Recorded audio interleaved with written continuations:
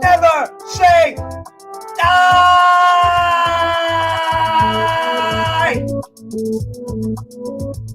Hey, Eve, I found a picture.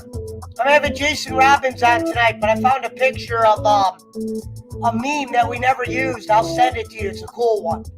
Frank made it a long time ago. It was when we first started. I never used it because I didn't even know I had it. But I'll show it to you later.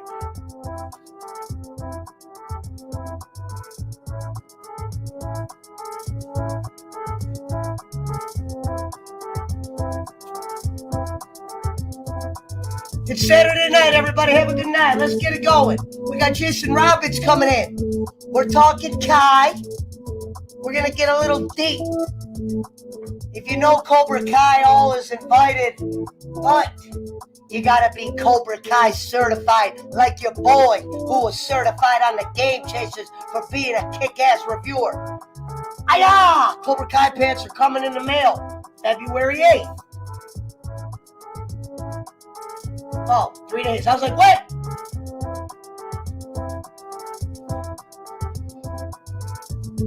Good to see you, Eve. Nothing but love. Wise dog. What are you? Wise dog's here. What the? Ladies and gentlemen.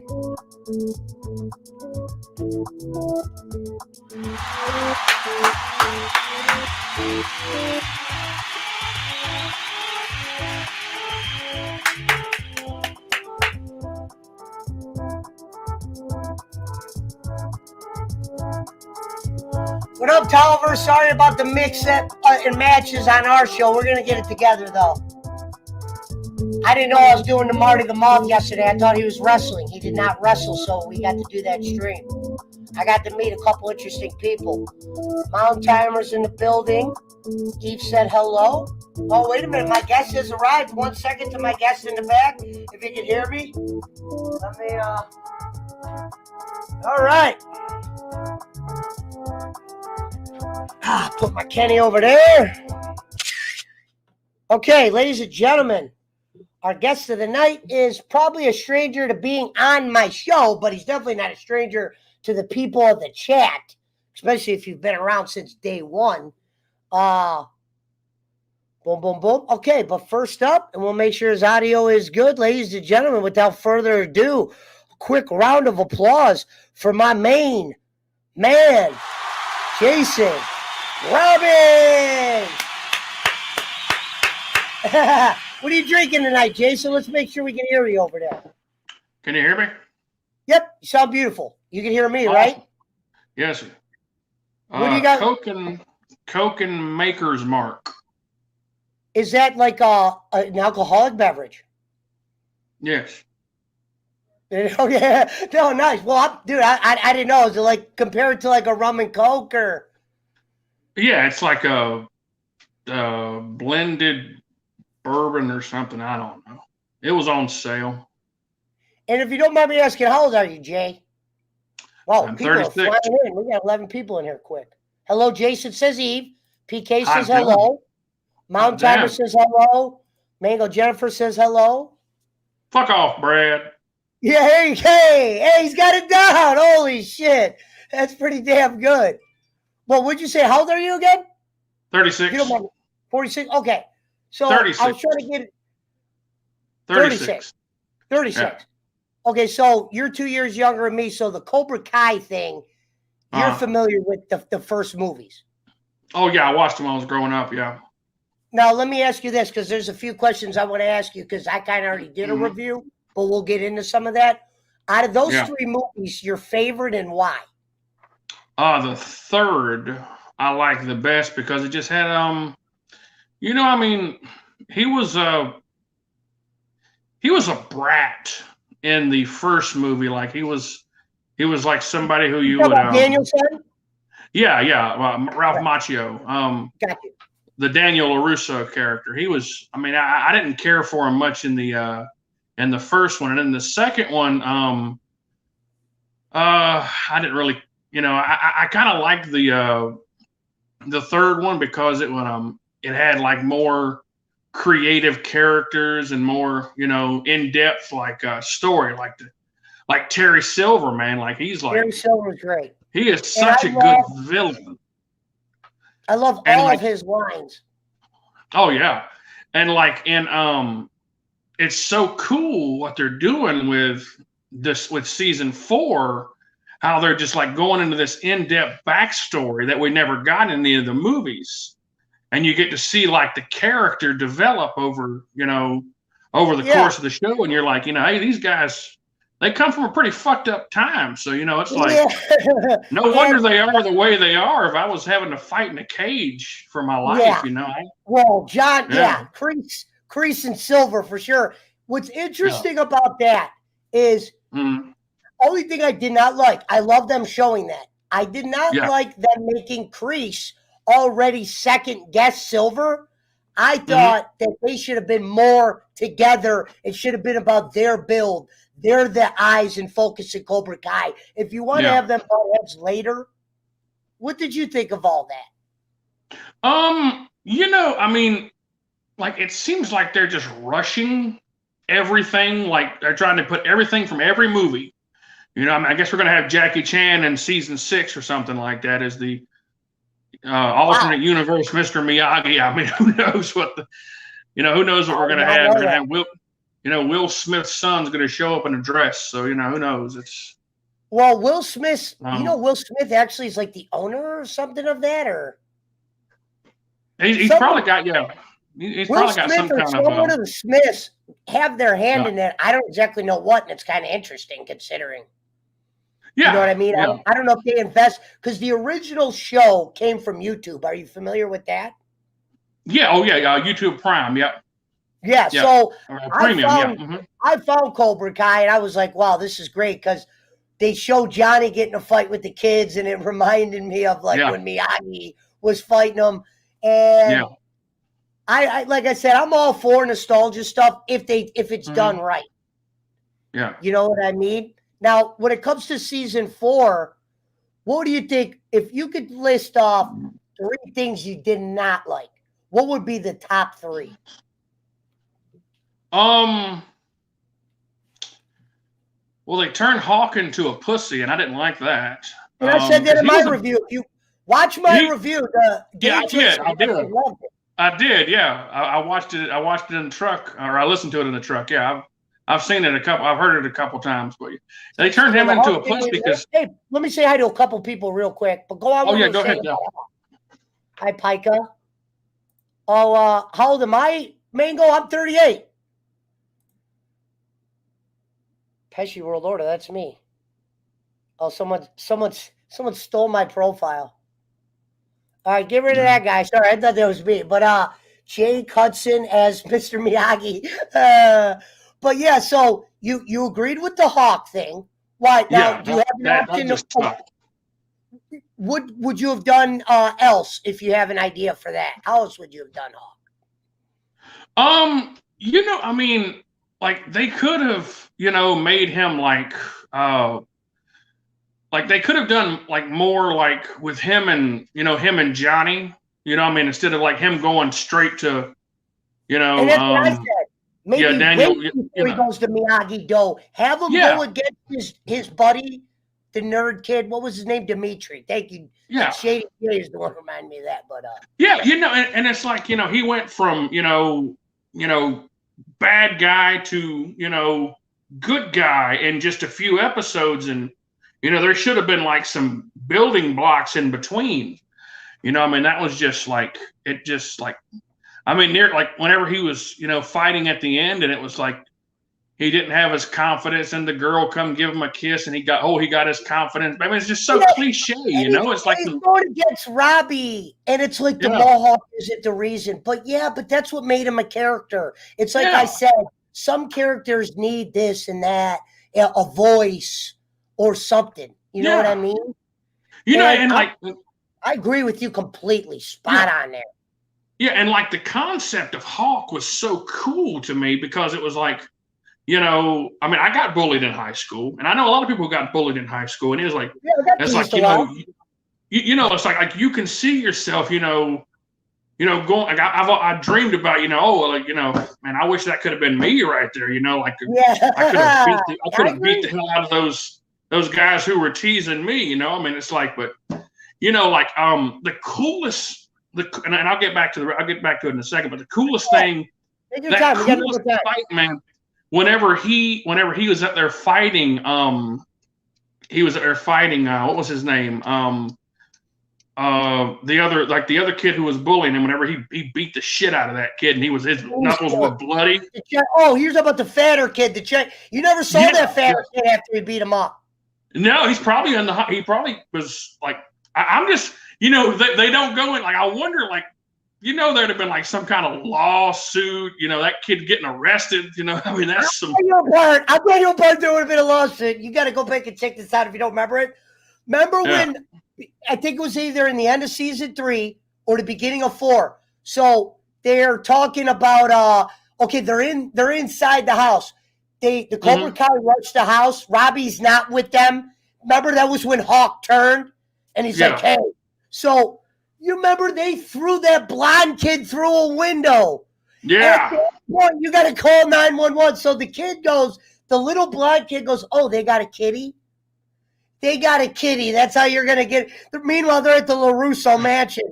Like, a kid. So he goes in that pantry, and then you just see that blonde kid get thrown through a fucking window. There would be charges. There would be people moving. It wouldn't be about a tournament. Okay, we got to get them back. I do like that part, that it's kind of unrealistic, that they're not going to the cops like this kid. Maybe they could do something like that to show But I thought it was funny. The blonde kid gets thrown through the window, and they're talking about serious shit. Meanwhile, there's people who could be hurt for life. I would have never paralyzed Miguel. I never liked that. I would have made him hurt. You know what I mean?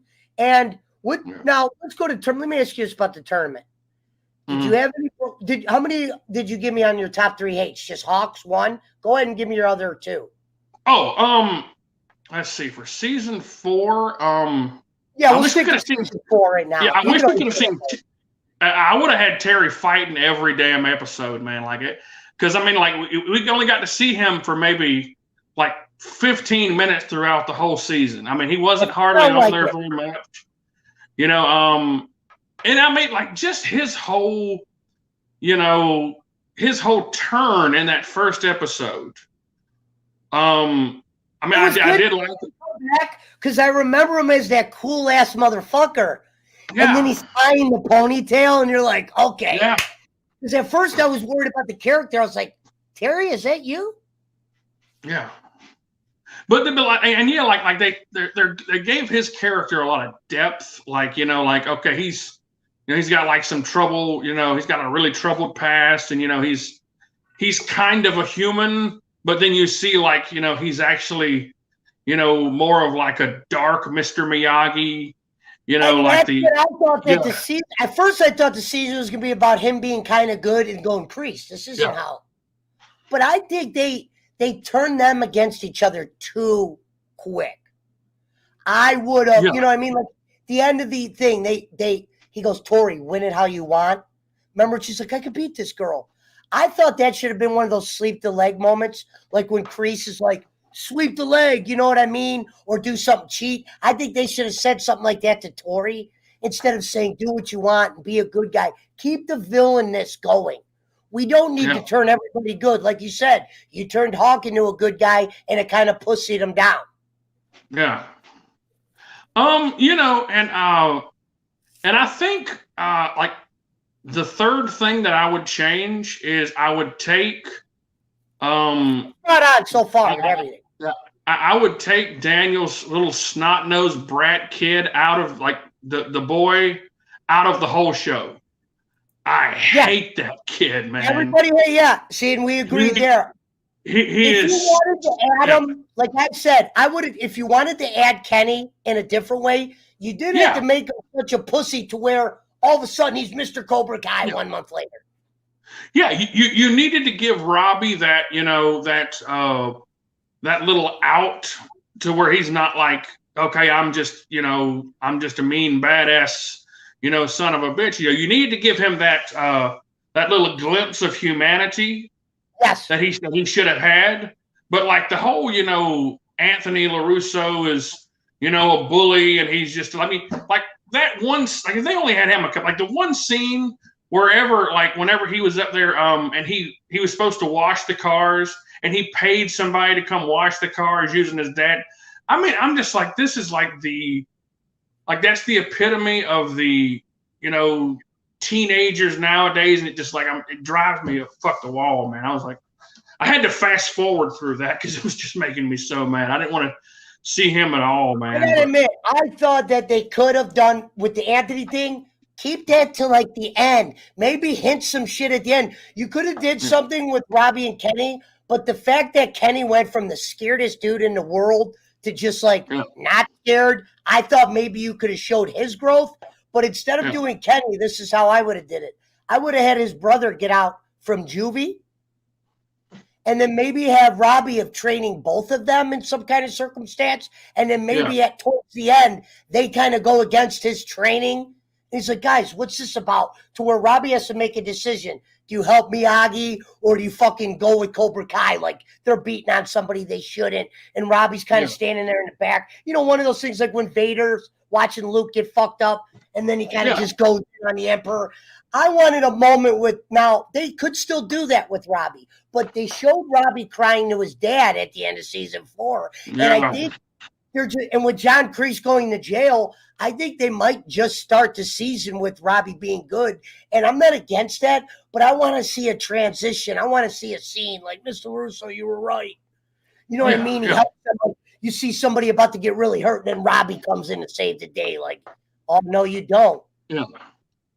I mean, like the way they've set up Robbie's character and like Miguel's character. What's up, Perry? It's it's so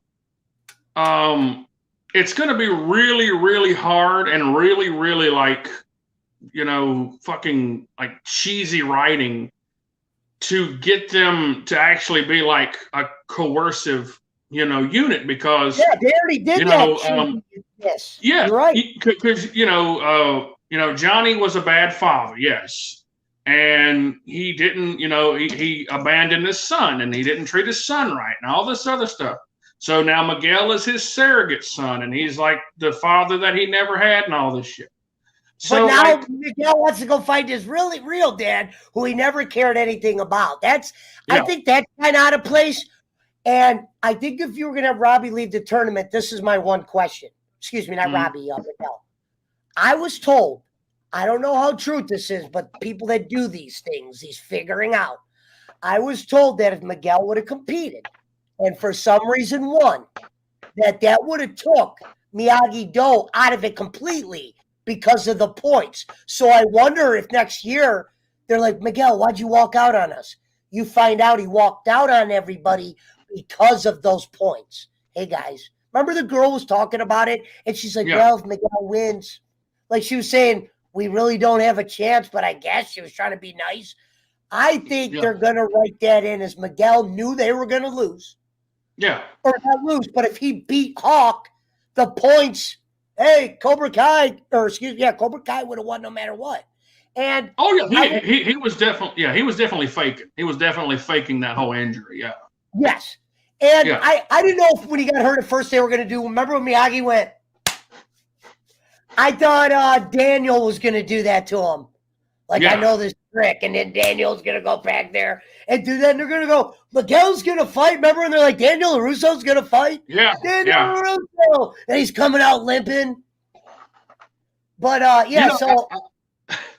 go on. No, I'll tell you.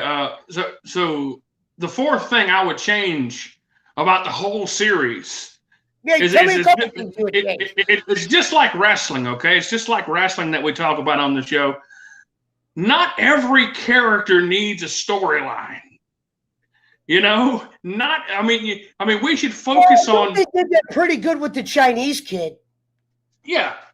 Who's the bully in the beginning? I don't know if he's Chinese, but sorry, I do that. But that's just what he looks Chinese to me. Like, they crammed so much story into and season 4. They sacrificed the short for the long, meaning, all right, we got to let them know this is coming. Instead of just letting it happen naturally, concentrating more on the Hawks, on the Robins, on the Terry Silvers. Yeah, and like, it's not like Netflix isn't going to pick this up for another 20 damn seasons if they can afford. Because what, 100? Yeah, because it was like. Did you? Yeah, huh? Carrie Underwood, I did not like. No, that was.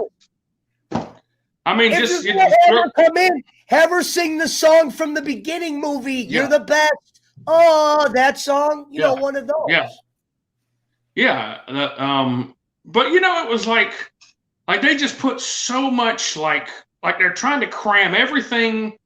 I don't know if they have just like so many contracts, but like I want to say it was like 120 million people watch season 4. I mean, that's like ridiculous. So Netflix is going to just keep adding. Yeah, 100 news here. Go on. Huh? You said? I said this is breaking news. Go on. No, it was like 100. Yeah, the season 4. I seen it the other day because I was going to talk about it. It was like 120 million people.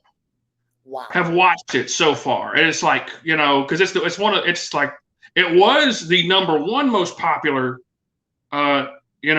season on Netflix for like a couple of weeks until everybody saw it. But yeah, it's like 120. So what is that? That's 119 million more people than watch Raw, on a yearly basis or whatever. I mean, just so you know what? Now hearing you say that, I'll take this back. When they do the things like throw the kids in the window and kind of the far-fetched shit, fucking time rumbles at the school, where all the cops, you know what I mean? They're able to just get in these full-fledged like battles to where they have a full battle and then it gets broken up. I'm not against that. I guess it's kind of interesting. I think maybe got to do it a smidge different. I'll tell you another thing I did not like. Well, we already went over to Daniel LaRusso's kid part. I thought you could, with the mother, you know how they were hinting that she was helping that girl, the Tory girl? Yeah. You know what I mean? That was a little too early for that because that just showed us that both daughters are going to be friends eventually. They're going to have, you know what I mean? That's what that showed. Because remember, she went and met that curly-haired girl from season 1, and she goes, I had a bully, and we're now best friends. Listening to that, Daniel's kid. So it's like you just told us that she's going to be best friends with Tori. At the end, you saw Tori saw that there was cheating going on. That's obviously going to bug her, even though she was a badass. I thought maybe let her be a villain. That's all. I mean, everybody doesn't have to like everybody at the end of the day. I mean, that's just like all right, we want you to like Kreese now. Let's show you that Kreese has a heart. Let's show you Tori, Hawk, Robbie. I mean, season 5 is going to be interesting because it's like, okay, so what like how is season 5? Like, how are they going to get Kreese out of prison? Because he's going in for attempted murder now. So it's not like they just, they're going to do that. They're going to all talk to what's his name. Yeah. What was that guy's name? Stingray. You almost remind me of Stingray a little bit, but I got the little goatee. I was trying to put my hair in the ponytail, but I couldn't. Nothing against Stingray. I don't like how John Kreese got arrested. I think we could have had some backstory before, beating a kid up. I don't even know Stingray's a kid, but beating somebody up and then that's yeah. No, I mean, like, I hate the character Stingray. I mean, like, he's like, what is he, a friendly pedophile? I mean, he's like in his 30s hanging around with high school kids. I thought that too, man. I mean, he's hanging out like he's buying all these high school kids alcohol. Of course, they're gonna like him. I mean, they're freaking teenagers. I didn't know a guy like that, but he had more friends his age too. Meaning, the guys that used to buy us beer, they had 10, 15 other friends that were their age as well. It wasn't just one 21-year-old and 30 young kids. Yeah. And then, like, you see him and you're like, okay, like, he's living in his sister's house. And, let me say hi to everybody. Kenichiwa says, wise dog. Stock Explorer, message me somewhere where I can message you. I wanted to talk to you. I wanted to have her on, Jason, to talk about stocks. She actually does that. She's called the Stock okay, cool, yeah. So, take up water, mountain timers in there. But, yeah, and let me ask you this, too. Mm-hmm. So you're on agreement that you would have kept Kreese a bad guy? I mean, I don't think he's been a bad guy this whole season. I mean, he's got like he's an aggressive personality. I mean, like, he's not like, just a fucking, Jeffrey Dahmer motherfucker. I mean, he's a very aggressive personality, and he has his own style. I like the character of John Kreese. Out of a karate guy, that's what you would want. Yeah. This has been really fun so far, Jay. I don't have many people that wanted to talk about this. I appreciate it. Oh, I love that show, man. Like, I got to tell you, though, I'm getting a lighter. Go ahead and keep talking. I can hear you. I'm grabbing a lighter. Okay. So, Karate Kid Part 3. The character,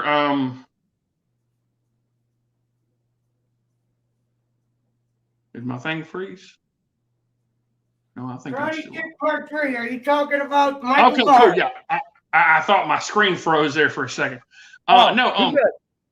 So Mike Barnes, the guy Mike Barnes, freaking Sean Kane, right? Is that his name? I call him Barnes. I'm not gonna lie, I've been calling him Barnes. Yeah, Sean Kane. He plays some character on the Bold. He's like been on the Bold and the Beautiful for like freaking 15 years or whatever. He's a soap opera star, but he's coming back this season. He's going to be reprising his role, and that's going to be freaking cool, man. Because like he was my favorite character. He was because he was like he just seemed like the only genuine person. Like he was like, yeah, I'm doing this because this guy's going to give me money to beat this kid's ass. He was my favorite. There's some shit I would have did different, but it is because you have the Miyagi scene with him fighting both of them. It's funny to think about how much of a bitch Daniel always was. Yeah. And the movie, you never get, like, Daniel wins in the tournament, but other than that, it's Miyagi. Like, I love when Terry Silver and Kreese are fighting him in Part 3, and you hear Silver scream at Daniel LaRusso. He goes, use the crane, Danny boy. When he's like, Daniel's getting his ass beat. Then Miyagi throws Barnes through the window, and then Kreese is like, we're old friends. And he comes in. That's awesome shit right there. Yeah. No, and like, and you look at like, if it wasn't a tournament style, whenever they were fighting, he would have beat the shit out of Dan.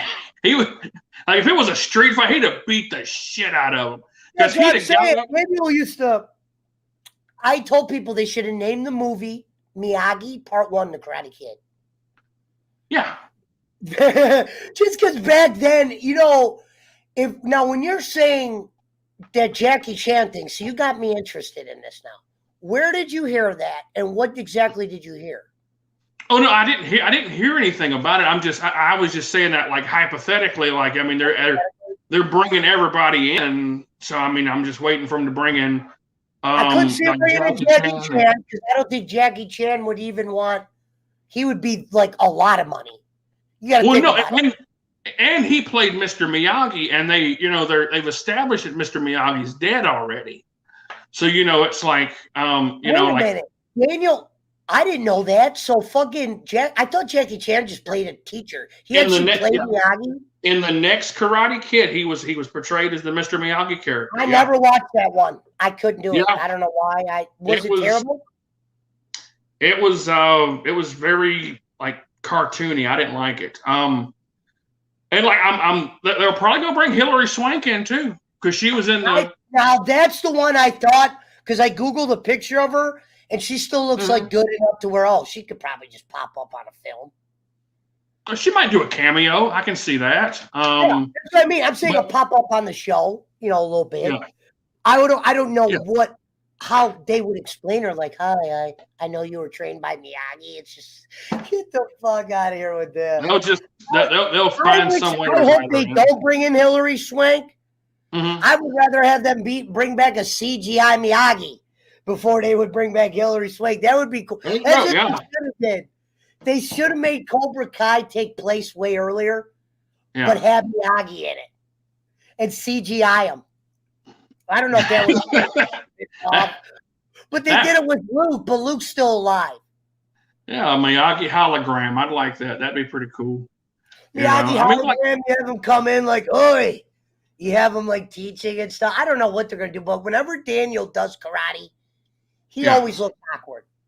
He never looks like he should be doing karate or fighting. Like when he knocked Kreese down, I was like, wow, they had him beat up Kreese pretty easy. Yeah. I'll tell you, but getting back to my Sean Kane story, man. So I got to meet him at Comic-Con in like 2017, 2018 or something like that. And he was up there and he had like the Karate Kid stuff, but he was also up there promoting his soap opera. But so at Comic-Con, he still supports the Karate Kid shit? Oh yeah. He still makes money off that shit, yeah. Wow, interesting. He had like little 8x10s of like his, him and his Cobra Kai uniform and all that shit. Like the little pose that he was doing. Oh, yeah, I would take that. If I could make money off that shit, I think he was selling. I didn't buy one. I think he was selling for like $20 or something like that. But I mean, if you're any kind of celebrity, you can go to a Comic-Con and you can make money, man. Like somebody's gonna buy your shit. But I want to go to a Comic-Con so bad too. I've been to several. They've had several of them down here, and they're a little expensive. Like it was like $50 to get in and just walk around. But it's like it is. But I mean, you get to see people. Like I got to see the Rock and Roll Express at there one time. They were at at Comic-Con. I'm in Charlotte. Oh yeah. It's hot down there too. It's cold right now. I'm saying it's hot with the Comic-Con. Oh yeah. Well, this is Compared to Cleveland, you guys get them.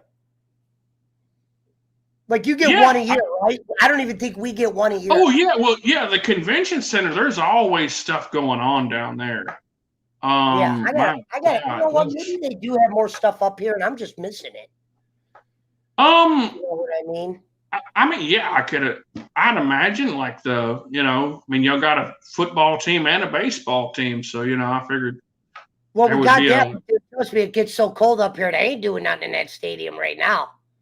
That's why. No. Yeah. Usually Comic-Con's like in September or something like that down there. But they had like the Charlotte Fan Fest with like, with all like the old Mid-Atlantic and WCW and old WWF wrestlers and shit like that. And that was pretty cool. We got to get in that for free. And I got to see like the Rock and Roll Express and different characters.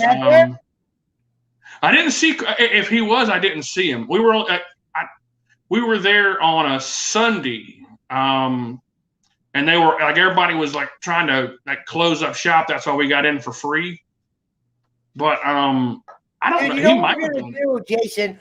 When they start teasering the new season or whatever, we're definitely gonna have to do this again. Because I don't have many people. I love talking about Cobra Kai. Let me ask you this too. During the season, other than Daniel's kid, which was the obvious one, I have a problem with how they did Kenny. Like, for instance, who was this kid's parents? Who was taking care of him? I was the scaredest kid in the world going home to this mansion and going out in the middle of the night to the park where they wasted a nostalgic moment of him jumping over the fence that was reminiscence of Daniel. You know what I mean? And they wanted to see Daniel kid do karate, and he can't fight. He's got a giant kid holding him like, hit him, let's see your moves. Yeah. No, like I've asked myself that, like the whole, it's funny, like whenever we're younger, we see the whimsy and the wonder of how things are. And then whenever we're older, we look at it and we say, well, that shit couldn't happen in real life. Like there's no damn way that they could all, be fighting in the mall and then fighting in the movie theater and then fighting in the school. And when you said movie theater, the drive-through. Yeah, the drive-through. Yeah. Do they even have those anymore? I haven't seen one of those in a while. We have one down here. See, you guys have shit. See, we don't. Yeah, we have. I've never been to it before, but I think they have one. They play like they got like different movies they play or something like that. I'm off on the I'm only off on Saturdays. So I don't never get a chance to go do anything. No, right. I hear that. They had, what else did they bring up on that season that I was like, so I didn't like the mother and the daughter, not LaRusso's daughter, but the, Tori Nichols, the other girl, the bad. Yeah. I didn't like that she had to form a relationship with the LaRusso mom. I didn't like that the LaRusso mom all of a sudden had a thing when she was younger. Daniel, one time remember he said, she's like, I beat up this teacher or something. It's like, why does that make it okay for her to bring in the girl that beat up your daughter into their home? You know what I mean? I wouldn't have brought her into the home. Maybe bring her to a Pizza Hut, Domino's, something like that. Talk there. Yeah. And then say, hey, I'll try to get you cool. Like, instead, you just throw she stabbed. Remember that season? She stabbed her in the arm with that fucking brass knuckle. I mean, you expect her to go, "Hey, how you doing?" I mean, like there's so many criminal charges that would have happened like this. None of them would have ever made it to the tournament. None of them. I mean, like none. this. I told you that the blonde kid that was that was a page out of. During the tournament, you saw that little blonde kid fighting the large guy. That's from Bloodsport. Remember in Bloodsport when that little black dude is like fighting the giant guy? Yeah. Remember in the end of Bloodsport? And they're watching Bloodsport. Yes. And Daniel's character, they are working out in a building. It said Weber, where Eagle Fang was working out. Weber was going to be Daniel's surname in the original movie if they didn't cast an Italian guy, Raffaele Macchio. So, for instance, the character's name was going to be Daniel Weber. When Ralph Macchio was casted, they went to Daniel LaRusso because he was Italian. So I learned that this season from some, people that pointed it out. Yeah. Have you ever seen The Outsiders? Yes. Did you ever see The Outsiders? Yeah, that was probably by far my favorite Ralph Macchio movie. Because, I mean, like, I never liked him. How you doing, Pony Boy, or whatever? Pony Boy, stay blue. I remember reading they had us read the book in school. Yeah. Yeah, like, I never liked his character, man. I never cared for it. I thought it was, he was just a whiny little, he sucked. What's everybody say? How many people's in here? We have 11 people in here right now. Okay. It's a little early at 7:30. We probably usually start 8. That's when people usually start piling in. And it's Saturday night, historically said, but that's not bad though. Yeah, I mean, we can, I'm good for, for a while or a little while if you need me. No, I'm gonna figure. What I'm gonna do is I'm gonna get a drink real quick. And then I got more questions for you regarding the season, and I want to hear your prediction. So what I'm going to do is, let me say hi to everybody. Fill my game fuel. If you got to get something to drink or use the bathroom, go ahead. Yeah. Okay. Outsiders was incredible. Yeah. And you think about this, Jay. They don't even make movies of that caliber anymore. that you enjoy like that. Mm-hmm. They attempt to, and that's a book. I remember how much better people don't say the book was way better, as good as the movie was. People say the book was just as good, and I just feel like that's because it felt like it was longer. Yeah. But yeah. No, yeah. I don't think I read the book. Oh, you never read? Yeah, they had us read it in schools down here. 12 now. Yes, we got 13 in here now. All right, so real quick, I'm gonna go get my drink, everybody. He was good in Crossroads. Ever see it? Yes, very good. Yes, he was playing Crossroads. Tell us about what Crossroads is, real quick, Jay. Yeah, that was about he was where he had he was portraying the character of, or he was friends with the character of Robert Johnson, who was a blues player in the 30s. And they had said he learned to play guitar when he sold his soul to the devil. And in the movie, Ralph Macchio's character meets this old black guy who learned how to play the harmonica by selling his soul to the devil. What year was this? I gotta check this out. This was like maybe 90, maybe like 89, 90. I think this was before Karate Kid 3. Because I think that came out in like Karate Kid Part 2. I hated it. No, I didn't like. I didn't really care for Karate Kid Part 2. Like we got to see a little bit more of Miyagi's backstory, but like the whole like really kind of go into it because Miyagi's never trying to fight. Yeah. And everybody no one knew he was a badass, so it wasn't like he had to fuck anyone up. Well, no, and like we didn't even get to see, like I was hoping to see like the Mr. Miyagi versus Sato, the old anti-Miyagi, Instead we got Daniel's son facing somebody who technically was whooping the fuck out of him, and then Daniel gets like a lucky. Yes. He got like a lucky, he got some lucky punches on him. And like in real life, he would have stabbed him with that knife. He would have stabbed Daniel with that knife and ran away or whatever. But I mean, right. No. Which I'll tell you, that was cool when they brought when he went back to Okinawa to save his business, and he met up with that girl who he had who he was in love with in Japan, and then he meets the girl that he saved. He saved her life during that tsunami or during the typhoon or whatever it was, and then she turns out to be the one of the big wigs at the car company that he needs to save his business. I mean, of course, that's plot. That's plot armor.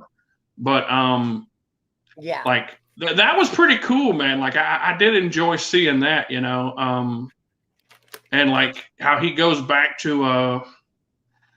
I like Chosen in like the Japanese guy. I like him better in this than I did in Karate Kid Part 2.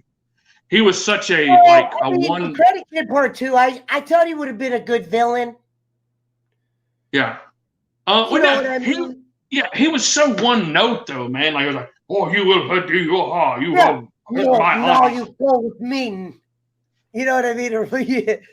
Yeah, like it was like he was such a one note villain, and then like you see him in in Karate Kid, in Cobra Kai, and he's just like, like he's like a very well balanced badass, and he's got a little bit of a sense of humor, which I like. Which I'm, we can get into theories in a minute, but I am so looking forward, and I'm almost 100% damn positive that him and Terry, that Chosen and Terry are going to have a fight, and it's going to be badass. Yeah. Because they're going to bring Mike Barnes back. They're going to bring Barnes, and they're going to introduce new characters. They're going to make Kenny farther along in his training. They might make that Chinese kid farther along. Let me go get my ice. I'll be right back. Go ahead. Yeah. I can hear you. Yeah. So, how's everybody doing tonight? I can't see you. I hope you're saying good things about me. If not, I will find you. So.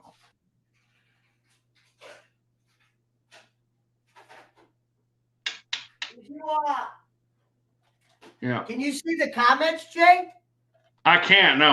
How I do that? What are you on right now? Your phone? I'm on. Yeah, I'm on. You're on your phone? I was going to say the way you would be able to see the shit, I comments. can see it. I can't see it, I think. Wait a minute. Okay. I think I don't know how accurate these are. Wait, I see them. They're coming up. What up, DJ Eric? You see DJ Eric's comment? I see DJ Eric's comment. Yeah, I see it. Okay, cool. All right, yeah, no, I was going to say, I was making sure because people were saying, everyone was saying hello. Okay, cool. Yeah, I see Boss Man and the Mountain Man and the. I'm always going to call him Mountain Man. I don't know why. He's from the mountains.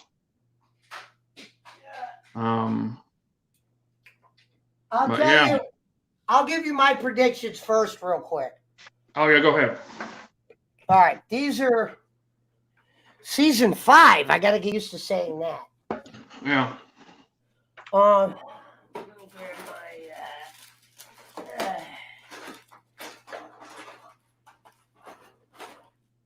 Yeah, figures. Okay, so here's. Okay, here's my thought, my predictions. All right. I think Kenny's brother is going to get out. I don't exactly know how they use him. I don't know if he gets out and all of a sudden this dude that was in juvie is going to want to learn karate from his little brother, or does he get a bunch of his juvie friends and they go learn Cobra Kai? There might be something. Yeah. I can see that. Kenny's going to be farther along in his training, way farther along. They're going to make him probably like top Kai, like how Hawk was. The question is, can they rebound Hawk's character? I thought I was starting to really like Dimitri's character. I was not happy with where they kind of like went with him in the end, because he was that long shot, awkward. Dimitri's the nerd, the tall kid, who's Hawk's best friend, the binary brother. Mm-hmm. You know what I'm talking about? The tall Dimitri. kid. Dimitri was his friend. Yeah. Broken, and he's like, you were my best friend or whatever. Yeah, that's Dimitri. Yeah. Yeah. Now I think they didn't do a good job like forming his character. That's why when you made him and Hawk friends, I thought him and Hawk should have squared off one final time in the tournament. Have Hawk have a change of character then. Have like the sensei saying something to him. Like, Hawk, we don't want you we want you fucking him up like this. Remember how Terry Silver's like, I want you to pay, Danny boy. And Barnes was beating him up to where it was point away, point. Remember that? Yeah. And then Daniel just starts doing some random kata. And Barnes is like, remember? And he goes, Barnes, he's hallucinating. You hear that guy in the background going, hit him. And Barnes doesn't even know what's going on. And Silver's like, get the point. And then Daniel wins on a lucky. Yeah, he hit him with a judo throw. Yo, so that's what that is? Okay. Yeah. He hit him with a judo throw, yeah. So name one of your predictions for season 5, and then I'll do another one. So like I'll go like, what I'll do like what I think for Cobra Kai, what I think for Miyagi-Do. Okay.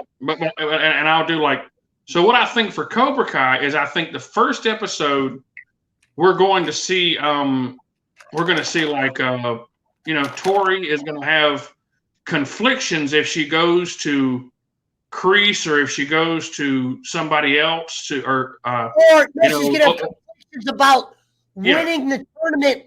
Cheating. Yeah. What I think's going to happen, and I've seen this, I've seen a lot of theories about this. What I think's going to happen is I think probably the first episode or the second episode that Mike Barnes is going to come back in. And I have a feeling that somehow, and this is a hunch, but I got a feeling that somehow that they are going to play it in that he is somehow, related to. I mean, I think that he could possibly be like the long lost father of Tori that nobody talks about, because her mother's dying, and her little brother, whoever it is, or her little sister, whoever it is. She ever kind of hint what the father was? Didn't she say the father was like a drunk? Or because if that's true, I don't remember her saying something like, "Yeah, when my father wasn't beating my mother." I don't think they're gonna have Barnes come in as a woman beater. I don't know, man. I mean, he was the optimal bad guy. But I see I like having you on, Jay. You're making a lot of good points tonight, man. Yeah, I can see him coming in as a an anti-hero, and not really an antagonist, but he's okay, so I see Terry Silver calling up Mike Barnes, and then he's saying, "Hey, been a long time," or something like that, like Crease in the building. And then he's gonna hang up on him. I can see that happening, and then I can see them bringing him in, and he's gonna be reluctant, and he's not gonna want to help, but then he's going to come around, he's gonna probably need money for something. And Terry's got a lot of money. That is one thing that they left about his character alone. He's still rich and powerful in that way. So, I mean, look, I would not be surprised at all if they didn't have a jump. Matt Barnes has not been announced, but he said he's fully wanting to do this. The real guy. Oh yeah, he's going to definitely be in season 5. Okay. There's no doubt, because the way Terry said it. I mean, he said whenever Crease was being put in the back of the cop car, he said, "Don't worry, I got some friends who I can call who can help me run Cobra Kai." So I mean, who else would that be? They would have did that and kept Crease as a bad guy, and then start up next season as they got 3 Cobra Kais going, 3 schools. Yeah. And during that off season, because Daniel and them, aren't they supposed to hang it up? It's going to be interesting how they're supposed to quit karate. Remember that? Yeah. I'll get to that one in a minute after you get yours, but I'm ready. I want to hear that. Go ahead, because. Okay, I agree with you real quick. No, I agree. The beginning's going to be, I don't know if it's going to jump off. Tori's going to not be happy about this. Yeah. Her mother's helping her. Something's going to happen where I think Tori's in some kind of predicament. Daniel LaRusso's kid, the daughter, sees Tori do something noble, and then she feels like she has to turn noble. I don't know if it's going to be a little bit, maybe they start off in the beginning, the daughter, LaRusso, is trying to be the bitch, and she just continues being a bitch to her, and she doesn't really say that the cheating happened. Who knows? I don't know where they're going to, because they always, when a season changes, they always do a lot of different things. They make it seem like a lot of time has gone by. Mm-hmm. And Miguel, think about this, not Miguel, but Robbie was so mad at Daniel. Robbie, you got juvie time for paralyzing a kid. You wanted to run for the rest. You really wanted to be on the run. So if Mr. LaRusso doesn't turn you in, you get arrested for your warrants. You're on the run. How would that have ever helped you, Robbie? And the thing is this, Daniel's going to help you out with a job, with money. That was a little far-fetched for me, his hate for Daniel. I would have did it more like Robbie was forced to train Cobra Kai because of something he did. And maybe they blackmail him. Hey, Robbie, remember when dude had a video of what's his name breaking in the... Remember when John Lawrence came into the Cobra Kai place? And what's his name's like, "We see you on camera, Mr. Lawrence." Yeah. I would have did something like that with Robbie and maybe Johnny and said, "You and your kid don't continue helping us over here at Cobra Kai. We're going to turn you guys in." And then that's the reason Robbie goes there. Maybe he turns, a little bit, he has those moments remember when Daniel's maybe I'm worried about there's a little Cobra Kai in all of us. I don't know if that's the writers, but Daniel, you took Cobra Kai for a week. I don't know how long that was, but you remember that. Yeah, it was. Yeah, it was probably a couple of months, maybe. It was over the summer. It was over the summer because he was out of school. And like He goes, it's gonna be John Kreese karate. I'm gonna open dojos all over the world. Remember that in the movie? yes. And now it's gonna be so I'll tell you my thought on Kreese. I doubt if we'll see him very much.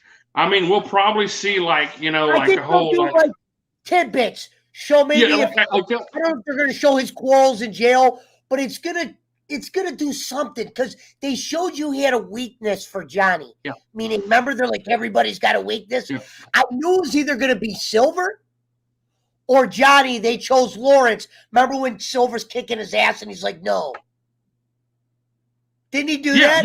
Yeah.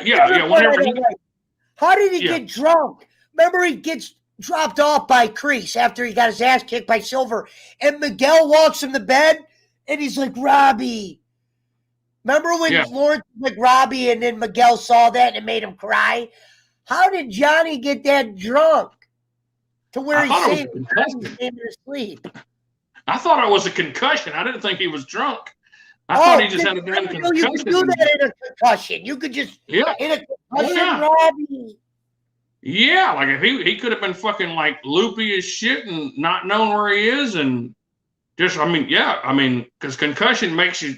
I mean, you can have the same symptoms. We say hi to a couple people. What up, Whitehead? We got 14, 15 in the building. Hot damn. Okay, what is this karate man, Pesci? We lost Jason. Jason, all you got to do is hit the link. He'll be back. We're talking about Cobra Kai, Sheriff. It's an old movie. They made a show out of it. It's very popular. Picture something from your childhood, like a movie you liked, and then they turned it into a show.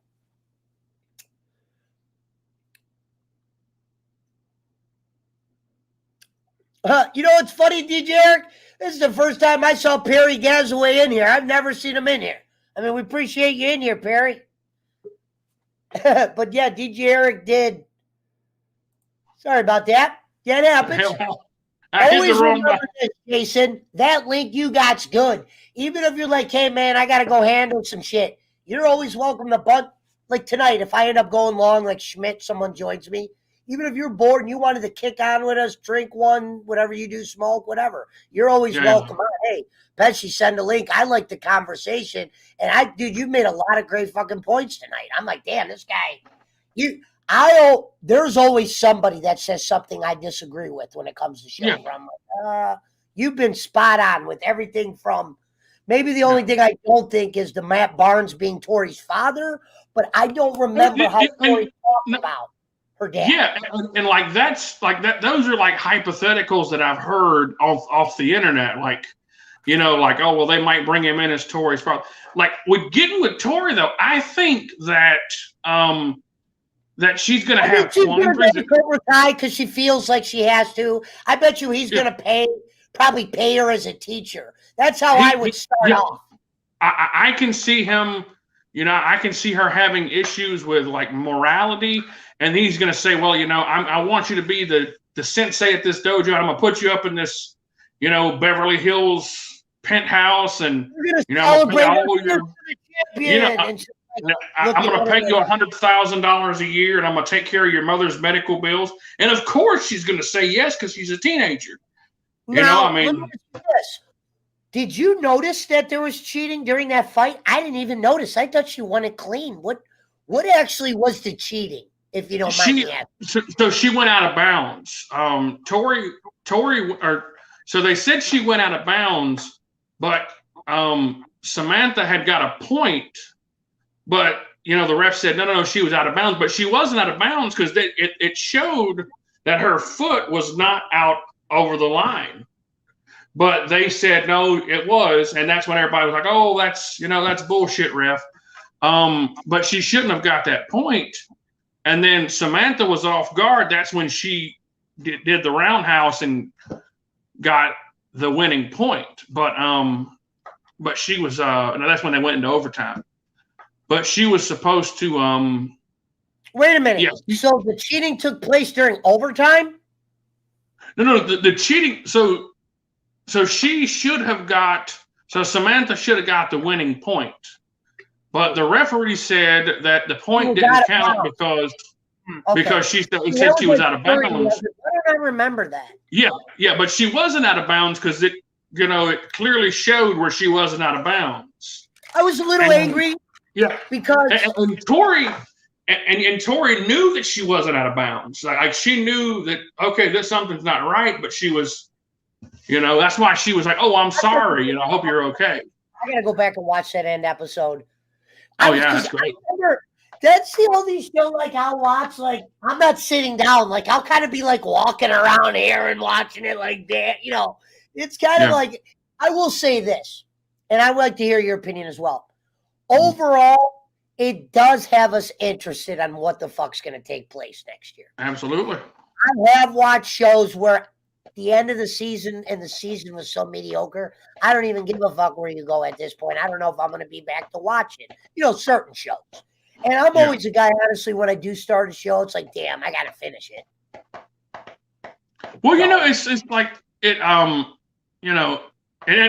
we can do it like one day, here soon we can do a whole show. You know what you can do too? Tell me shows here and there you watch, and if it's a show I watch, we could come back and do another one of these. Like, absolutely, right now I'm watching blah blah blah on HBO Max. If it's something I'm interested in, like they got a few shows on, I'll go give it a check out. We could do this again because I'm interested. Oh, I watched like the whole. I was watching the whole new season of Tiger King today, and then that damn. Have you seen Tiger King? Season 1. Now, let me ask you this: Season 2, is it anywhere as fucking exciting as Season 1? No, it's not. No, it's just a lot of. It's like a damn documentary. When somebody showed me before I knew what the fuck Tiger, you got to remember. The first day I saw Tiger King, I had no idea who the fuck I was getting into watching. Yeah. My buddy goes, watch one episode of this. I watched it, and I think if it wasn't real, I wouldn't have been into it. But the fact that this is real, I'm into that real aspect, that based off a true story. That always gets me. Because I always, when they say, even if they are, it's not, I always think it is. Like, what's a movie I really love just because it takes place in real life? It's like, give me an example. Fuck. What? They made a movie. Okay, for instance, they made a movie about Paige, the wrestler, and it was based off of real life. I like movies like that are really takes parts out of people's lives. It's not a fabricated story. Like stuff from Goodfellas. I like Goodfellas and Donnie Brasco because a lot of that shit's real. Yeah. Maybe not to the T because that's how gangsters roll, but a lot of that shit was how their life went. Yeah. Oh no. Yeah. Absolutely. Yeah. Yeah. I liked the only thing the only scene I liked in Goodfellas, and you're gonna get mad at me for this shit. But was the damn the opening scene in prison where they were cooking? Weren't they like they were making like the homemade sauce, and they had like the oven and all that in there in the prison cell? That wasn't opening scene. That wasn't the opening scene. Was that it? Well, that was the ending, right? No, that was Ray Liotta goes to jail in the beginning. Remember, he goes, that was when you learn the most valuable lessons. Always keep your mouth shut. You know what I mean? Never rat on your friends, and always keep your mouth shut. He did go to jail. Remember, he goes, I'm going to be gone for 4 years.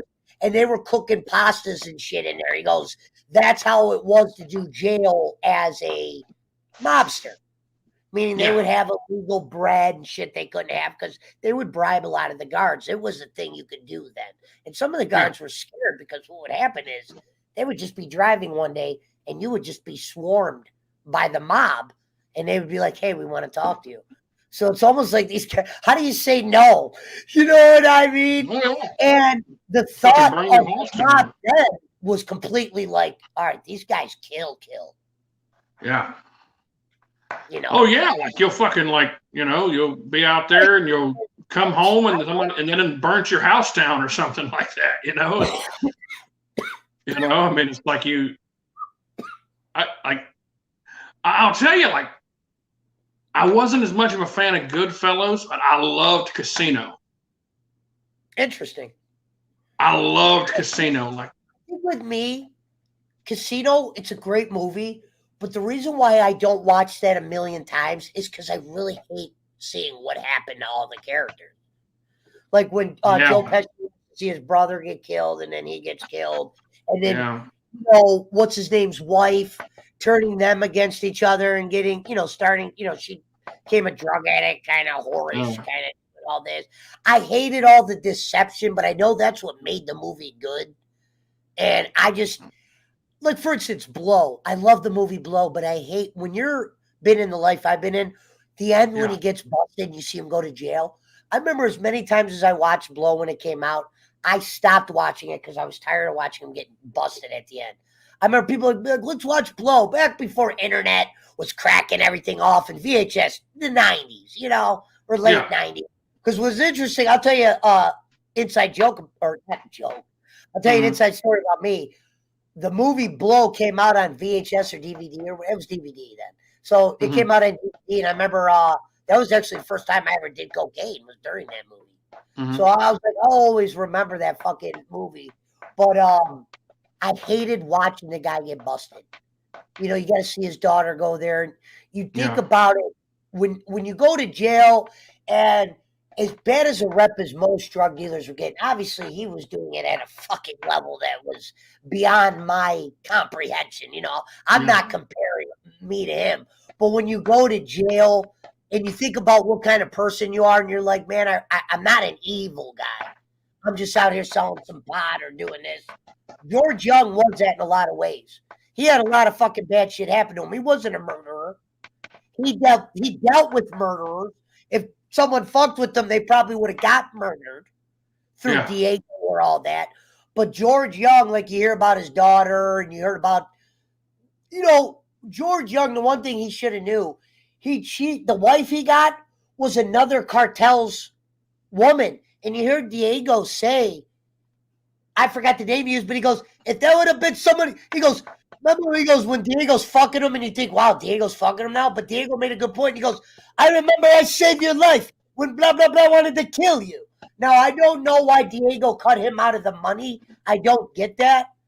I know what I mean, as greedy as Diego was, because he obviously liked George because he was crying when he set him out. George is lucky that when he left Diego's, he didn't die then. And he just got an ass whooping. That's why I said he was the boss. So whatever he told those guys to do out there, those were guys that were kind of big in the cartel, but Diego got number one because of that plug he had. That's how those guys did it. Whoever made the most money, that's who Pablo put number one. Obviously, Pablo was the guy. But Now let me ask you this. So and Sheriff's in here too, so he might can chime in. But go ahead. So like, what is the likelihood, like, in that, like, how that movie is, what is the likelihood that, or what's the percentage, would you say, that a street criminal goes to prison and then comes back and learns how to be a much better criminal, or learns how to make, Can I tell you something honestly? Yeah. This is a true story. Only because I've been to prison twice. Both times I went to prison, you get out, okay? You think, man, it'll never be like it was before. Meaning the money, the people you met. This is from a drug dealing side. I'm going to tell you some real shit right here. So you're in jail, and this is what your mentality is. I knew I fucked up life to where, I could call my parents when I get out of prison, but I was never that guy. Hey, Mom, Dad, I just got out of the joint. Hey, matter of fact, no, Michael, you got busted selling pot. You're a convict. No more calling your parents. Even though they probably would help you if they knew, hey, you fucking not screwed them over, but you chose to do this adult shit. It's time for you to be an adult. You got fucked over. You got to be an adult. You get out. So when I got out of prison, I swear to God, I'll be honest. as much as you think that you would go, man, you would never do any of that shit again. As soon as I got out, my thought was, well, now I'm a convict. This is back before internet and applications like that. It was there. I'm saying, internet. I wasn't a social media guy because I had an underground life I wasn't on Facebook when I was really selling dope and shit. I didn't have no Facebook. I had flip up phones. I never, nowadays anything I broadcast, I could legally have. I usually am just talking about my past. But when I got out of prison, you get out and you're like, well, unless you're a guy like you, Jason, that possesses a quality of some sort, whether it's laying tile or concrete or some big ass job like that, I'm saying where you'll get out and you'll get a job no matter what you're like a guy that does roofing, the guy that does the chimney, the wood, the hard part, the stuff that, the homeowner's really going to care about. Those guys with those kind of traits will have a job with any kind of bad record as long as they can do the job. Meaning I was in prison with guys that made thousands doing concrete. That's why I know about concrete. Thousands, meaning all they do is show up sober and work, and you made thousands. And the one guy Joey de Blasio, rest in peace, Italian guy, used to take care of me in prison. This guy was so great. Problem was he was so addicted to crack and he got addicted to heroin that he would make thousands of dollars with his parents. They would spend You'll get a $5,000. I'm telling you, $5,000 to $6,000 checks doing concrete. This ain't no bitch work, especially when you're out and going. And they would go do it, spend every dollar on dope. And I'd hear about this shit like, damn, because I was never like that. And I used to sell coke, but I never, because I wasn't really hooked on shit like the people I never saw that side, like the real bad side. When I was, I'm talking about 15 years ago, didn't care, was 23, 24 years old. If a 38-year-old man was asking me to buy coke and I'm 23, as far as I'm concerned, I shouldn't be telling you what to do. You're a grown man. You can do what you want. But then you go to prison and you learn that a lot of these guys' lives, if they were just sober, they would have been just fine. But when you get out of prison and you're like me, I'm not no guy that possesses a welding trait, or I have a dad that's, a friend. All my friends were dope dealers or they were in the construction business. And my thing is, I'm not a construction guy to where they weren't going to pay me like a real construction guy. I would have been a laborer at best. You following me?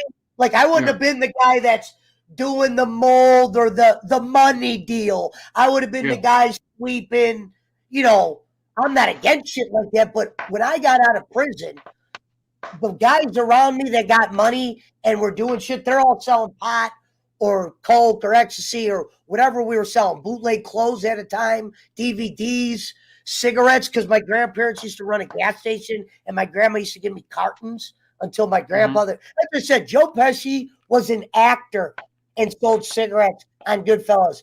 I actually sold cigarettes most of my child. I didn't steal them from a truck, but I'm saying, you know what I mean? But I sold cigarettes most of my life. Like I remember smoking cigarettes at 11 years old, not inhaling, with kids that were a couple of years older than me, but they couldn't buy tobacco in stores. So and that was, that in the 90s, it was really hard to just walk in and get some tobacco. You know what I mean? And look like a 12-year-old. But let me catch on these comments real quick and then I'll finish. Go on. You had something to say? Jason? Oh no, I was going to tell you so I was I grew up in When I got out, all I wanted to do was sell dope again. And then you get out and you actually did, I got out of prison. I made triple the money I did before the first time I went in. Then you get out, right? You say, how'd you go to prison the second time? The second time I went to prison was a goddamn fluke. Meaning, I thought I was on. Okay, so let's picture this. You have this property. The property line goes down. On this side of the property line, you get caught with weed. You won't go to, we'll just say this. You won't go to prison for the kind of weed I was dealing with. You get caught on this side of the line, you're going to prison. Yeah. I happen to live on this side. Thought I lived on this side. So when they raided my apartment, I got fluke raided. Let me tell you how dumb a dope fiend could be. And let me tell you how crooked a cop could be. So look, they catch this bitch. She was a heroin addict. I had no idea. I really did not. I don't even fuck with that kind of shit. So she was a dope fiend or beginning stages, but she used to front weed from me. Listen to this shit. So I dealt with this girl forever. I met her at a sidewalk cafe. Her name was Sarah. And I used to give her, I learned you could trust her with a few $100s worth of weed, meaning if she brought 400, you could give her 8 or whatever. So she would come to my apartment. I trusted her enough to bring her to my apartment. I usually didn't do business where I stayed, but she was buying such a minuscule amount, meaning the thought of me getting caught with what she got caught with and fucking me going telling, this is like, today, it's a ticket amount, what she told on me. This is why the drug game's so fucked up and the law's fucked up. I gave her a fucking misdemeanor amount of weed. They turned that into a felony 4, felony fucking 5, traffic. They just had them on because what happened is when she made that buy, this is what she tells the cops. Oh, I got this really big weed dealer. But I'm saying, as big as I was, no, she made me bigger than that.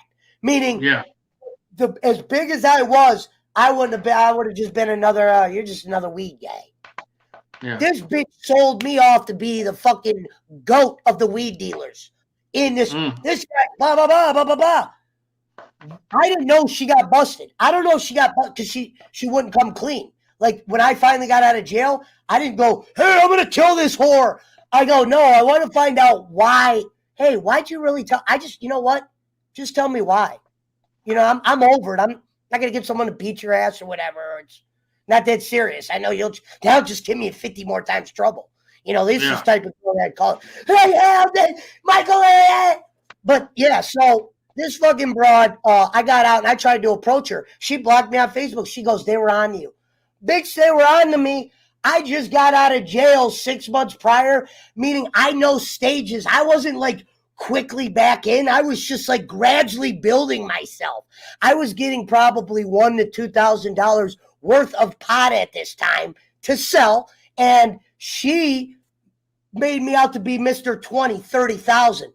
So I would have been hip to if she called. So normally they would make her get weight. Hey, hello, I need to get some weed from you. Yeah, I need this much. This bitch played it off like a pro almost, like they fucking coaxed her because they thought they were getting a big dealer. They're like, no, don't change anything. All you got to do is get a buy. So this is why she didn't get on my radar. I didn't know she got busted. This is before social media, Facebook, meaning usually someone gets busted, you know right away now. This is before all that. Meaning social media was started, but my circle was not in it.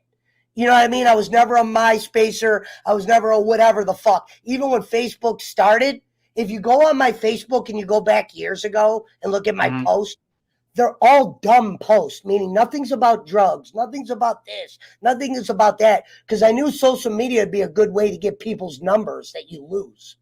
When I was first, introduced to it, I was like, damn, what's this shit? Because I never had an iPhone. And before you know it, every phone was an iPhone. This is 2012.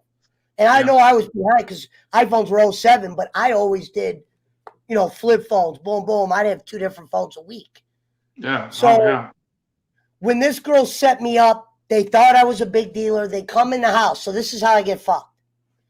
Boom, boom, boom, boom, boom, boom. What's funny was I was always ready for a raid.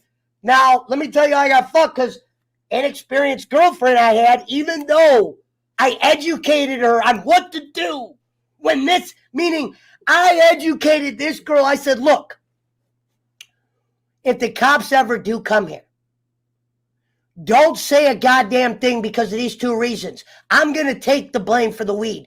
Don't worry about that. They can't charge 2 people with 1 bag of weed, Sarah. Second, they're going to ask you if you drive. You're going to say no. Say no. You don't drive. The car's not yours anyway.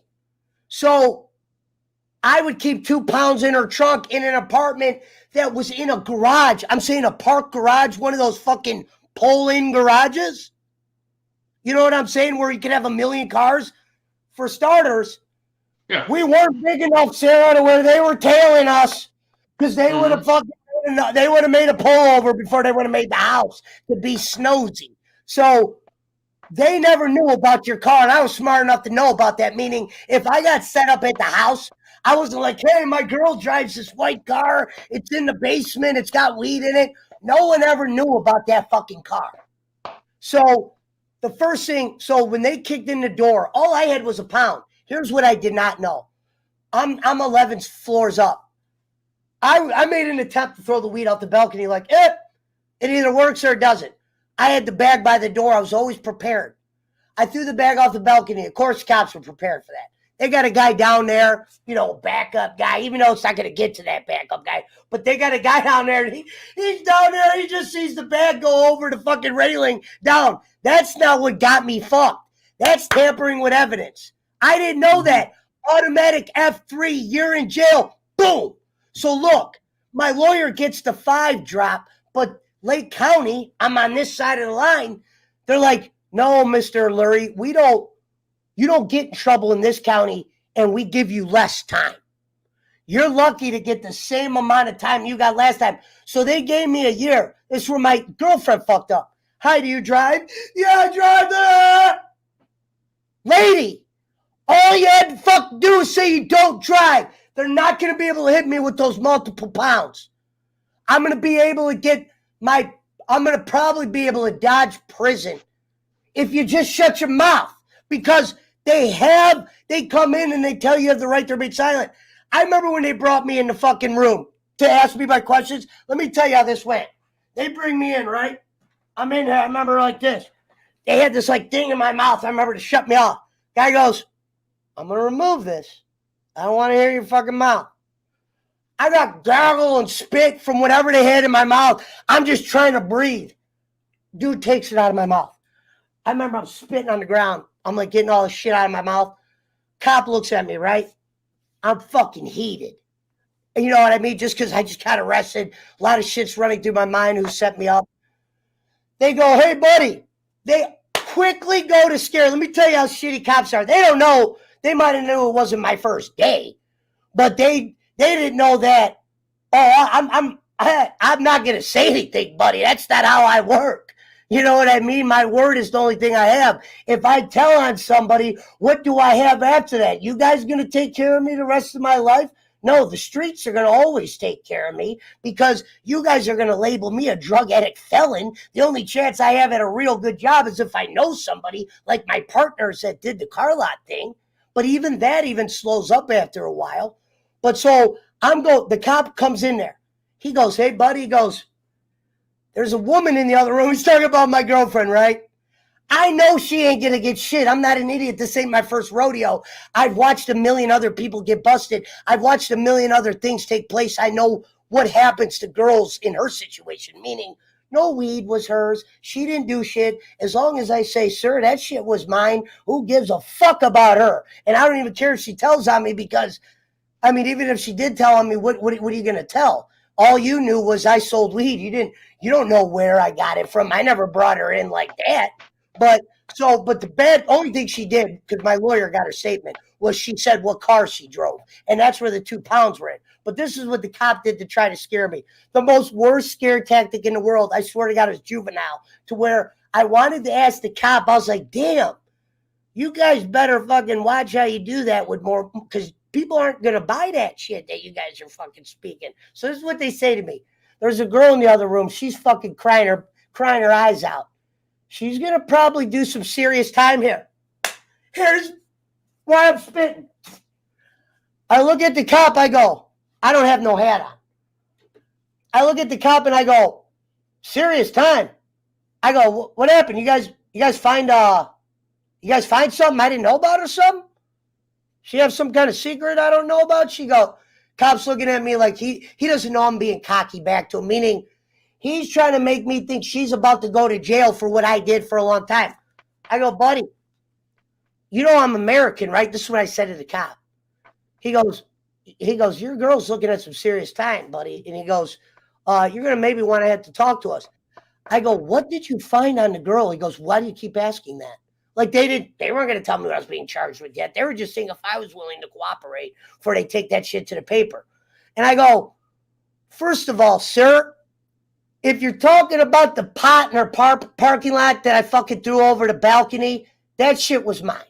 Okay? Mm-hmm. None of that shit in that apartment was hers. That's my girlfriend. All right? She's not a drug dealer. She's not going to jail. I was like, you didn't scare me with that. I do have one question for you guys, though. And after I asked this, all they did was throw me back in a cell. I go, what the fuck happened? Meaning, like, I wanted to know why they came to my house. I wanted to know what the fuck. I go, can you guys, I go, I answered your one question. I told you the weed was mine. You can let the girl go. You don't have to act like she's going to jail for life. For life. For a long time.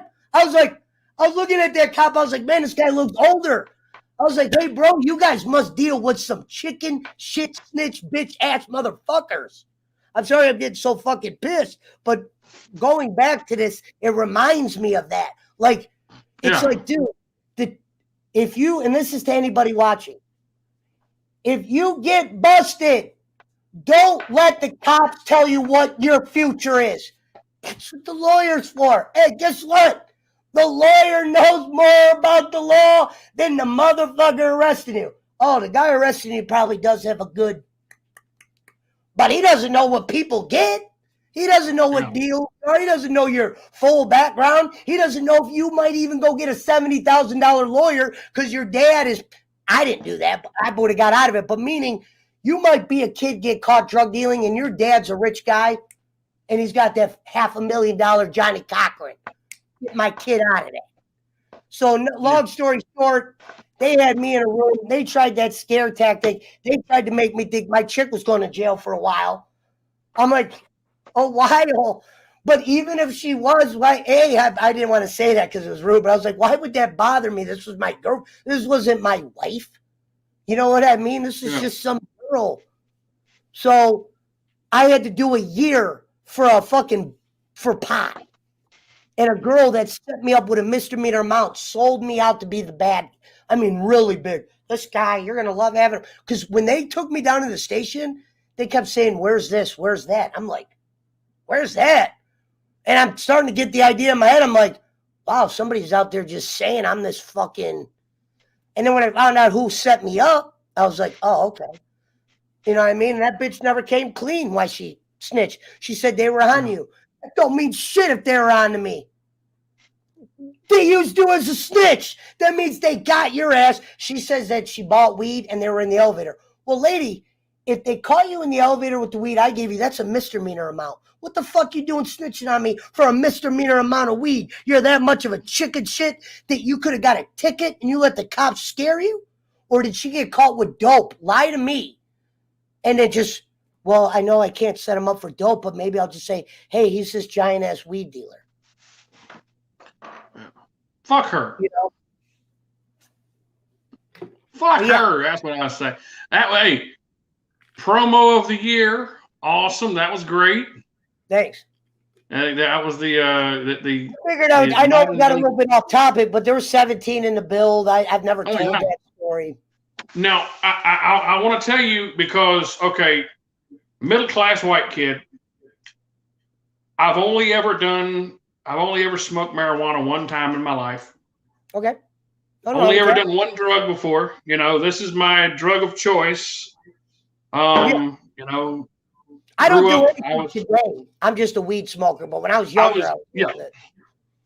See, I was a Southern Baptist preacher at one point years ago. Interesting. Years and years. Now, is a Baptist preacher allowed to have a wife? Is that the one that can't have a wife? No, that's a Catholic priest. Yeah, that's a Catholic priest. Baptist or preachers can have. Would you like to know more about that? Alexa, stop. Gotta unplug that damn thing. Oh, I thought it was your wife at first. No, she's upstairs in bed. She didn't want to hear any of this shit that I was talking about. Oh, yeah.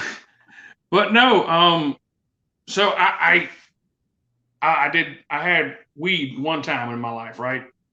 I've done it once or twice, but I remember I went to a bad part of town here in Charlotte, and I had my friend Terry with me, and my uncle was a lieutenant for the local police department here. Okay. So he noticed my car coming out of the part of town where I shouldn't have been, and he pulled me over, and I knew it was him whenever he pulled me over, and I said, "Oh shit!" And I rolled down the window. I was driving an old Buick LeSabre, and he looks at me and he says, "What were you doing back there?" I said, "Nothing, just visiting a friend."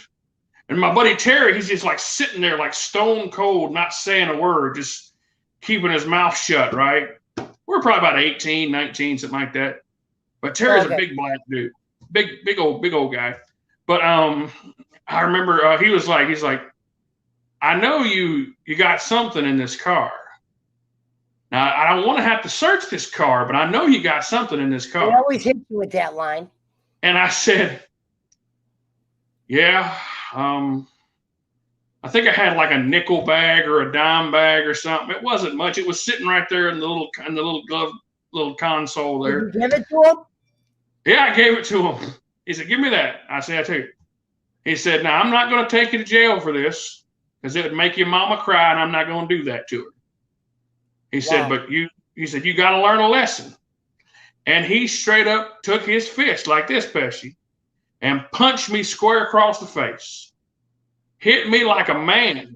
Hit me like a damn man. A cop? Yes. Well, he's my uncle. Got you. He's my uncle. So, that's why there was, there's my mama's brother. But so he walks over to Terry, where Terry was, and he said, "Roll down the window." So I rolled down the window, and Terry's like, "Don't roll down the fucking window." And I rolled down the window. He balled up, and he punched Terry as hard as he fucking could. Hit him right across the face. And Terry didn't say shit. Terry just stood there, and he sat there, and he had his face like this. And he walks back over to me, and he said, "I want you going home. I want you to drop your friend off. I want you going home, and I don't want to ever see your ass out here again." I was like, "Okay." He said, "You know why I did that?" I said, to teach me a lesson. He's like, "Yeah." He said, "You had to learn like a man." He said, I'm gonna hit you like a fucking man if you ain't gonna act like a man." And he looks over at Terry. He said, "You know why I did that to you?" And Terry didn't say anything. He said, "Because I knew that as soon as I did that to him, and if I didn't do it to you, and he drove off, you'd have said, 'I wish that motherfucker would have hit me like that.'" So he said, "That's why I did it to you, so you wouldn't be able to say, 'I wish that motherfucker.'" Who was the other cop your uncle was with? Huh? Who was the other cop your uncle was with? Was there two cops when this happened? There wasn't anybody else with him. It was just him. Okay. Yeah, he knew it was my car. Give me 1 second. I gotta go find a lighter. Yeah, go ahead. But he knew it was my car. But yeah, that was the one and only time that I had went and got drugs and shouldn't have. So yeah. What happened was I've got stuck in a life that I could never get out of. Yeah. Oh no, absolutely. We were in the fucking cult before, so I can't. I'll tell that story on her one day. I'll tell Reverend Robbins' story one day whenever later. Wait a minute. How long is the story? It's a long story. I was a Baptist minister. I was in a cult for a couple of years. My parents were in a cult. Cult. There's actual cults that take place. Like, welcome to cults. Okay, so it's not like Jonestown, right? But it was like, I don't know much about it. I know the cult of Cornette. It was it's like they were a church, but they were a very controlling church. So it was like that, like they monitored what you did whenever you were out, and they were always like, like big brother in you. That's not what the Lord would do, and all this other stuff. And what made you get out of it? I was so my parents had got into it. I was little when this all happened. Okay. But what had what had started happening is the preachers there had just went completely insane and started thinking that if you were if you were in the outside world, that demons were getting inside of you, and the only way to get those out is you had to purge those demons. You had to come to church every Sunday and purge those demons out of you. And when I say purge those demons out of you, two motherfuckers would hold you like this, and the pastor or the assistant pastor, who were big grown men, would take their arms and they would push on your stomach until you threw up. And then they said, okay, you're getting the demons out of you. And they did this every Sunday, man. Like these people were nuts. You said they were nuts. They were fucking crazy, man. And they were just doing it in the church. Yes, they were doing it in the church. And like, they had tied my daddy up one time. Like, because he was wanting to leave. Need help on this one. Get the rope. Oh yeah, no, yeah. I mean, it was. Where were you at? Crazy. No, Dad, let me go. I was like 4 or 5 at this time, so I was little. You were I was little. I was little. Yeah. So what they did, what they started doing, they were saying, okay, well, this new doctrine of the Bible says that, well, here starting soon, that all the church members with kids, you're all going to be swapping kids, and this person's going to be raising your kids, and you're going to be raising their kids, and all this other shit. And my mom and dad were like, okay, yeah, I think it's about time we leave. We'll just go to hell, I guess. We won't be doing this thing. We'll just go to hell, I guess. We won't. Oh, so you were a kid. I'm thinking there's a recent story. That's why I was like, you're part of a cult. You're like, yeah, they hunting chickens. And yeah, I grew up in that. Like, and like, okay. And then, so you probably weren't allowed to watch rated R and shit in your household. Oh no, man, no. Like, it was like everything was evil. And like, we were like, it's not like I haven't heard of this. Yeah, like I come from a very strict religious family. Which is probably why I'm an atheist today, because I just, I just don't believe. Care enough to call myself an atheist. I just say I don't partake in religion. Yeah. You know what I mean? No, it's not like I don't believe or don't. I'm just, I don't know about it, but I do say shit like I swear to God and all that. You know what I mean? But I'm not serious enough to where I like a Kenny and call myself an atheist, or how you do it. But I don't care if someone does that. So I'll tell you. You know how you become an atheist? You read the Bible. If you read the Bible, you will become an atheist. Because what about the people that didn't become an atheist? Oh, I mean, like my sister and them still, like they still try to go to church, and they still, there's a lot of people who read the Bible that didn't become an atheist. Well, I mean, they more than likely. So most Christians do not read the Bible. They listen to what it says. They listen on church every once in a while. They never read it, and when they do, they only read certain things. Like they're not reading about the man who struck a rock and water came out. Now, who gave you this kind of info? See, these are things I would never know about. Like, how did you find that out that they barely read the Bible? Oh, I mean, that shit, like, growing up growing up in church. Yeah, growing up in church. Like, this is stuff that we... let me explain why I asked that. Okay. You got two religions. The one religion is saying this religion doesn't read the Bible. How does this religion know what this religion's about if they've always been their religion? Does that make sense? Okay. The reason I know that most people... I'm talking about the Bible comment. How did you guys know they don't read the Bible? Well, I mean, they read sections of it and they interpret it the way they want to interpret it. That's But the way. you know what? I'm going to give this thing the long read. You know. No, I guarantee you, most Christians have never read the whole Bible front to back. Because if you did, you would realize that. Okay, so I'll give you an example. Okay, I will give you the conversion to atheism, or the reason that I don't believe any of this horseshit stuff is because I will sum it up for you. If God is all powerful, if he's all knowing and all wise, and that everything that is ever going to happen, he knows about. And if we can't do anything to change the future, because it's already been, the beginning from the end, the first and the last, everything's already destined to happen, then what does it matter what we do in the first place? Because it was supposed to happen anyway. So why should we care? Gotcha. I mean, huh? And that's enough. No, I said I got you. So that's enough to turn these people atheists, though? I mean, that's what got me thinking. Because it's like, what good is it going to do me if I read any of this shit in the first place? Because if I'm going to hell or if I'm going to heaven, there's nothing I can do to make a difference in that choice, because the choice is already made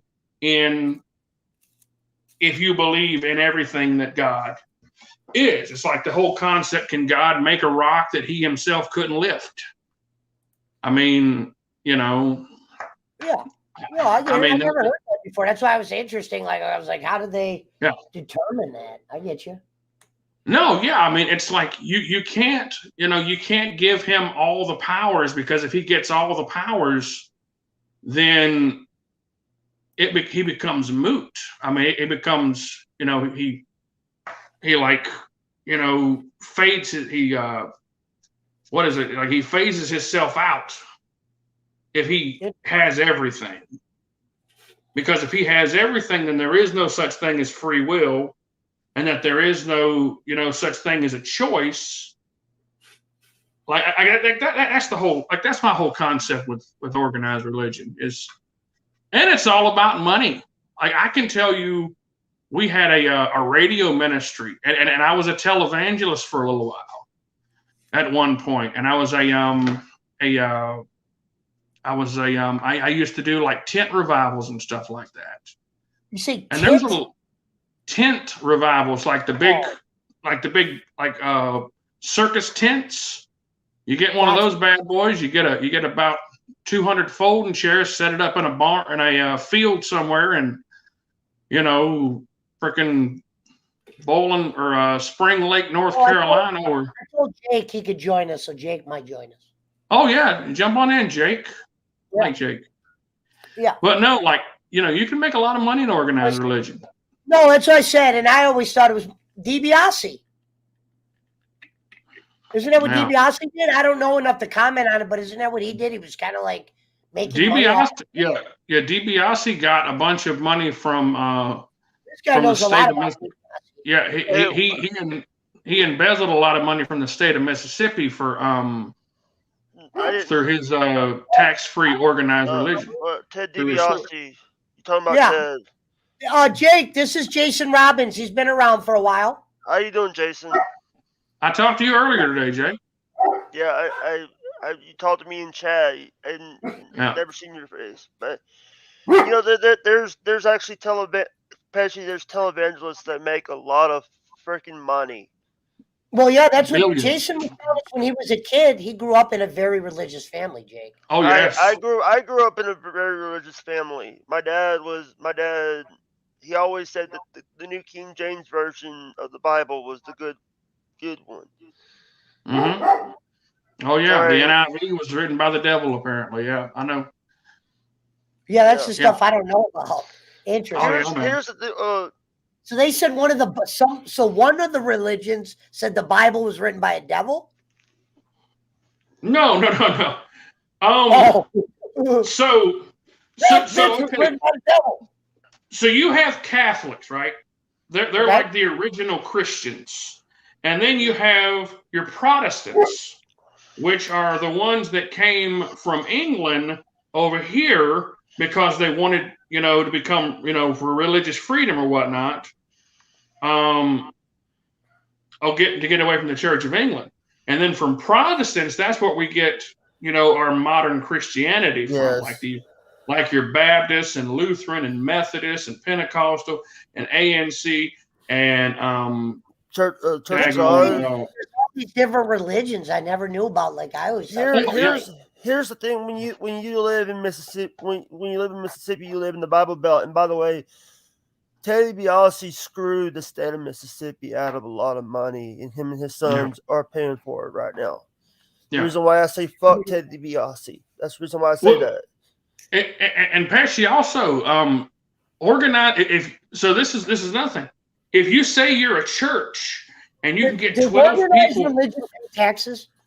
No, they don't. And you can put everything under the church, and it's all tax free. Like everything that you get is tax free. That's what happened with Ted DiBiase. Is he embezzled a lot of money from the state of Mississippi into his church?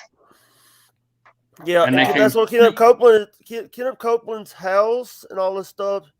There's a pastor, Stephen Furtrick, I think his name is, in North Carolina, built a nice home using the church. It's not owned by him, it's owned by the church. Yeah. So Kenneth Copeland is the as the first billionaire pastor. He's got like a billion. Like his ministry is like $1 billion industry, man. Like he's the one. He's the one. You know how much time he's getting yet, or no? About Ted. Who, Ted? I don't think he's getting any time. I think he's got to pay back like $1.5 million or something. I'm looking it up right now. Yeah, I don't know if he's getting time or not. That's his story. Jake knows a lot about. The thing is, when you live in the state of Mississippi, you have to know a lot of that. Sorry. Y'all talk about pictures penny the same way. Send me money so you can be a good person, and y'all send it. Wait, what does he mean by that? That's we're talking about televangelists. That their thing is. Hold on, Pesci. I'll be right back. Yeah. I gotta get my phone charger. Go ahead. Oh yeah, it was great to have Jason on tonight. He had a good flair, good conversation. All right, I have the story right here. I'll read it to you if you, Jason. It's case-side seats. Interesting. Is that still a big thing in Mississippi, Jake? Do you hear other people in Mississippi talking about this? Dude, a lot of people don't talk about because we got other stuff we're dealing with. Right. Ted DiBiase, dude, he's not trying to.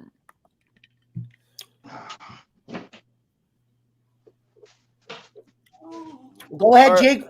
Let Daisy out. Read that story to Jason. All right. Here's the thing. Basically, it's saying that they spent illegally spent welfare fund or paid millions of dollars to the state of Mississippi. Yeah. Yeah, he embezzled a whole lot of money. Oh, I got it. Yeah, he embezzled a whole lot of money. And see, that's what a lot of them do that too, man. Like they, Benny Hinn. I've heard stuff about Benny Hinn. Oh yeah, I used to go to his crusades. Yeah. The thing is, one of the people that I started listening to more right now is Mark Lowry. Mm-hmm. Mark Allen Lowry. He worked with Bill Gaither in the Gaither vocal band. Mm-hmm. Well, Jason, it makes me wonder, do you think when you just said that these preachers don't pay taxes on the money, do you ever think big time like criminals would go to these preachers, act like they're donating to the church, and then they walk before them? Oh yes, very much. There's so much corruption in the church, it's not even funny. Oh my God. Look, I'll tell you a quick story real quick. Whenever I was doing, if you gave a church $50,000, isn't he able just to go boom, boom, no questions? It is a taxable donation that you can give. and nobody's ever going to come and ask about paperwork because churches are tax exempt. So and also sometimes these churches they don't have to release their information. There's actually people that were investigating that were having issues trying to get paperwork because the church don't release their tax information. Yeah, they're required to keep all that information, but a lot of them don't. Says churches should be taxed. Why Dad said Benny Hill? Benny Hinn. He's the pastor who thinks that he puts his hand over people and he does like the throw up. No. He's the one who he says like he puts his hands towards you and like you fall over, like you put. He's got what they like a faith healing ministry is what he's got. Yeah. People usually get on it though. I hate to say that. Let me go let the dogs in. He's a lot of them. Yeah, they have a lot of patsies. A lot of people who work for the ministry, who pretend to be sick or lame or blind or in wheelchairs or whatever, and then they get up and. But the way I'll tell you how that works, man, is it is like it's almost because I've been to those little meetings or whatever, like those big stadium shows, and like the energy in there and like the atmosphere, it's one of those like you get caught up in a trance. You really do, man, because like you're like most of the time if you're there, you're already there in a little trance state anyway, but like it's so like they work you up so much, and like so they and like you see this on like you see those people on TV all the time. So what it is you say, okay, well I'm going to go up on stage and he's going to put his hand on me, and that means I need to fall back, and then and then that's what I'm supposed to do. It's like I always thought those were handpicked people. Is that wrong of me to think that? No, and there's a lot of them. There are a lot of them that do it. I'll tell you, man, I want to tell you this, though. So what you do, okay, this is how if you wanted to run a ministry, this is how you make money, okay? This is how you can make some quick money. We had a radio ministry at one point here in Charlotte.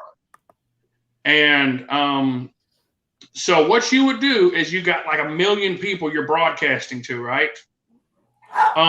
This is what you do. You go on there and you say, okay, right now the Lord is telling me, He's telling me right now that there's a lady out there right now and she's got a cookie jar. She's got a jar with some money in it on top of a refrigerator. I know you see it. You're seeing it right now. I see there's that jar of money on the refrigerator. And the Lord's saying, if you go up there, there's $10 in that jar. I want you to go up there. I want you to grab that jar. I want you to grab that jar. And I want you to take that $10 and I want you to send it to me. And if they do, I can tell you this, that the Lord is going to bless you. He's going to bless you good if you send me that $10. Oh, a mighty blessing is going to come to you. And this is what's going to happen, Pesci. Probably about out of that 1 million people that could be listening, about 10,000. About 10,000 of those people are going to be little old ladies, and chances are they're going to have a cookie jar up on top of that the refrigerator there with some cash in it, and they're going to go up there, and probably a few thousand of them is going to go up there, maybe 2,000 of them is going to go, and they're going to see that cookie jar up there, and they're going to say, I need to send that pastor $10,000. I need to send that pastor $10. I need to send him that $10 because I'm going to get my blessing. And they're going to go and they're going to send me that $10. And I just made 20 grand tax free. And all I had to do was tell them that story. That's how they make the money, Pesci. That's how they make their money. Money you just got. Also, hey, I used to say, go on, Jake, and then I'll tell my go on, Jake. There are some good people. There are some good pastors that would. Oh yeah. There's some good people. There's also, there's good drug dealers out there too. There are. There really are. But here's the thing. By the way, you live in Charlotte. Mm-hmm. Come on. Shut. I'm on the what? I'm on the live stream. Shut the fuck up. You all right, Jake? Stop, Golden, stop! I'm on the live stream. All right. Well, anyway, let me go on. We'll wait for Jay. She gonna get that. She gonna get that $10 off that cookie jar. What she gonna do? You remember the movie Coming to America, where where Arsenio Hall played the Oh Lord. I always told my parents, I'm not making this up. My parents used to want to. They used to say, we go to church once every Sunday, and you go until noon, whatever they call that. You hit your microphone's on mute, just so you know, Jay. You accidentally hit the mute button on your mic. Hello? Did we lose Jason? We might have lost Jason. He froze. Here, let me kick him out. He'll punch back in. We'll see him when he's moving back around. Oh, there you are. Hold on, Jay. I got you. All right, so Jay. I used to tell my parents, I used to go, because they would say, let's go to church. And I'd always go, I never knew anything about it. I'd say, I want to go to the church that Eddie Murphy, I wanted to see. I used to get a kick out of that when the guy's like, oh, Lord. And he was going, but I never realized that's not even how they talk. So I'm thinking, let's go to the Arsenio Hall church. But I was an idiot kid anyway. But I always thought when I got older, and I saw that movie Boondock Saints, and they're dealing with a priest. I'm like, you know what? Even though this isn't what the movie was about, I'm like, damn, that's how you could launder a fortune of money. There's no doubt in my mind. That's fortune of money. Yes, sir. I'm going to tell you. And this is the thing. Like this, and it's just like how the old school wrestling used to be, man. You set up a tent out in the middle of Boondock, North Carolina. Put about 200 chairs in there. You get a big old sign that says "Revival Tonight." You're going to get those 200 people up in there, and you'll get like the buckets, and you'll take up a love offering whenever you get there, and you'll take up a love offering afterwards, and then you'll give them a 20-minute spiel. You'll do this, that, and the other. Do some singing, some dancing. And you can literally walk out of there with $2,000 or $3,000 cash for just nothing. You know what do you do today? Do you go to church today or after the cult shit? No, I don't go to church today. Yeah, I mean, I could probably go preach if I wanted to. Wow. Yeah. Have you ever? So you live in Charlotte, right? Mm-hmm. So you know Elevation Church. You know the church I was talking about, Elevation Church. Mm-hmm. They had a news article. I've watched like YouTube videos. This guy was doing a news article on the pastor about the guy was building himself a home. Okay, I'll do this in a second, Mountain Timer. Yeah, Mountain Timer wants me to tell I'll tell you about this one when I gambled at the church picnics. I told the story my first time on Bowling Show. But I'll retell it today because there's new people. Well, go on, Jake. Tell your story first. The thing is, it's so many of these people. I live in the Bible Belt, Mississippi, where there's so many churches, and that's one of the reasons why I don't like this town. But here's the thing. There was so many of these. What do you think about these people, these televangelists now? I'm not talking about the Peter Paws or the little dogs trying to up the big one. The ones that are coming in trying to make all this thing that you're going to make all this money. Mm-hmm. Look at Daisy trying to hump Pablo. Yeah, by the way, also the Crebo Dollar situation. You know what, the Crebo Dollar, the guy that wanted to buy him a $65 million plane. Why doesn't he buy himself a $350 million plane? If he's trying to get money for 65, why don't? Yeah. No, I mean, like there's so much, and don't get me wrong, there are churches that do a lot of good. Like I know, like right around here, there's the Catholic church that has the soup kitchen for the homeless, and I mean, I'll give money to that. I really will, because I know it's going to a good cause. I mean, but it's like, you have so many charlatans.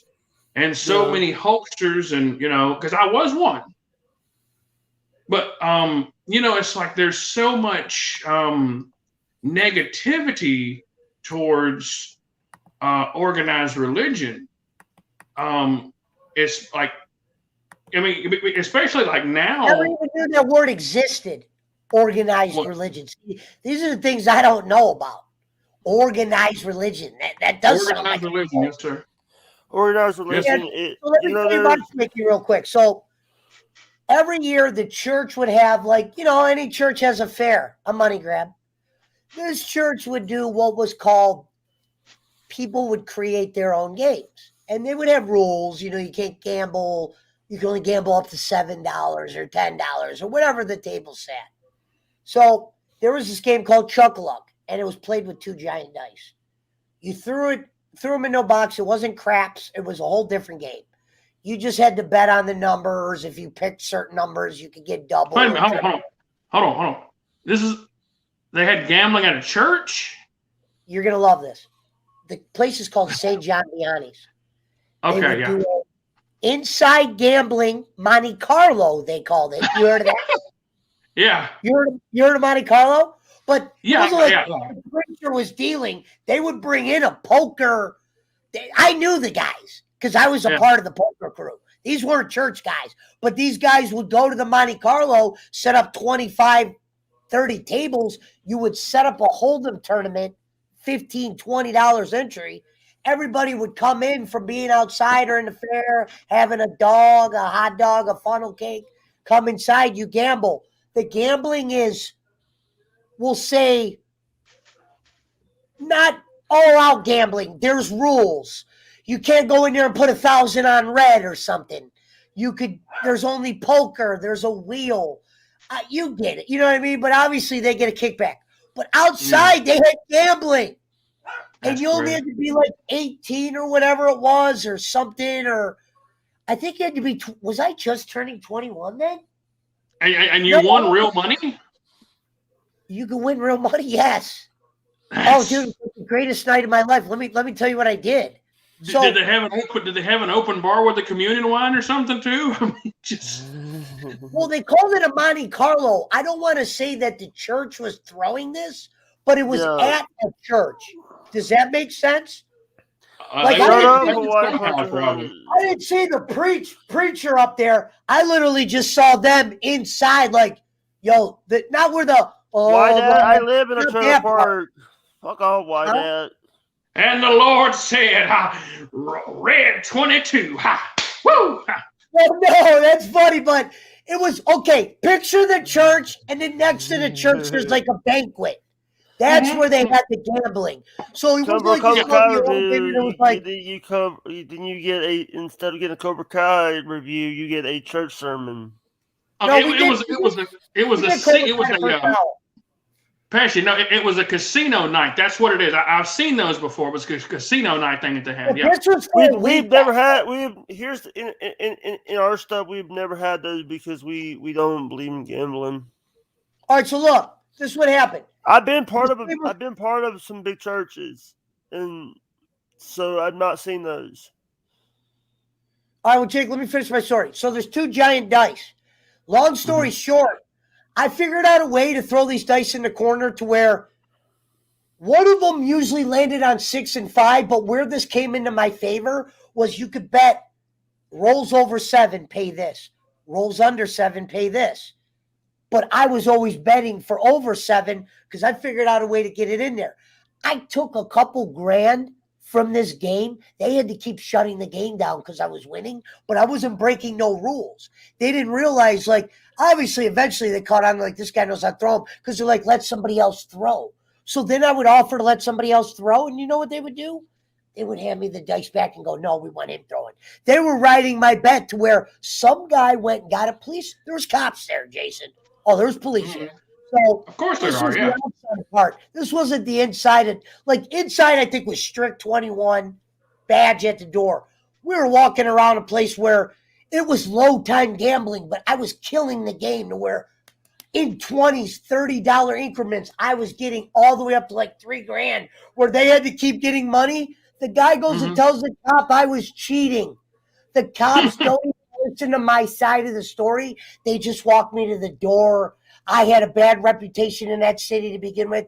They didn't even listen to my side. But yeah, that's a story I told on the first bowling alley that went really well. But I won $2,000 from a church, and they kicked me out for cheating, and I wasn't cheating. Hallelujah! I know the Lord is getting right to that. I like that. No, it wasn't like that, Jason. It was real life gambling, guys, in a church atmosphere.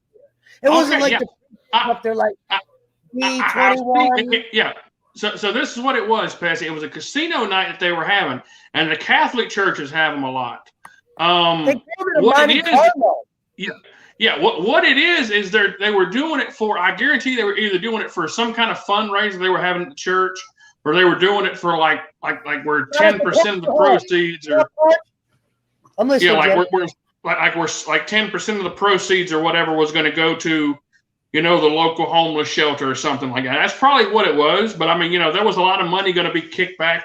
But that also, my friend, like you had mentioned earlier, that is a way if an organized crime, if some people in organized crime wanted to launder money, that is how you could do it. You could put. And the mob was really religious. You remember the mob was very religious to a certain degree. They always all of them are Catholic. Yes, their families attend the church. Oh, I mean, if you want to go that far, the Pope supported Hitler. So I mean, I don't even know who the Pope is. Is that an American? Pope was always.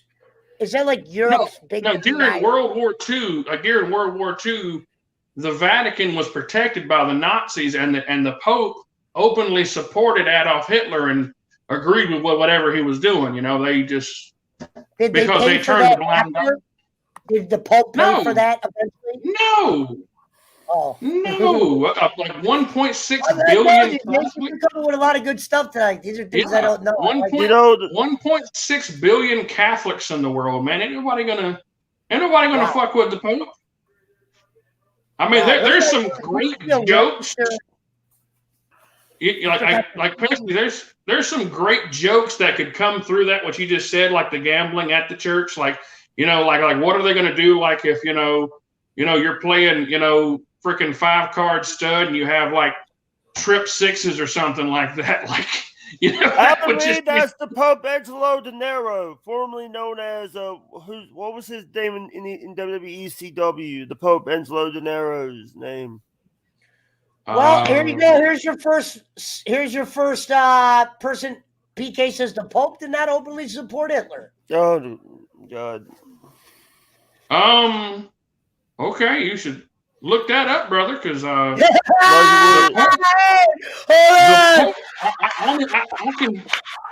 can tell you that, man. The Pope, I mean, he turned a blind eye to Hitler, and that's why. Well, I mean, Rome was under was under. You say blind eye, and then you say openly. Okay, all right. So I will take that back. The Pope didn't get up, like the Pope didn't say, "Okay, good, kill the Jews." He didn't say that, but he did not do anything to discourage Hitler. And the Nazis were bring the boys in. And the Nazis, it's documented evidence where the Nazis had given a lot of money to the Catholic Church at one point. And the Vatican was playing both sides. I mean, we can Vatican again? Tell me what the Vatican. The Vatican is the head of the Catholic Church. That's the holy city. The Vatican. So the Vatican is in Rome. The Vatican is the holy city. That's where the Pope and the cardinals and everybody who the heads of the Catholic Church live. Cardinals. What's a cardinal? Yeah, the cardinals. Those are like the so you got your priest, you got your bishop, you got your archbishop, you got cardinals, and then you got the Pope. All the big wigs of the Catholic Church live in the Vatican. Interesting. And they run the church from the Vatican throughout every Catholic missionary or wherever, every church. Where the most crime is taking place is at this Vatican. Hey, there's some dark shit there. There's some dark shit that went on there. Yeah, of course they got some. What'd you say, Jake? I just want to say that number one, people are saying Brie was on Dancing with the Stars. No, Brie was not on Dancing with the Stars. Nikki was on Dancing with the Stars. Who is saying that, Jake? No, I'm talking about one day that people were saying that Brie is going to be doing good on. That's why you gotta love Jake. All of a sudden, out of left field comes with the Brie Lawson. We're talking about Brie Bella. Okay. Jake, you don't have to be upset. You're good. Brie Bella.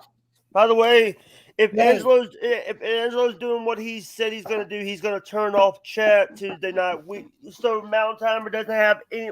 Can't even chat in the chat, moron. He already blocked him, so you don't have to worry about him, and he's not going to be there anyway, Jake.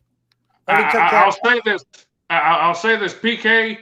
There were about 400 million or so. No, maybe 200 million. There was about 200 million SS Nazi soldiers, and probably 75% of them were Catholic. So yes, most of the Catholicism was a lot of. Lives out there. I think he lives by this Vatican. PK, do you live by the Vatican? What a raw name. I like the name Vatican. Welcome to the Vatican. It's its own separate state, like they're their own country. They don't have, yeah. Hey, yeah. Hey, it's their own country. Yeah, Pesci, I'll talk to you later, brother. Later, Jake. Hey, Jake, man, thanks for coming in. Appreciate it. It's good talking to you. Thank you. He's just tired. I think we didn't let Jake talk enough. I'm sorry. No, dude, he'll be back. He'll be back. Yeah, he'll be back. He does this all night. He'll do shows 3 a.m. But all right. So let's go back to Kai. All right. So I wanted to ask you a couple other things about Cobra Kai. I know I didn't get to hear your part about this. So look, when they brought that kid in, how would you have done that? Or would you have just said, you know what, I'm not going to go? Would you have done a Kenny? Or would you have done a Kenny a different way? How would you have done the Kenny character? I wouldn't have done Kenny at all. I wouldn't have had Kenny come in. He was a distraction from the main story. I mean, like I said, there was so much going on in season 4, and it just it didn't give any characters enough time to develop. Like I said, they only had Terry Silver on for, I want to say, a combined maybe 20 minutes throughout the whole season. He was not on very much at all. But Kenny and them. That's a true story. What? No, I was saying, it says Jake act like he run Angelo's show. He told Pesci, Jake told me I couldn't smoke. I get on Angelo's show, and the first thing Angelo told me to do is go ahead and smoke. That was a Jake thing. You had to have seen the show. I was on another show yesterday with Jake. Oh, okay. Yeah, I know. It's called the Refs Roundtable with Angelo. He's a psychic. I might have him on one night. Interesting guy. But yeah. I want to come back on whenever you have that psychic on here too, because I need some and the stock guy, because I want to see about that. It's a girl. She's a stock explorer. She's a woman. You can follow her on YouTube. She's actually very nice. She came from the Jake Hudson show. Jake always says, Pesci, you know where she came from? Yeah, I know where she came from. She came from your show. So I met the stock explorer at Jake's. I also met who was the other one you said? You said you wanted to see the stock, Divine Tiffany, or is that what her name is? Oh, yeah. I'll probably have her on. Whoever the psychic was that you had on. Married. I don't know if she got in trouble for coming on my show because she's married or her husband got jealous. So I don't know. Well, because how can you fuck her through the internet? Huh? How can you fuck her through the internet? I don't understand how you get jealous of. Dude, people are weird like that. What are you doing talking to guys? They don't know. I'm saying, you never know. Oh. I didn't ask questions. It wasn't my business. But I remember she said that she got into a little trouble, or I don't know if she got in trouble, but she was like, yeah, I kind of, my husband. I just remember her saying something about her husband getting jealous. So I don't know if, I wasn't hitting on the girl or nothing. I just said, yeah, you got to come on. Because I was like, is everything okay? Because we didn't hear for a couple of days. And she's like, yeah, everything's fine. I just had to change up some stuff. It probably happens everywhere. I can imagine that. Yeah. You know what I mean? Yeah, and that one girl, y'all had that one girl on the other night. She with the Pickles. Yeah, I was gonna. Giggle Pickles. Yeah, I was gonna say meth teeth, and I didn't want to say that because I don't know anything about her. Yeah, well, I always call it meth teeth myself. I don't take a stab at it, but that's what everybody up here call it. They call it that, or they call it the crack tooth. So you know what I mean? They never called it. Yeah. Hey, did you happen to have some gingy going on? No, you know what I mean?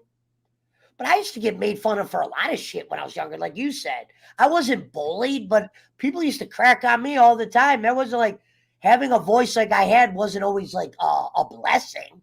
You know what I mean? Yeah. It wasn't like when Joe Pesci was making the Lethal Weapon movies, to be compared to Joe Pesci, that was when I first started getting compared to him during the Lethal Weapon movies. And you remember during the Lethal Weapon movies, he was kind of annoying. I wasn't compared to Joe Pesci from Goodfellas till much later down the road. In the beginning, they're like, yeah, he sounds like Joe Pesci from Lethal Weapon. Remember in Lethal Weapon, he'd do that okay thing. I don't even want to do it. But he'd be like, okay. I can't even do it the way. It was almost like Joe Pesci was acting like he didn't want to sound like himself or something. Do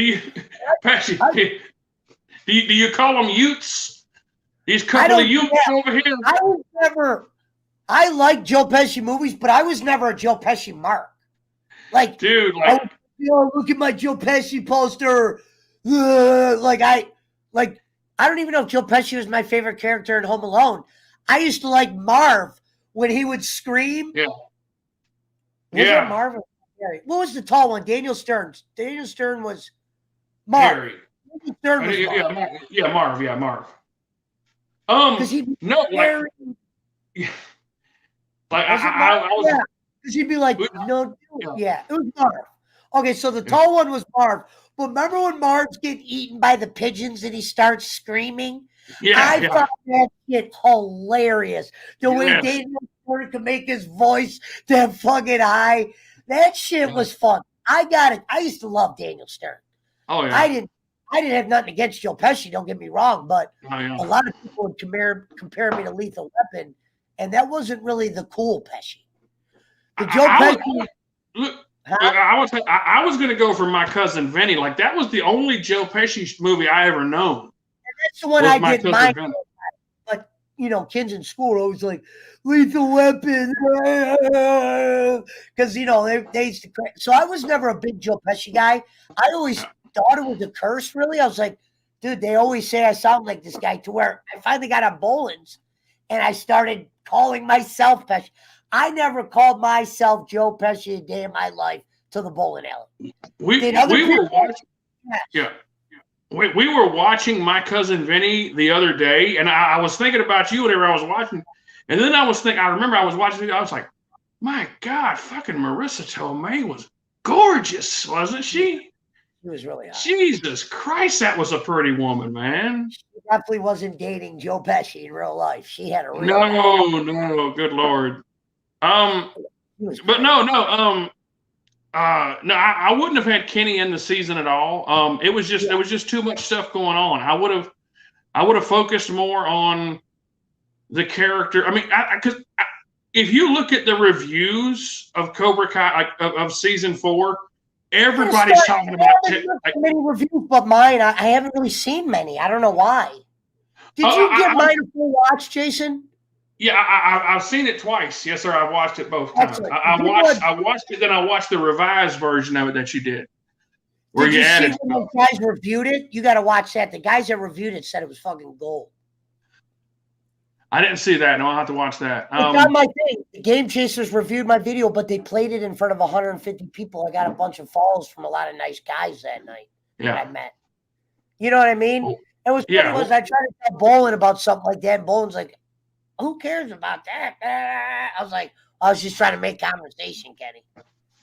If you'd have given him $10, he'd have probably listened to you a little bit more. But he definitely would. He would be a perfect pastor. I had listened to Cornette. I had listened to Cornette do he was talking about the brother love gimmick, and talking about it that if Bolin would have got the Brother Love gimmick, that he would have retired in like 6 months. He would have just went out there and started taking donations from the crowd and then just took all that money and fucking left town. That's awesome. That's funny. I'm on a show once with Kenny, and Kenny goes, I wonder if Pesci knows if it's a work or not. And he was talking about the great debate, and I said, it's not an either or question. There's shoot in there and there's work. There's things you guys both said that you definitely meant to a degree. You guys might have been on good terms, but there's things Jimmy said in that shit that he definitely really meant, if you get my drift.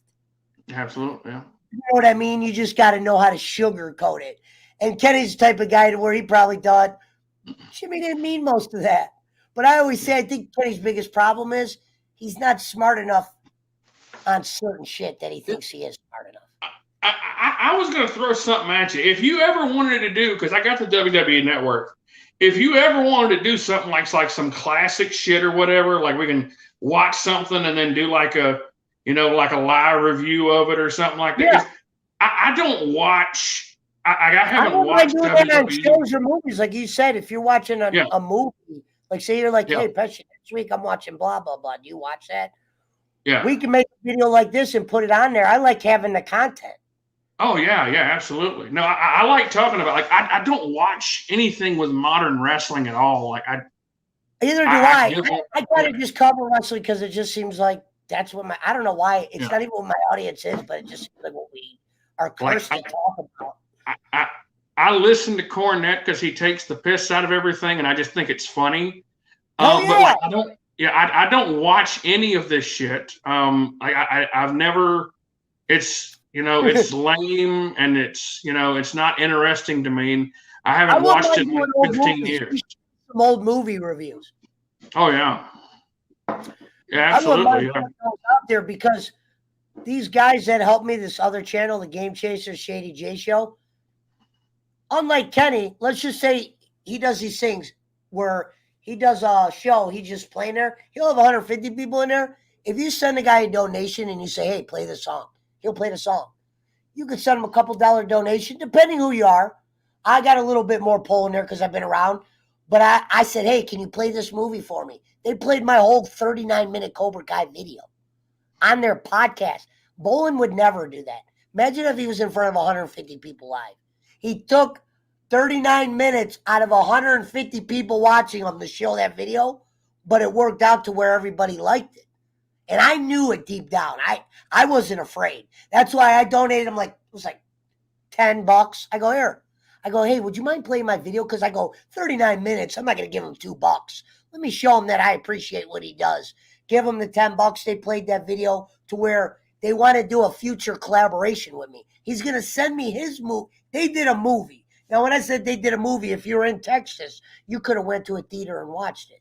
It was just shown at one theater. They rented a theater out, played in Texas, and they're going to sell it. You know what I mean?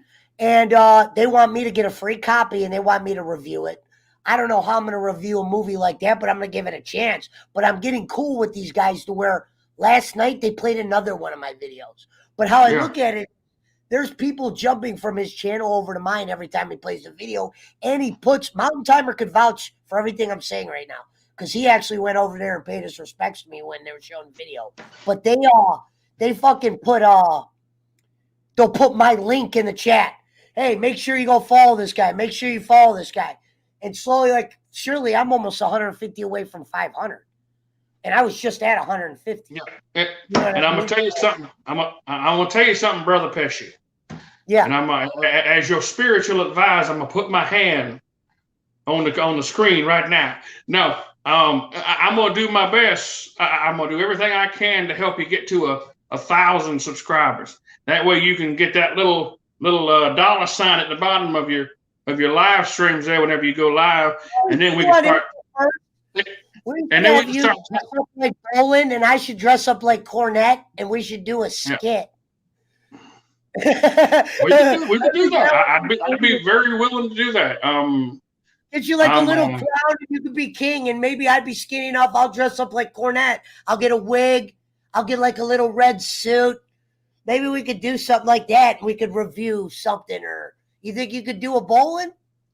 I don't think I can do it that, but I know I could look like him and ramble off. Let me see here. Hold on.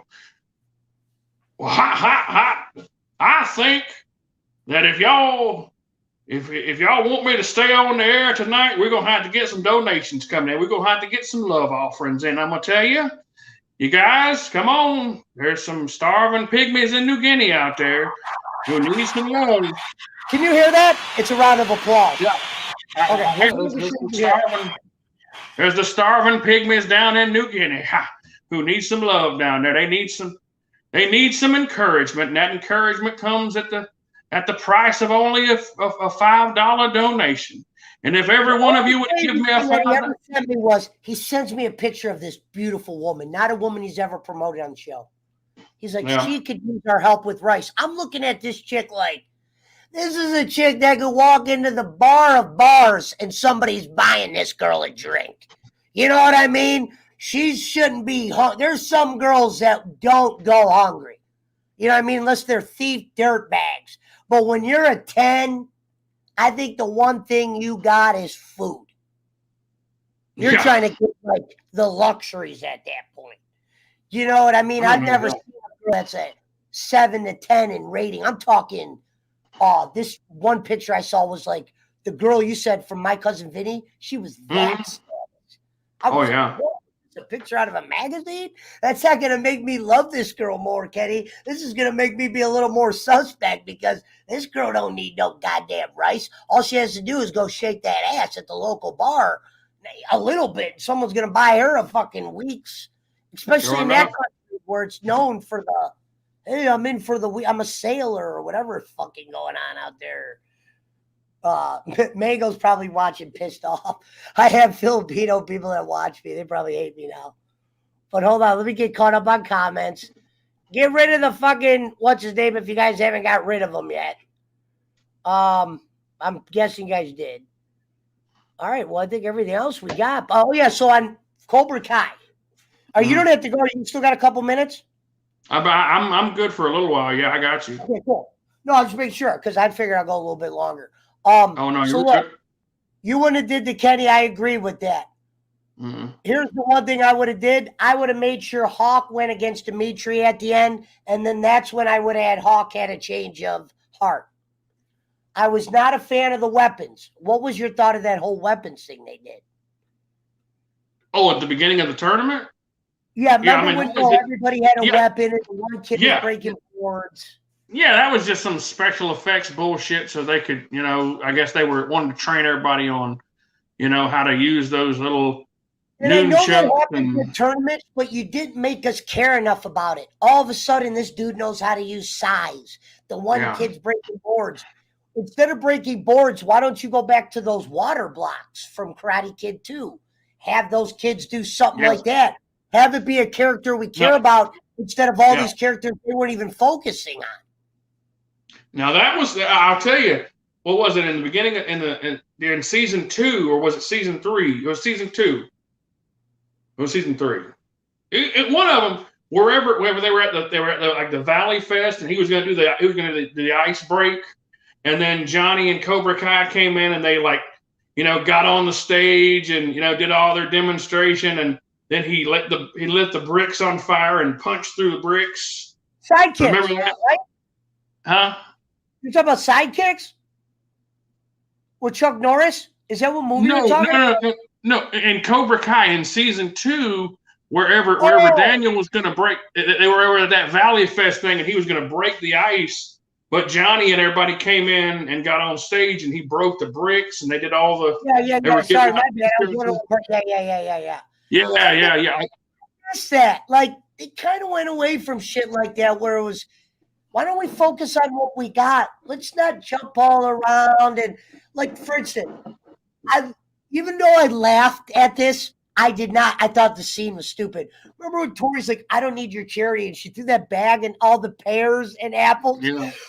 Mrs. LaRusso, if you weren't going to give her food, why did you get her a bag? You got her a bag of fruit like she was like a donkey horse, and it was in a brown bag, and she just threw it on the fucking ground.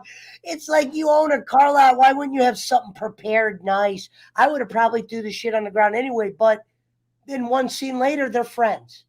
Like Tori needed her to talk. You needed to go talk to Daniel LaRusso's mom. Daniel LaRusso's mom, you were able to forget that this woman has attacked your kid. You're able to just go, you know what? Cool. But I will say she's one of my favorite. Like Amanda, which is my wife's name, by the way. But his wife is like, she's my favorite. She's like one of my favorite characters because she's like the actual realest person in the. She's like, she like whenever they were at the dinner scene, and she was. I mean, she's definitely an attractive woman. That's no doubt. Oh yeah, she's gorgeous. Yeah, but like she's so like she just brings reality to the show because it's like, okay, so you guys are still doing this warring karate dojos and you're in your 50s. Okay, yeah, that's normal. I mean, like it's like she tries to make sense of all this bullshit, and it's it's funny, man. But no, hold on. Somebody just texted me and said, "Look who died." Hold on, real quick. Who's he talking about? Was it Bob Saget? I seen Bob Saget died. Hold on, let's see what I. Hold on, let me take one. I got a phone call. Jimbo, what up? What up, man? Hey, you gonna be around tomorrow? Yeah, go ahead and call me tomorrow only because I'm live right now. I don't want to say much. I just wanted to make sure I took your call, though. So just call me later on or tomorrow morning. What? I want to root for Cincy, man. I know they're in our division, but I want to root for them. I actually got a rental car because I was planning on going to Pennsylvania. Okay. I got 2 tickets. I got to cash in. They owe me like $600 or whatever. I'm going to get that, and I'll probably put like a. Why? Who do you want? You want the other team, and you want to bet me? No. Because you've usually been right, so I'm just seeing where you're at. My heart says Cincy. My mind says LA, though. This is not a bet of I think Cincy's going to win because they're the better team. This is a root, literally a root for. That's what I'm doing. It's a root. How cold is it out there, Mountain Timer? It's a root.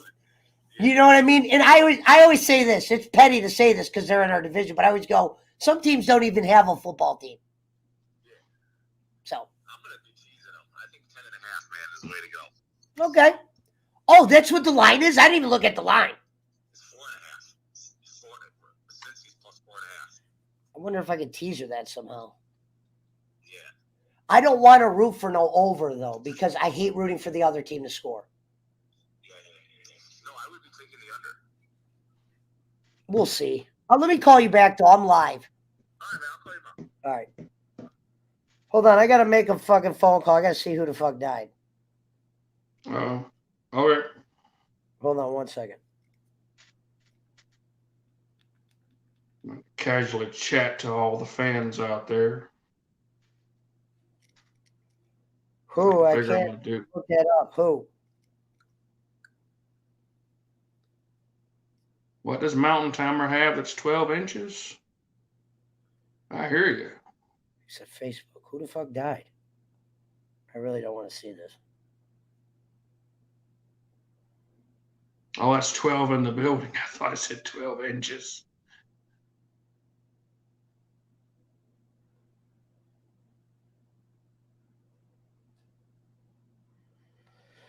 I don't see who he's talking about. We'll have to figure it out.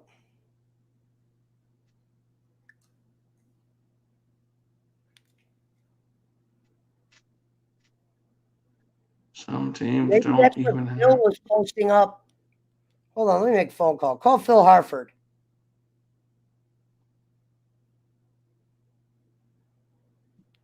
Call Phil Harford.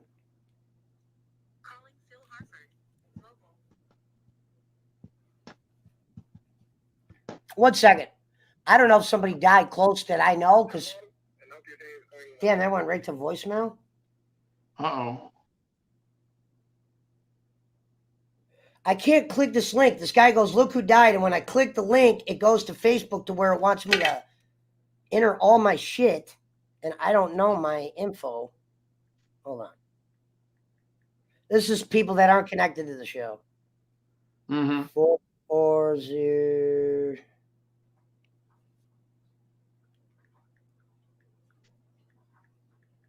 Who said some teams don't even have a football team? God damn it. I'm going to have to wait. I can't click that link. I wish somebody could click it. You seen where Bob Saget died, right? Yeah. This, I don't think it's Bob Saget. Yeah, that's terrible. I used to love him, man. He was such a funny comedian. I thought he was great. I always loved Bob. Yeah. Sorry about that, Jason. It threw me off. Oh, no, yeah. Like, Full House I wasn't a fan of, but America's Funniest Home Videos, he was great on that, man. I got to figure that out. See, I forgot what my password was. I'm not going to worry about it. All right. All right. What was I saying right before, though? What was I on the Cobra Kai part? Oh, yeah, that girl. So I didn't like that. I think they're going to obviously make her good. Mm-hmm. I hope it's not done right away. Like you said, it's like, does everybody got to be good? Okay? They got to build to it. I hope Barnes is there.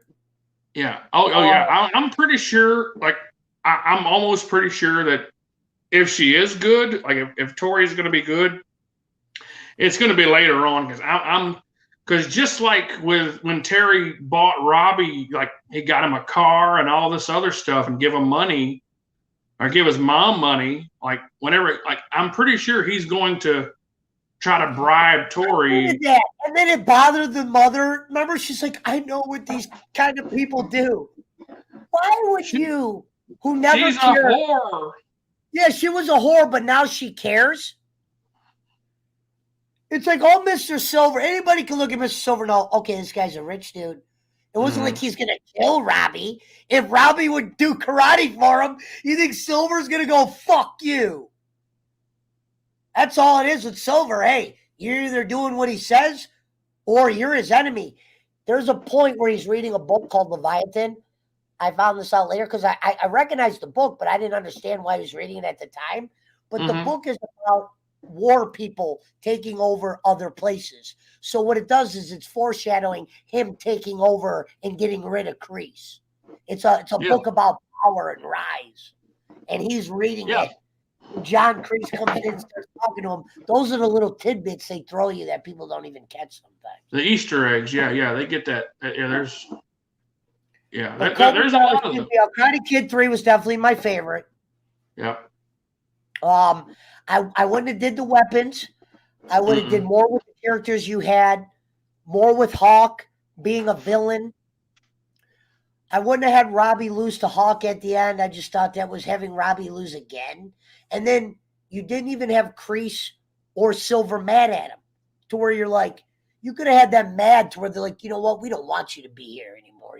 You're a loser. Make him leave for a reason or have Cobra Kai start fucking him up and he has to get out of it. Somebody from Miyagi helps him. You know what I mean? A reason to. Yeah. He just goes, Dad, I started training. What's his name? And, well, bro, you saw him getting his ass kicked. You didn't feel bad for him when he was,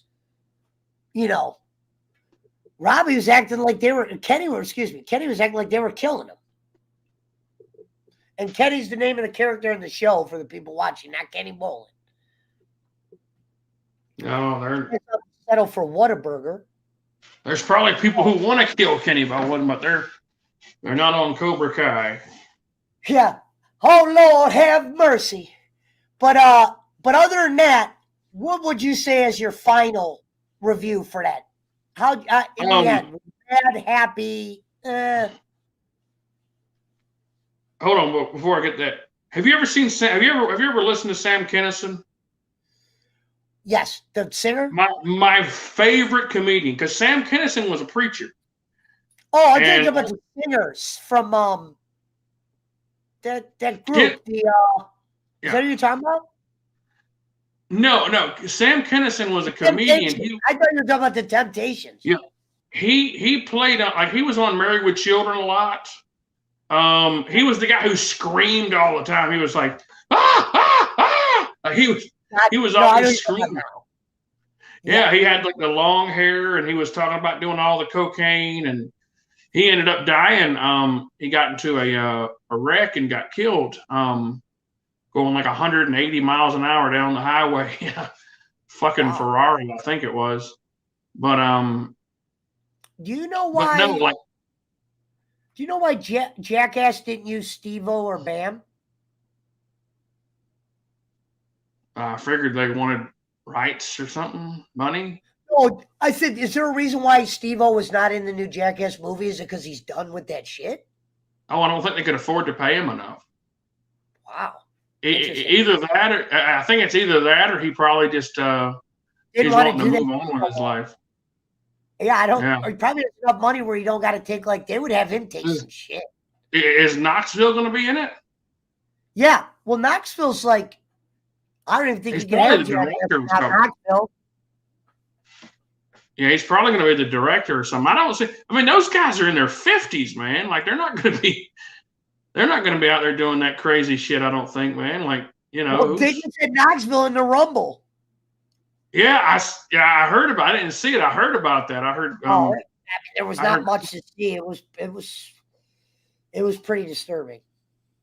Yeah, and they had the rap. It was the most interesting thing in that Rumble because of how not interesting it is anymore. Yeah, like I said, I listen to Cornette's reviews, and that's all I don't never listen. I don't never watch the shit. So. Yeah. Oh, so you like listening to the reviews, though? Isn't that interesting? That Cornette's that interesting that you could listen to him even not even watching the program. Yeah. I listen because I love when he talks about old school shit. Because like, if you ever want to have a show on old school wrestling, I can do that shit, brother. Like fucking like, WCW, like Jim Crockett promote like old school shit. I can do that for you. Right. Yeah, we'll figure out maybe. See, the old stuff. It's not that I have anything against watching. It's just I've watched it a million times. I wouldn't mind doing some reviews on some old like movies. You know what I mean? Everybody's done the Raw, the Attitude Era. If anything, I would do 80s wrestling. Yeah. Oh yeah. Yeah. Hogan, Macho Man. Yeah. Hogan, Macho Man, Piper. Huh? Even some of the guys WCW had, like Dusty Rhodes. Flair, Steamboat. My favorite was because we got my mom and my grandmother used to go to the Coliseum down here whenever Jim Crockett would promote in the late 80s. Enforcement country by you. Huh? Oh yeah. They were this was the headquarters up here. But they would go all over North Carolina. Well, I guess this was a hack. Yeah. All right, my buddy put look who died. I put who and he put hacked. What the fuck does that mean? Hardcore hack? Sandman? No, this guy's not a wrestling guy. Oh. I don't know. It's long. I'm going to have to figure that out later, what's going on there. But anyway, overall, though, Cobra Kai, did you like the season? Well, I love the season. Yeah, it was great. I mean, there's some shit that could have been. You liked it more than the dislikes. Yeah. Oh, yeah, absolutely. Well, I mean, there was, the story is solid. There's too much shit going on. They're putting too much shit into one season, like they're rushing so much stuff. But question. Yeah, go on. I got a great question for you next. No. I mean, I think, they should have. I mean, if it were me, if I were writing this shit, right, Terry Silver wouldn't have done a move. He wouldn't have done anything until end of the season.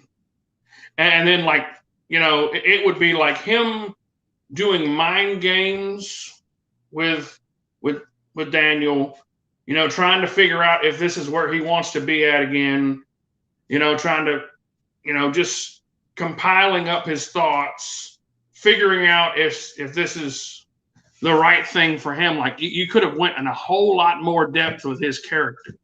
Yes. But yeah, it's going to be interesting. Like season 5 is going to be interesting. I think they're probably going to fuck it up somehow. But like I said, there's so much stuff going on. You're doing that when you've had up. It's like Walking Dead. They got up to that 5th season. Sons of Anarchy.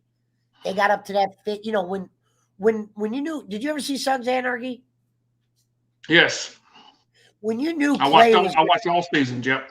Yeah, when you knew Clay was going to die, and after he died, it felt like it was over then.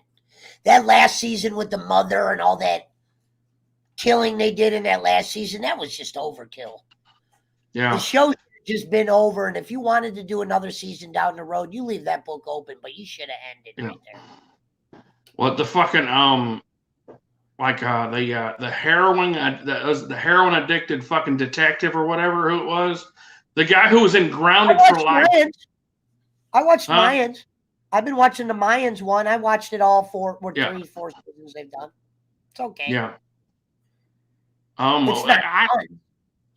Walking Dead is just absolutely ridiculous now. I think they're just now it's like you guys are lucky you did this shit now, because you would have been smoked. I'm watching it at times, barely getting through a show that you used to not be able to wait till the next week. Yeah. You know what I mean? I don't know if you remember those days. I remember because I watched it when I was first introduced to the show. It had about 3 seasons. And I watched all 3. I remember fucking coming. I remember rushing home, eating dinner, sitting in my chair, anxiously waiting to see what was going to happen when fucking we first seen Negan. And he's got the fucking bat and he comes out the trailer. Yeah. And they're all sitting there they're all sitting there on their knees.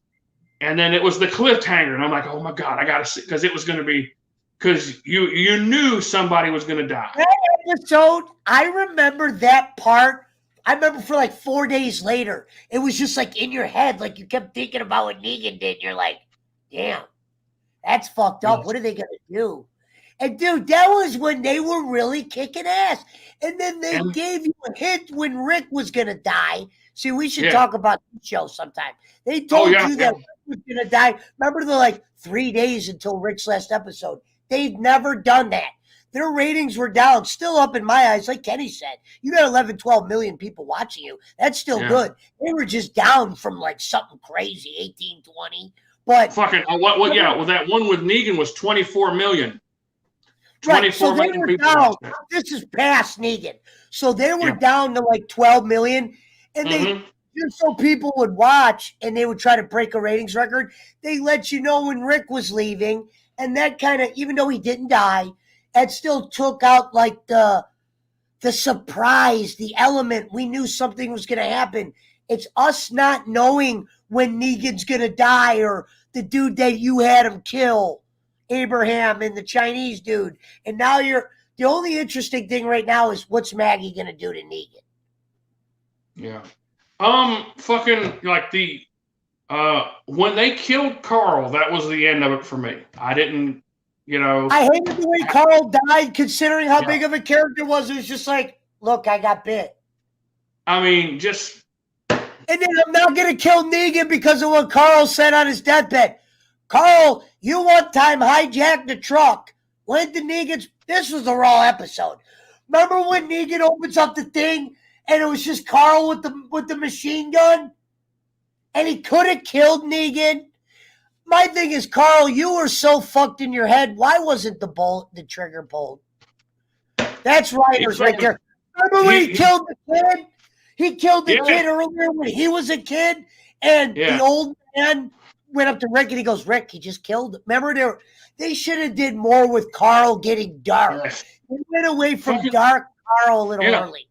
Yes, and fucking I'll tell you the one that the character that I hated the most was that fucking the girl who was hanging, like the girl who Eugene was in love with. What was her name?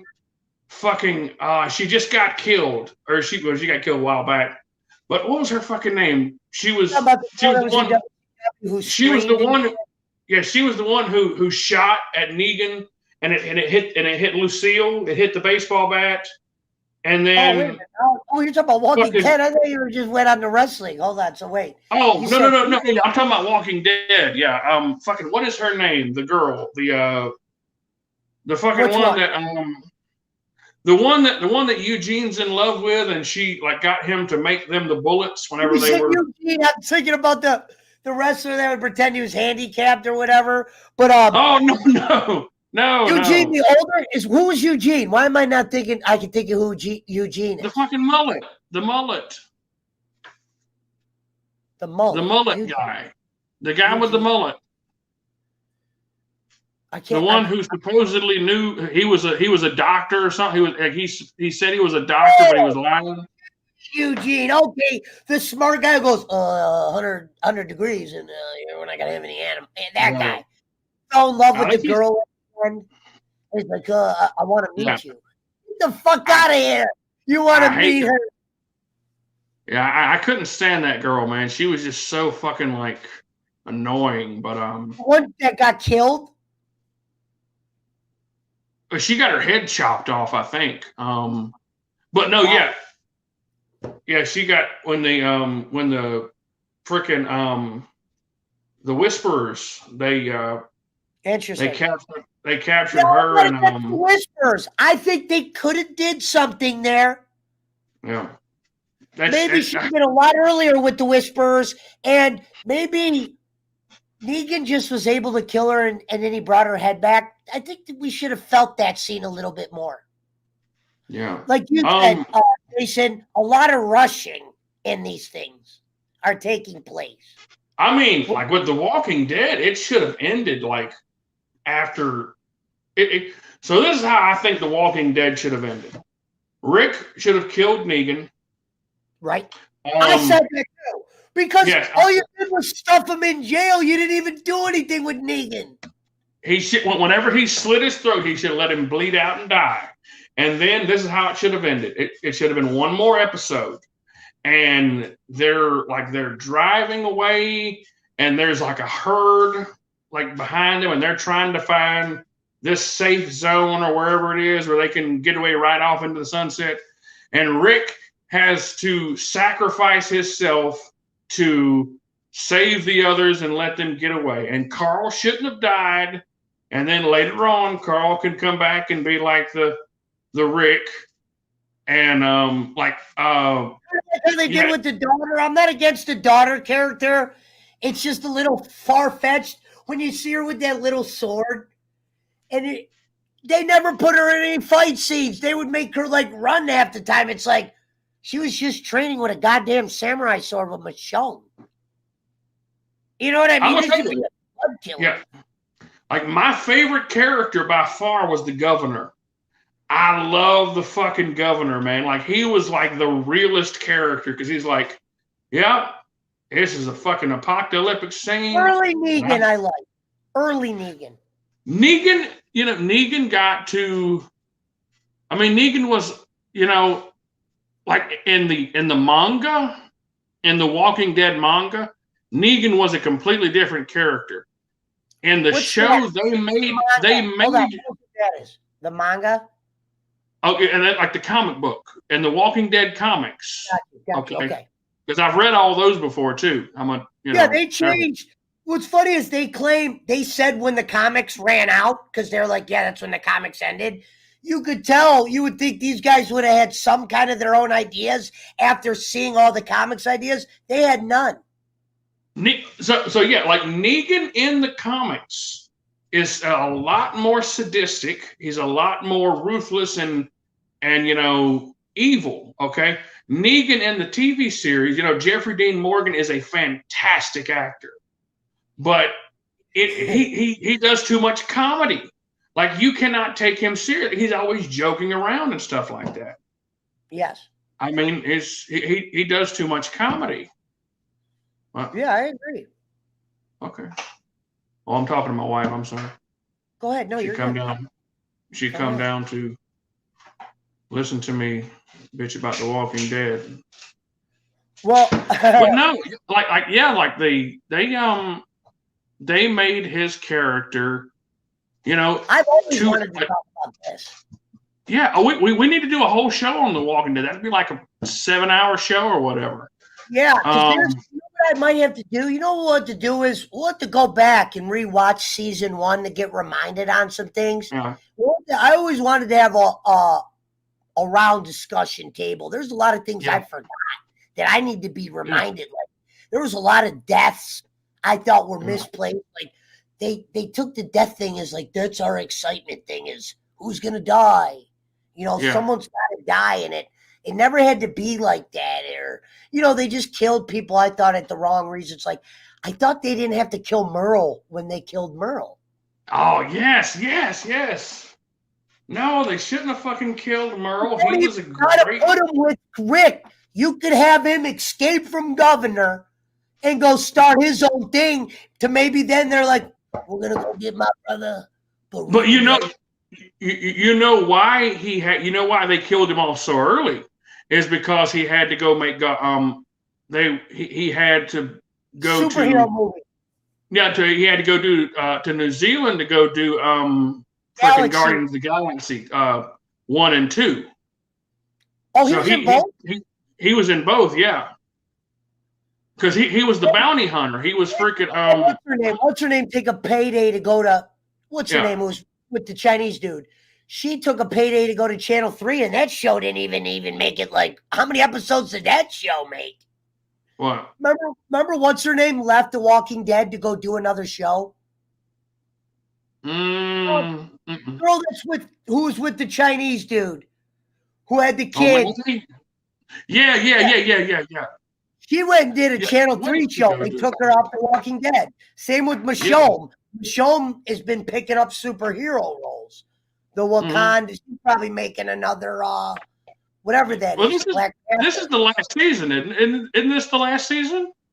Because the comic books ended. Comics books been over. I know that. I'm thinking they're claiming this is the final season. Maggie's the name of the girl that left the show on Channel 3, which was awful.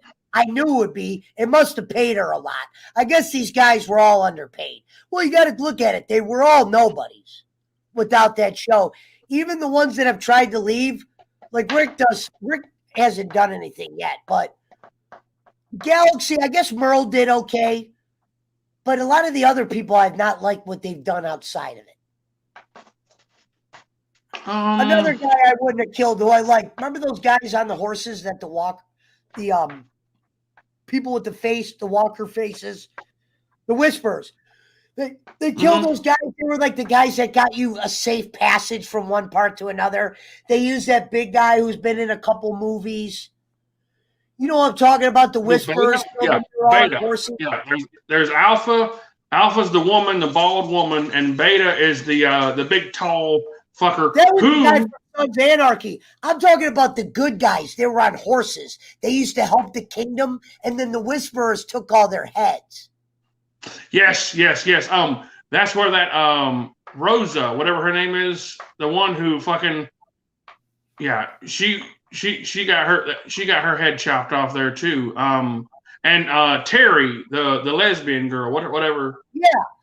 They all got killed.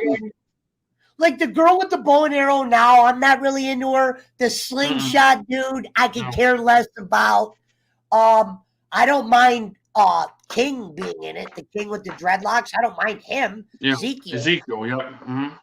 But they went out of place. What happened is the way they got rid of Rick, it should have been a surprise. It would have probably meant more today. And the Whisperers should have been introduced a lot. They shouldn't have did like a 3 years later thing. And there's communities, and it just felt like now there's people going to school, and there's kids, and there's the lore is leaving. And this is the thing.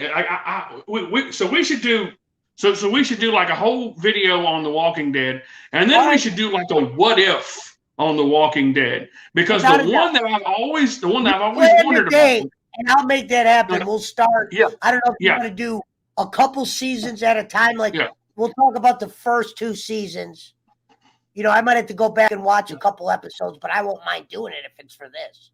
The one that I like, the what if that I've always wanted to do And I very few people ever talk about it because I do like watch the Walking Dead channels and stuff like that, little reviews or whatever. Sure. But like, fucking Shane, right? Rick's best friend, his partner, the one who was fucking his wife and might or might not be the baby's, his daughter's. It's a great story. Like, that's a great story. But obviously, Shane went on to be a big time actor. Well, yeah, he had to go. He had to leave the show because he was going to do the Punisher. Yep. Because he was, he had to go do the Punisher. But if he would have stayed, if he would have stayed and him and Rick would have made amends and they would have been partners, I wonder the season would have been so fucking different. Because Shane was a fucking badass. Yeah. You remember Shane was a good actor. And yes. With Daryl, the way Daryl came along to where I love Daryl. Like, I used to love when him and Rick would be in those pickles and you'd be like, these Rick and them are about to fuck these dudes up. And remember Rick took a bite out of the guy's throat like a vampire? Yes. What was it? The older guy. Rick said, dude. Because that one guy was going to rape Carl, and he fucking just fucking bit his Adam's apple, and they shot him, and he fucking gutted that one guy like a fish. You gotta go back and do those. Yeah, but Shane, man, Shane was such a cool character, and he was so real, and I could see him and Rick becoming friends again. I could see them being partners again, and it would have changed the whole freaking series as we know it, and if they would have stayed alive. Because remember, the coolest scene, especially in the first couple of seasons, was whenever fucking Carol's husband Ed was beating the shit out of her, and Shane pulled him out of his tent and just beat the hell out of him until his hands were bloody. Almost that was so fucking cool, man. Because he just he would have killed him. If they wouldn't have stopped him, he would have fucking killed him. Yeah. I could ask their directors one thing. How much of pretend you're the Walking Dead guy that wrote it, I'd go, how much of your guys' storylines were affected by these people taking these bigger roles? Yeah. Oh, yeah, absolutely. Fucking, Carl, I don't think has anything. They just got rid of him to get rid of him. You could have did so much more with Carl. Carl, what fucking in the comics, it's old man Carl.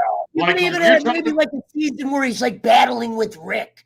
Maybe he goes on his own and they beef, and then maybe at the end they reconcile. You could have did so much.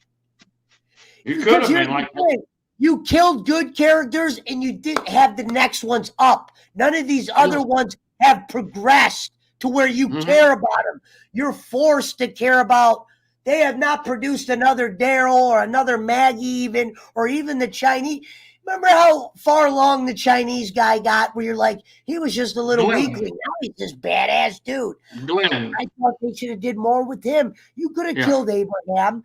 I think they should have killed Eugene and fucking Abraham on that part. Yes. And remember when they thought Eugene was the key to the thing? I would have had Eugene die, and those people that were trying to get Eugene to this place be no, we're never gonna, Yeah. No, they should have kept Shane alive. Him and Rick should have been partners in crime. I mean, they can bicker every once in a while, but they could, when it comes down to it, I mean, that would have been fucking great. But Herschel, the old man who had at the farmhouse, I loved him as a character. He was great. He was that old, the old fatherly grandfather, and they killed him off, which I think they could have left him alone for a little bit longer. I'd like to see some more badass episodes with him. The scene with the prison, which crazy is, what didn't Michonne end up being the one that killed the governor? It wasn't even Rick. Michonne, I believe, killed the governor.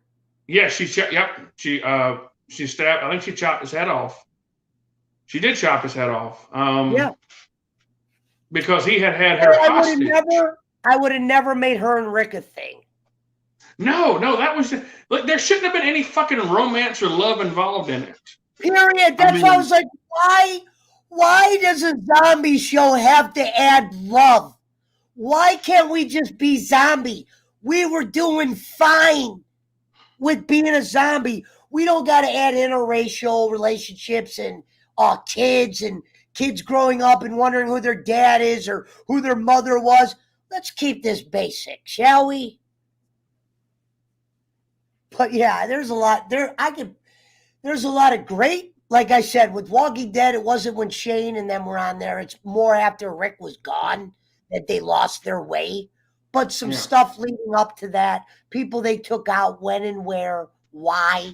It just made no sense. It was, they just wanted to kill somebody. And then your biggest death, which he didn't die, but your biggest scene, Rick leaving. You know what I mean? Whether people knew it was going to be his last season because of a magazine, surprise us. Don't say 3 days until Rick leaves. Well, we know something's going to happen. You just killed half a year excitement. Like Negan, who is he going to kill? If you were like 3 days until Abraham's last show, we would have knew, you know what I mean? You can't do that. That's just how I felt. Yeah. Oh, no. Yeah. I mean, they fucked up with that show. And like I said, a lot of it's got to do with, you know, a bunch of nobodies who are getting noticed by Hollywood and getting. And how Cobra Kai fits in is, I hope Cobra Kai being a Netflix, I hope upper tier of Netflix isn't rubbing off on Cobra Kai where we got to teach lessons. We got to have this lefty bullshit. This is allowed. Like, we got to have a tranny karate kid next year or something stupid. Let's just keep it basic. I would have never did the intergender thing in Cobra Kai. They were already fighting dudes. What I would have did was, honey, you sure you want to fight a kid or fight a man? You got to sign a waiver. Okay. You know what I mean? Other than when they were fighting each other, the two girls were fighting dudes. Yeah. But then at the end, you create a women's division that actually decided the thing. That was very poor, Jason, I thought. No, yeah, I was shocked whenever they like.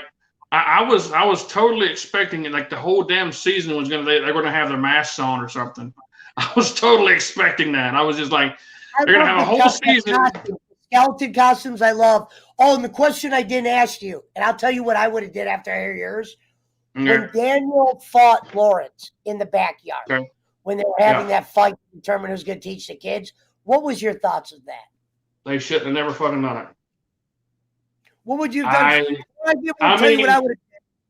I'll tell you what I would have did after. Okay. The whole series of Cobra Kai was meant to be about Johnny Lawrence. Okay. It was Johnny's story, and it was Johnny becoming the Mr. Miyagi. Okay. He was teaching a Miguel who was the Daniel LaRusso of that time, and Johnny was going to be Mr. Miyagi. And that made sense. That I liked. It wasn't like Johnny was going full good guy, but yeah, go on. I mean, Daniel should have been a background character, in my opinion. He should not have had taken the main role, because what he did it took the focus off of Johnny and put it more on him, because it's like, oh, well, now what is he going to do? Which, I mean, he won. He shouldn't have anything to gripe about. He should be happy and fucking move on with his life. He's rich. It should be more about Lawrence's problems. I wouldn't have done the love. Yeah. I thought it was a little too heavy between Lawrence and Miguel's mom. I thought you could have just said, hey, we're together, without showing their dates. Absolutely. No, I think that, they could have went in the way of, like, rebuilding all the, different, Cobra Kai. I would have did this with Johnny and them. When they said, you remember how Daniel was teaching Lawrence Miyagi-Do? Yeah. And he was teaching him how to defend. And it showed Lawrence at time thinking of the defense when he was fighting. Instead of them both knocking each other out, I would have had them do that, but this is what I would have did. I would have had Johnny win with the crane or something. That Daniel taught him, like, all of a sudden he's doing the crane. Lawrence wins, but instead of going, fuck you, Daniel, kids, I'm training, he reaches his hand out and goes, hey, Daniel, we got to do this together. You know what I mean? He's like, now we're even or something like that, you know? Or something like that. Or now I could get over it. Like, and then he goes, Miguel, put this on Facebook or whatever. But they do a double knockout. And I just thought, yeah, I know Miguel did the crane in the season 1, but I think you should have did more of that shit. Like have them with a crane kick, something to make you laugh. But Lawrence doing it. Like Lawrence is in a situation where he's got to do something he learned from Daniel. Yeah. But he's showing you his badass side as well. Now that was fucking cool in that fight where, where Daniel did the whole, knock your opponent, like stop your opponent's arms from moving, like hit the pressure points or whatever. And then like Johnny jumps hey, up. What are you doing? Like Johnny jumps up with like the front flying head scissors and kicks him or whatever. Like that was freaking cool, man. Like that was cool. Like, he's like, Daniel, what the fuck you doing, dude? And he goes, I forgot what Daniel said there, but you remember what I'm talking about. Yeah. He did something to his, he did what you were talking about, I think. And Daniel was like, he said, oh, you're playing those little cheap tricks, are you? Yeah. And he fucking, he jumps up and gives him like the fucking flying cross body, like the front, like the flying head scissors, and he fucking gets him that kick. The same one that fucking Hawk did to Robbie to win the match at the end there.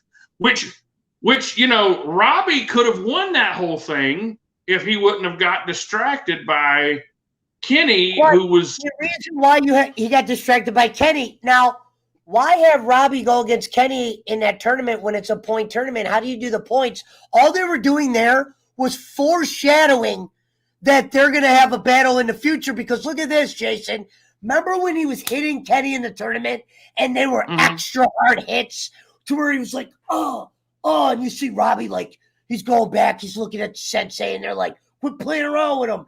And he's really hitting him. I think what's going to happen is Kenny is going to be fucked up in his head. They're going to make it seem like the LaRusso kid he was really scarred from that. Remember when he was getting bullied? Yeah. These are the guys that bullied me. He's going to have flashbacks of that, and he's going to have flashbacks of when Robbie was beating the shit out of him. And I think that's going to put a chip on his shoulder to where he wants to get back at Robbie. So the question is, what do they do with his brother? Do they do nothing with Kenny's brother? Do they bring him out?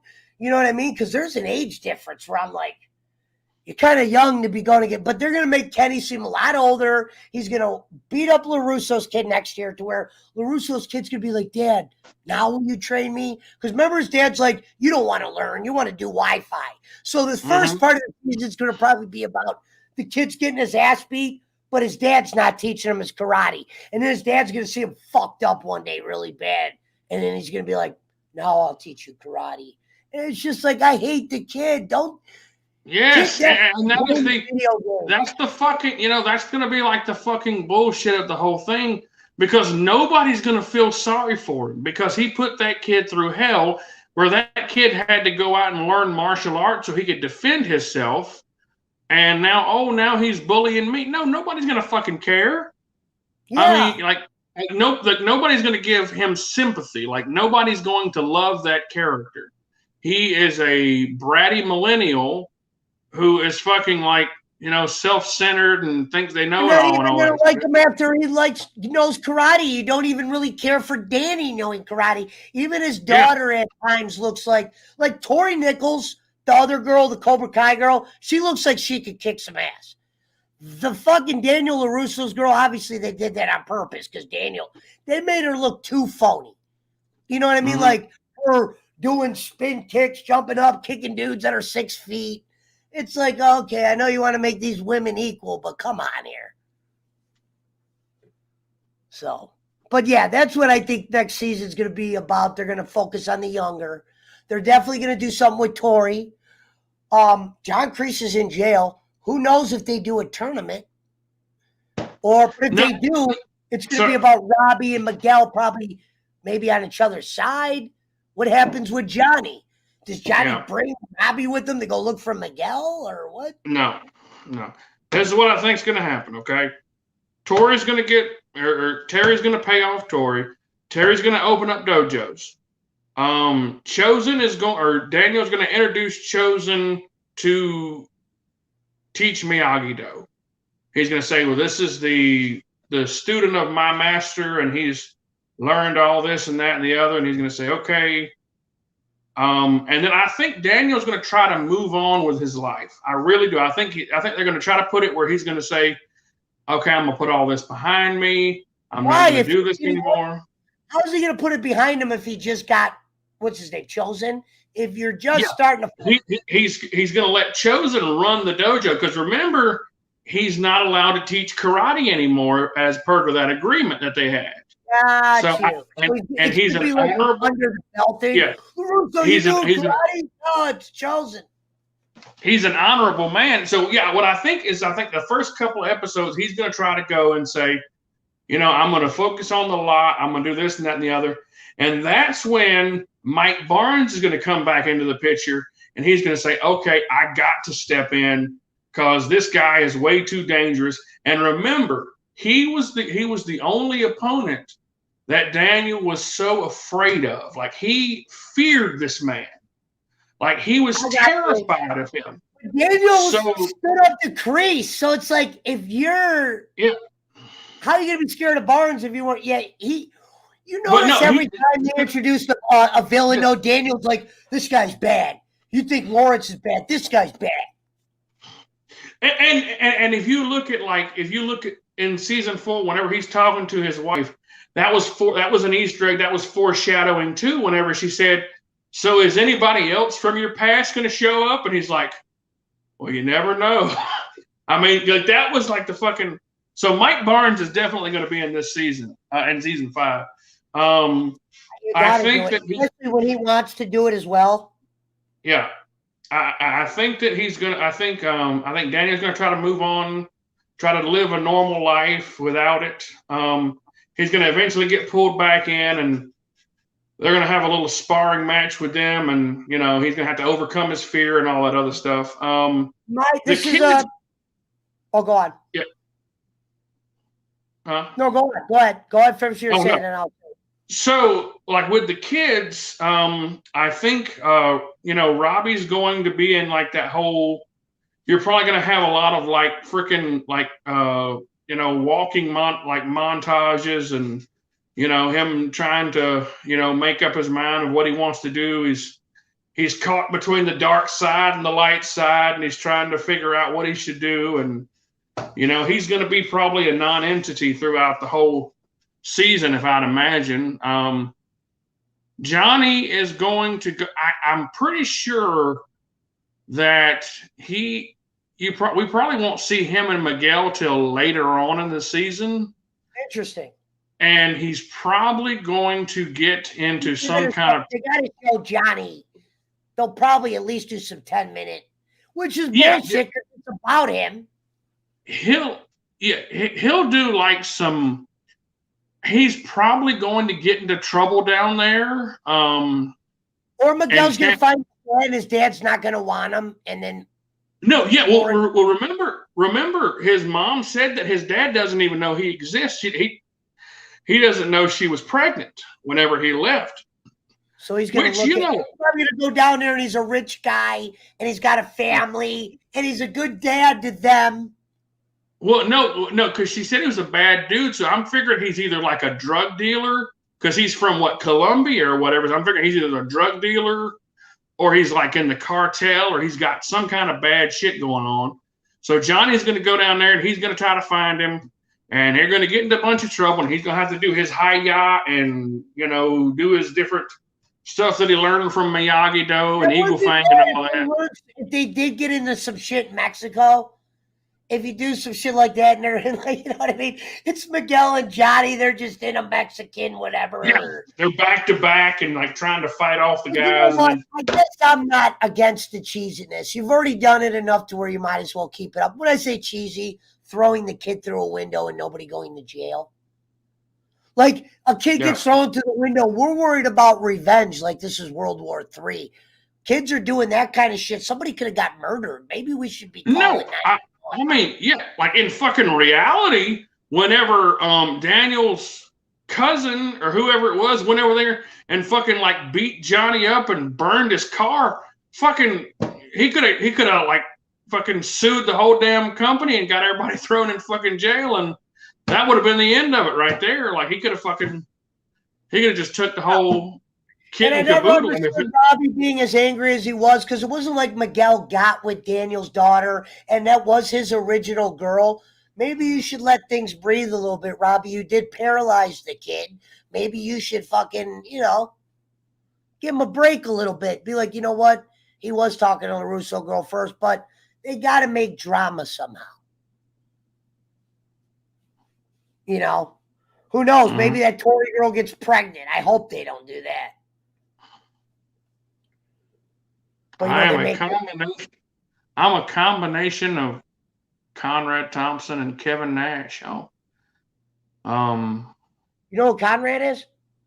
Oh yeah, I love Conrad. Yeah, he's that. What was it? That guy who was the fake me had a picture of Conrad on there. Yeah. Whenever Jason Robbins the fake Jason Robbins account had a picture of Conrad, and I'm like, I'm not as fat as Conrad. Why the hell is I was offended by that. I'm like, I don't look as big as Conrad. Why the hell are they saying that I'm Conrad? That's how those trolls are, man. I thought that was funny. I was like, somebody's wanting to be me, man. That's pretty cool. I don't want to be me sometimes, so. No, I get it. No, but it. Which one should? So what should we review next time we do this? I think we should do Walking Dead, man. I think we should do like the first. Where do we start? Should we start at the beginning? We should do like the first season of Walking Dead. I think that'd be pretty freaking cool, man. Because there's like 14 seasons. I'm gonna have to go rewatch the whole damn thing. I'm gonna rewatch. Start because I usually put shit on in the background. I'm gonna slowly start watching that season 1, and then you keep in contact with me and let me know when you're finished. Yeah. And we'll I'm off every Saturday, so I mean, like if we can fucking. Saturday would be perfect for that. And we had a good number here tonight too. So well. Yeah, I mean, so if we could fucking like get it where we could have Reverend Robbins Saturday Spectacular or something like that, and I can. I can lay hands on people and heal. Because I'll start having Frank, when Frank comes back around, I'll have him make some memes. Yeah, absolutely. I'll wear my suit next time and get my hat with my feather in it, and I can lay hands on people and pray for them. If you look in the corner, you see a red clock. It says 3, 2, 1. Wait a minute. You see how it says we've been on for 3 hours and 21 minutes? Yes, I see that. Yeah, that's pretty cool. It doesn't feel like it's been that long. So if you want to stay on with me I'm going to stay on until that says 4. Okay. I might be playing games later. Where's Schmidt? And this and call it the Cobra Kai thing. Yeah. Where's Schmidt? I want to see if he's He's at work. He's already been in here. Yeah, I mean we're gonna have Schmidt be a part of the Walking Dead thing. Yeah, is he a Walking Dead fan? No, but I don't know. He's a fan enough to where I think I get him to watch it. Yeah, tell him to watch the first season. He wanted to do some reviews in Hank Hill's voice, and I go like maybe we do some movies and he does Hank Hill's voice while we review the movie or something. Because I sound like Joe Pesci. I don't know, some idea he had. But I go, we'll have to get another person if you want to, and we'll come up with something. And once a week we'll review something. And this week it'll be season, or whenever we do it, season 1 of The Walking Dead. Heck yeah. We can do karaoke one night. This dude looks like Nash. I wish I looked like Nash. We'll do fucking karaoke one night, and I'm gonna tell you, as soon as you get that fucking $sign at the bottom of that thing, we're gonna start taking up love offerings. And I'm talking to you, Mountain Timer. Open up that wall. Hey, I got to get up to 1,000 followers. Once I get up to 1,000, we're at 360. We're getting there. We're gonna get to 1,000. I'm gonna work for it. We're gonna say some prayers. We're gonna eat some vitamins. What's funny is Bullet asked me what I was doing tonight. I don't even think he realized when I said I'm doing a show with Jason Robbins that I was talking about you because he didn't even say anything. That motherfucker who gave you all that damn money for whatever damn reason. No, look, I cannot say a damn bad word about bowling. Fucking AMC made me a lot of fucking money. Right. It made me enough where I got to fucking pay like couple of $1,000s in fucking taxes this year because of it. Yeah. So, No, that's true. you know, I can't complain about it. I hope AMC does go to the moon. We all, Kenny, wherever Kenny come on my show on my birthday this month, and we're going to do that clip show where I play all the clips from the right, and then he has to rebuttal. If it goes back down to like $10 or lower, I'll buy back in. I'll buy another 1,000 shares or something. But like, you know, whenever I bought 1,000 shares at $10, is there a chance it goes back up in your mind? I don't think so. I got 25 shares right now. I think that they're, you know, that they're fighting it so hard, and like what people think. Okay, people don't realize that. Okay, they're like, oh well, we own the float.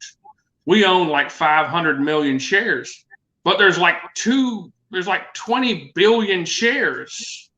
So you know that 500 million is only going to get you so far, and like the big banks are trying to consolidate it and short it out so much because I mean the movie theater is a dying business. That's what Mountain Timer said. I told Pesci when he hit 1,000, that's when bowling worries.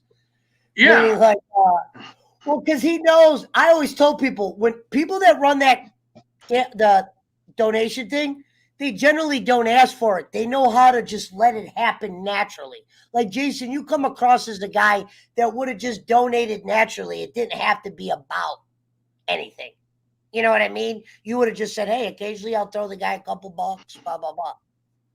And no, I mean, look, I look at it like, okay, whenever I bought AMC, I mean, because I didn't get it just from him. I mean, I did my research after he was talking about it just to see into it. And I used my stimulus check plus what I got from my taxes back. Yeah, I got like $5,600 because I got 2 kids. But I used my stimulus check plus my what I got from my taxes back, and I invested all of that in AMC. I bought like 980 shares or whatever. I paid a little over $8,000. What was it at a share? I remember that because I was on the show when that happened, and I remember you coming in there. I bought in at $8 a share. I was like $8.12 or something like that. It was already at 25 before I started buying.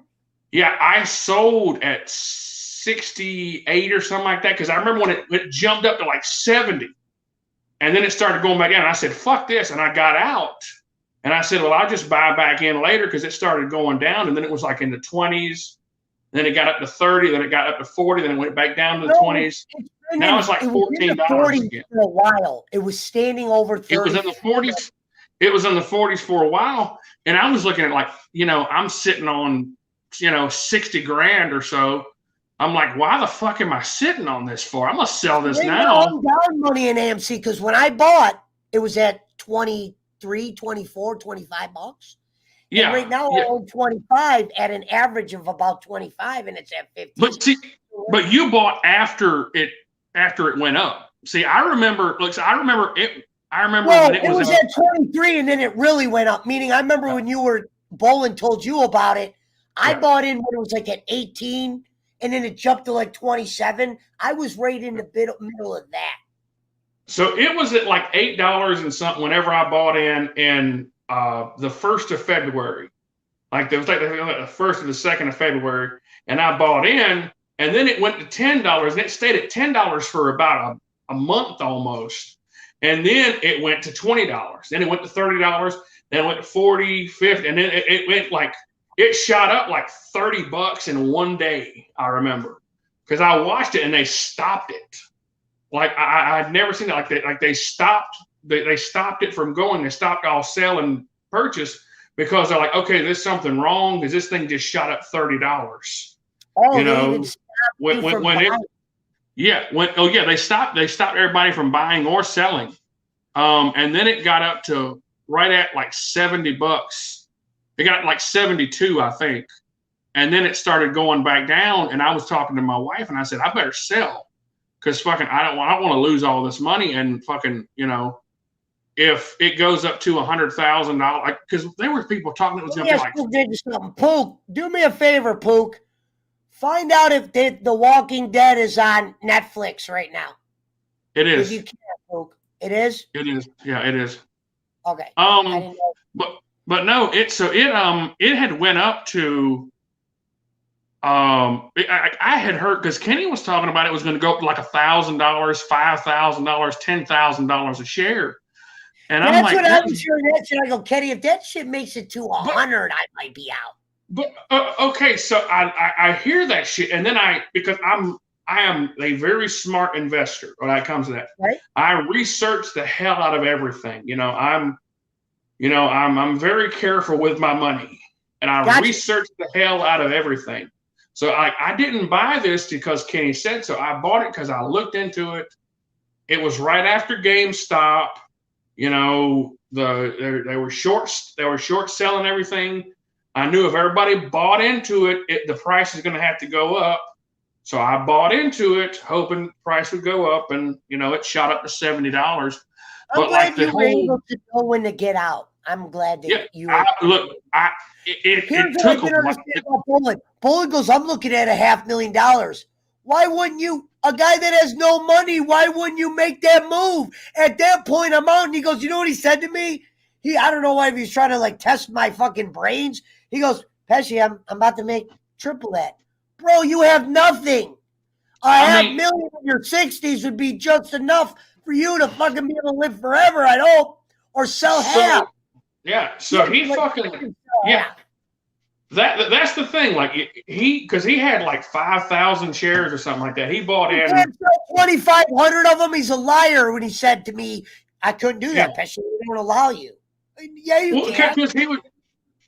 You can sell one share. You can sell all your shares. You can sell. I know. The reason why I knew he was lying because even though he told me not to use Robinhood, I was on Robinhood and I did some sales on other shares, like some Dogecoin shit.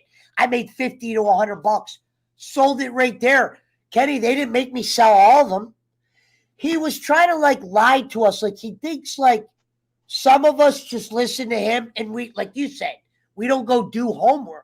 We just go, oh. He goes, you know who I listen to? I listen to Cuban. I listen to Scaramucci. Well, what the fuck are they saying when it goes down to $15? Motherfucker, if you were looking at $500,000 and you had no money, I guarantee Mark Cuban's white ass would have said, Kenny, guy like you might want to take that goddamn $500,000. See, and this is the thing, okay? If you were smart, you would have said, okay, well, this is $70,000. Okay, this is $70, right? It's $70 a share. So if I got 5,000 shares, that's $300,000 that I'm looking at right there, right? So yeah, that's what I'm saying. So why in the hell wouldn't I sell? And then especially once it got to 70 and it started dropping, and then it dropped some more. And then it dropped some more. You bought it at $8. He bought it at $2. He bought it at $2 and some change or whatever. He I would have been like, whoa, we did it. Ding, ding, ding. He would have made fucking 5,000 times what he'd have got 5,000% or something like that. Because I got fucking I got 1,000% or something like that. I fucking made some money on AMC as well, but he said he's holding on to it. Who? Mountain Timer, Brad. Fuck off, Brad. Oh yeah, no. Look, it took me about a day to come to the conclusion that I should sell this shit, because it's okay, if I miss out on something, especially once it got up to 70. And then immediately it went back down to 65. And then it started going up and down. And it was it wasn't going up because at the first couple of weeks, the week, that whole week right there, it was going up $10. Was a genius. I thought he was a genius. I'm like, it's happening.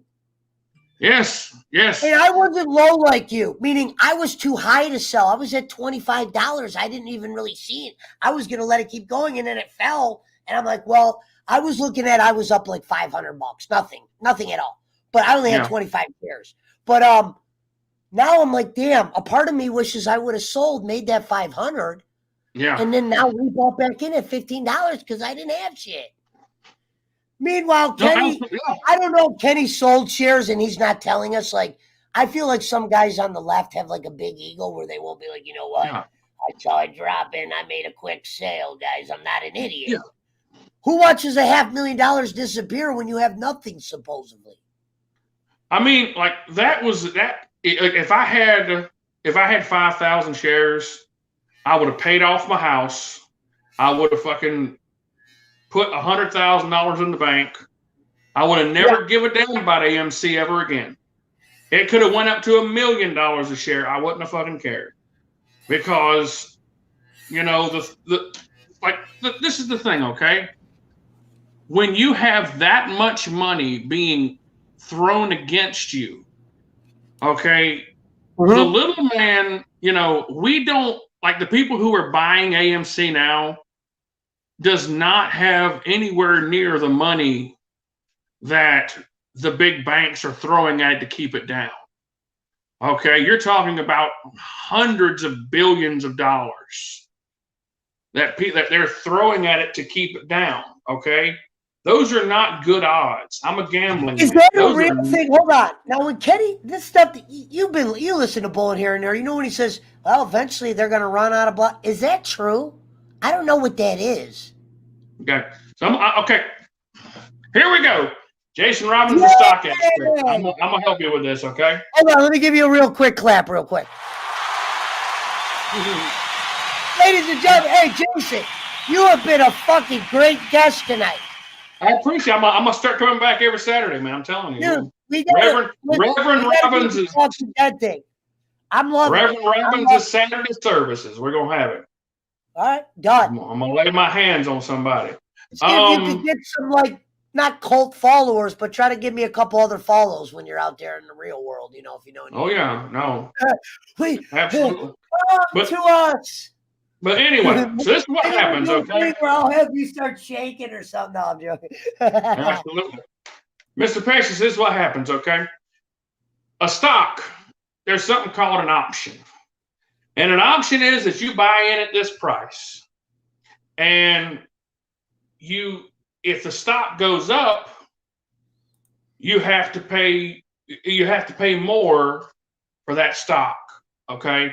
But if the stock goes down, you pay less and you get to keep that money that you originally bought in at, okay? But anyway, so the way it works is the big banks. This is the research you did.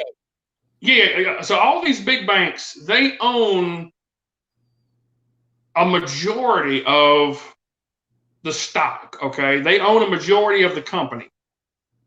So what they do is, to make money, they deliberately short the stock. So to keep it. All right, let me try to explain this better, okay? Go ahead, take your time, brother.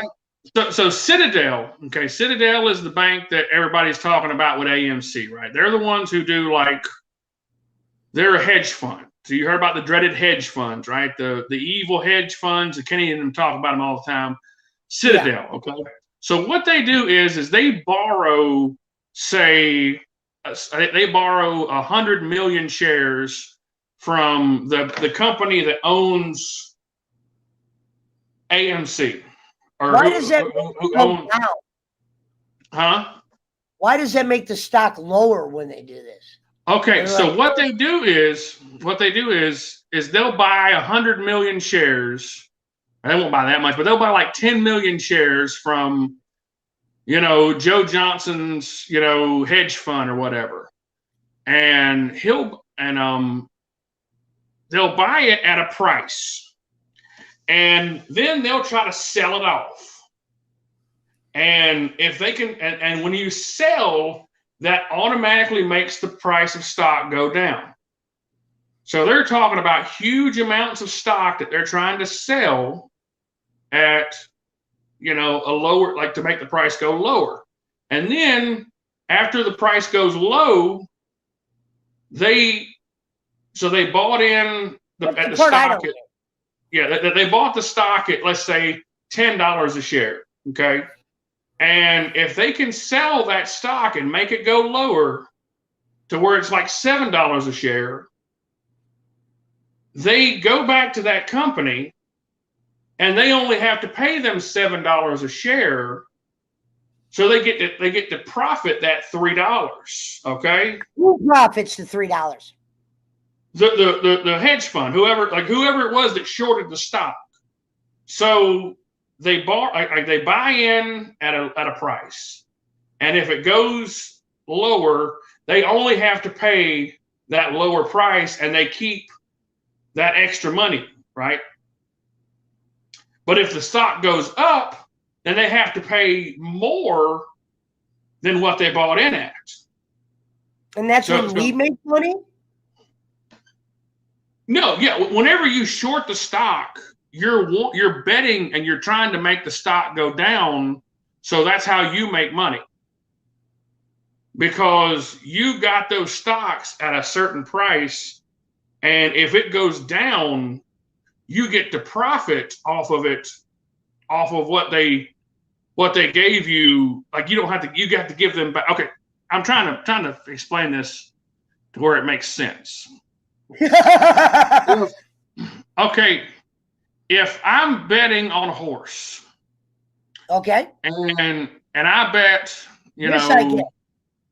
if I'm betting on a horse and I bet $100 or whatever, and I have like an option on that horse where it's like, okay, well, if the horse does this, that, and the other, or if the horse comes in like second, I can get money off that. I can get back off of it or whatever.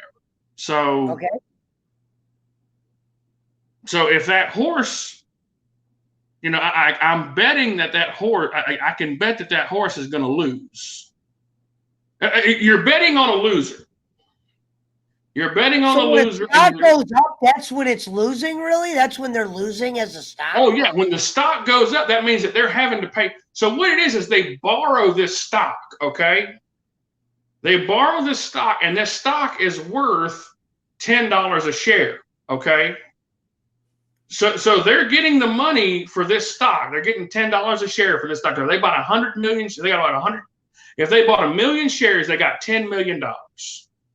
So they're getting $10 million for this stock. They're selling it to you and to me and all of us. They're selling this stock to make, and they're getting $10 a share. The more they sell, the more the stock's going to go down because when the stock is being sold and not being bought, the price is going to go down because the market, everybody's going to think, okay, something's wrong. We got to get out of this stock, and everybody else is going to sell too. So once it goes, and so they borrowed it they bought in at $10, or they borrowed at $10, and then say, okay, we're going to pay you back for this stock next month. If next month it's $7, then they only have to pay them $7 for that stock, but they sold it for $10, so they profited $3. You get what I'm saying? That's what it is. It's they buy in, like they'll borrow the stock. It's called an option. They'll borrow it when it's on the market's at $10, and they'll sell it all, get $10 for it, or $10, $9, whatever it's selling for, because it's going to start going down. But if they can sell it all for $10, and the stock goes down because everybody's selling, then when it's time to come pay their dues, all they have to pay is what the stock's worth at that time. So if it's only worth $7, they have to repay that million shares back at $7 a share. So they profited $3 million. You get what I'm saying? Hey, that's not short for that. Hey, well done. It took me a while to get there. Hey, took a while. Hey, ladies and gentlemen, be nice to my guests, like Bo would say. I mean, is this the first time you've done a podcast? This is the first time I've ever done anything like this, sir. It took me a while to get there. I had to. Ladies and gentlemen, this is his first time. I had to go all the way down to my asshole to get back up to my other elbow, but I got there. Ladies and gentlemen, we've had some episodes on this show. We don't need to remind people, but this guy did real well tonight for a first timer. Not a mountain timer, a first timer. So, but well done. It took me a while to get there. I was getting flustered. I was like, okay, how do I explain this? I mean, once you PWO John Bradshaw Layfield, yeah. Once you figure out, okay, if they bought in, if they sold it $10 a share. No, the guy did his research. He didn't just do what I did. I was one that just said, "Oh, Bolin said it. I'll go get a few." Oh no, yeah. I got on every website that was talking about it. And they were talking about how the people, how Reddit and all that, where they were all coming together. And what happened is the companies work like the hedge funds that are deliberately shorting the stock to make a profit because it should be illegal, but it's not. And it happens all the time. Like companies short stocks to make money to buy more stocks to short. You know what I'm saying? So they borrow it, they sell it for higher, they pay back for lower, you know. But what I had researched is that all these Redditors and all these folks were going to say, okay, we're going to buy AMC, we're going to gobble it up. And that way, whenever they try to borrow, they can't borrow as many. On Facebook, he lives in Hawaii now. He's a giant Trump guy. Trump can save us from Biden. Now, he's being a smartass. This ain't some guy that's huge into politics. This guy probably didn't even vote. Well, he might have voted. He voted Trump, but this guy Kenny would not like. But I love this guy. This guy been to my house. We lived with each other. I was best friends with his older brother. But he said Trump can save us from Biden and the Democrats. I can tell you that the stock market was better under Trump than it was under Biden. That's for sure. Thoughts on NFT? I don't know what that is, but if you know what it is, give it a swing, Jay. Good to see Gaming Alpha. Hey, I appreciate everybody that's come in tonight. This is Jason Robbins' first time ever doing this. He did great to where I can't wait to do another show with him talking about Walking Dead and other shit. He'll be back. He just probably dealing with the phone. Yes, no dead body stories or bang. Yeah, he's good. Well done, Rob. Hey, Wise Dog, love you being in here. Shout out to the Gaming Alpha. Chris Murphy, thank you for being in here, brother. Love you. Oh, I'm back. You there? Hey, Chris, if you're listening, I told people that watch us, I go, I never even met a guy that voted for Biden in my neighborhood. Or they either don't vote or they're Trump guys. I never even voted, so I don't give a shit. But I never, like, guys that are, like, Democratic. Kenny was, like, the first one I ever met. If Kenny would have saw this, I wish Kenny was here tonight just for that. He would have fucking lost it. Okay. NTFs. Okay, I'll tell you how I think about that. So NTFs is like cryptocurrency, right? It's basically it's a computer image, like a computer design that people buy, and it's kind of like a little collector's item or whatever. It's like a baseball card, you know, you buy it and then, you know, you hold on to it and it'll go up in value over a period of time. You know, those are pretty cool, but I think they can be, you know, there can easily be, they could be hacked and forged and stuff like that. So I'd be, you know, I don't have any money invested in NTF. I got about $1,000 in Shiba coin right now. I had it in Bitcoin. I made a little bit off of Bitcoin. That pisses me off. I want to buy Shiba, but they don't offer it on fucking Robinhood, and I don't feel like opening up another thing, but I guess I'm going to have to. I got mine through Bitcoin. Yeah, I got mine through Coin Trader.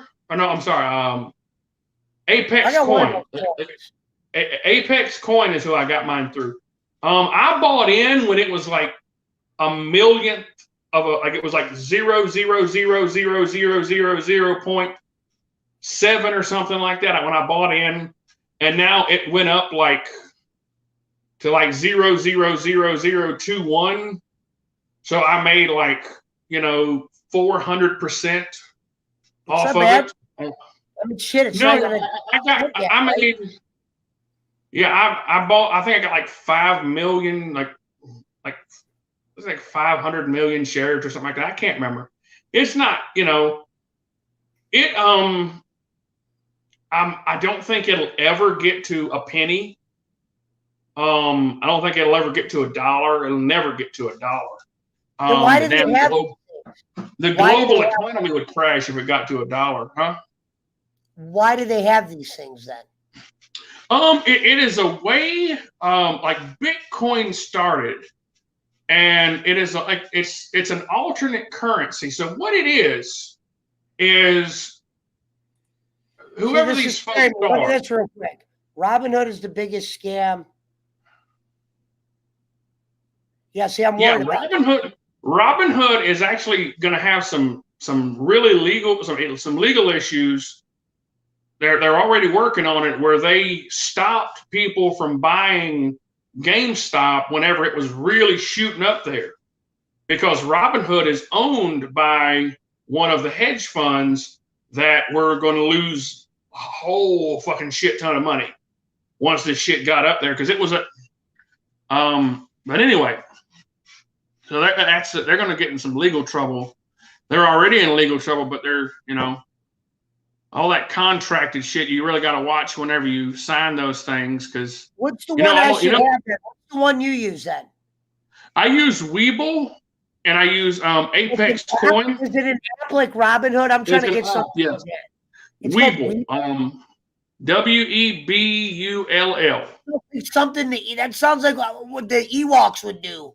What about the Webull? Real quick, our Hawaiian Punch Hole wants to know what you think of Tully Blanchard. It's a common Tully question. Blanchard? Yeah, it's about Tigers fan. He was good in The Horseman. He was fucking he was okay. I liked his match that he had with Magnum TA. The I Quit match where he stabbed him in the eye with the chair. Magnum TA was until I saw them making toys, and I was like, wow. So he must have been a short run. Was he like a one-hit wonder? What happened to him? Magnum TA, he was going to be like, he was getting primed because he was having all these matches with Flair, and he was like Dusty's protege, and he was going to be like the next Dusty, because Dusty was going to step back and just do booking, and Magnum TA was going to be like the big baby face, and he was going to get a run with the world title. But he got into it. Huh? Webull, is this how it's spelled? Webull. Yeah. Mm-hmm. Okay. My God, you were saying. Yeah, you can find it on Google. It's an app, and you just got to sign up for it, and it's just like Robinhood, where you get a little bit more freedom, and you can do more day trades and stuff like that, and you can buy penny stocks and stuff. All right, what were you saying? You're gonna run with the TV title. I'm sorry. But no. He was going to have a run with the world title eventually. Magnum TA was, but he got into a really bad car accident, and it ended his career. So it kind of, he would have been much bigger than what he is, but he got sidelined pretty bad. He ended up coming back, but he never wrestled again. He was in an iron lung. So it wasn't just because it wasn't a matter if he couldn't work. It was a matter of this guy got hurt. Because he almost died. He had a better look player. They were pretty sure he was going to die, but he ended up marrying Tully Blanchard's wife, and he raised Blanchard. Yeah, he ended up marrying Tully Blanchard's wife. So they joke about it like like the winner of that I Quit match got Tully's wife. So that was what they joked about. But no, he got into a really, it almost killed him. They were talking about like he was on life support for a little while, and like it messed him up bad, man. Like Well, let me give Sheriff a little raw. I kind of like his comment. Let me give him a comment.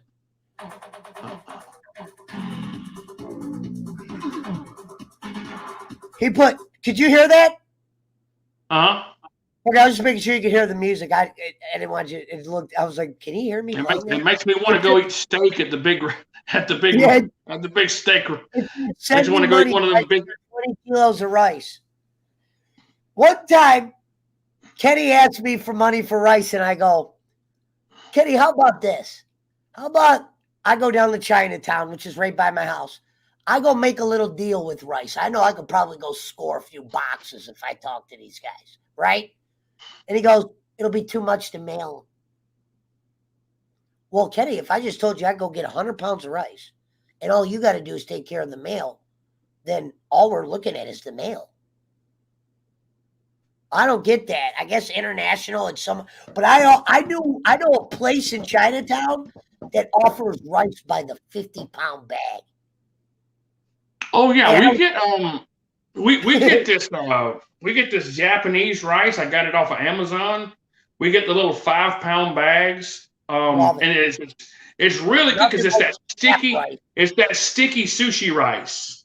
It's like really fucking good. Like I'll cook like for dinner like once a week or so. To be fair, a little something. I like the fried sushi they do. I know most sushi's raw, but they do a fried sushi down here as well, along with the raw. And I don't eat the raw, but I like the fried. Dude, it's money. Yeah, man. Yeah. They got several places that's all you can eat, and they do like That's what I'm talking about. All you can eat sushi. Yeah. Yeah. They got a bunch of those like with the shrimp and stuff like that. I mean, you can. I love sushi, man. I love, man. I'm gonna be honest. I'm a Chinese mark. Oh yeah. But like we'll have fucking like rice and beans and shit like that sometimes. Like fucking throw a fried egg on there, boy. You in some good eating territory right there. Magnum got into a car accident after leaving Flair's house. How many we got in the building?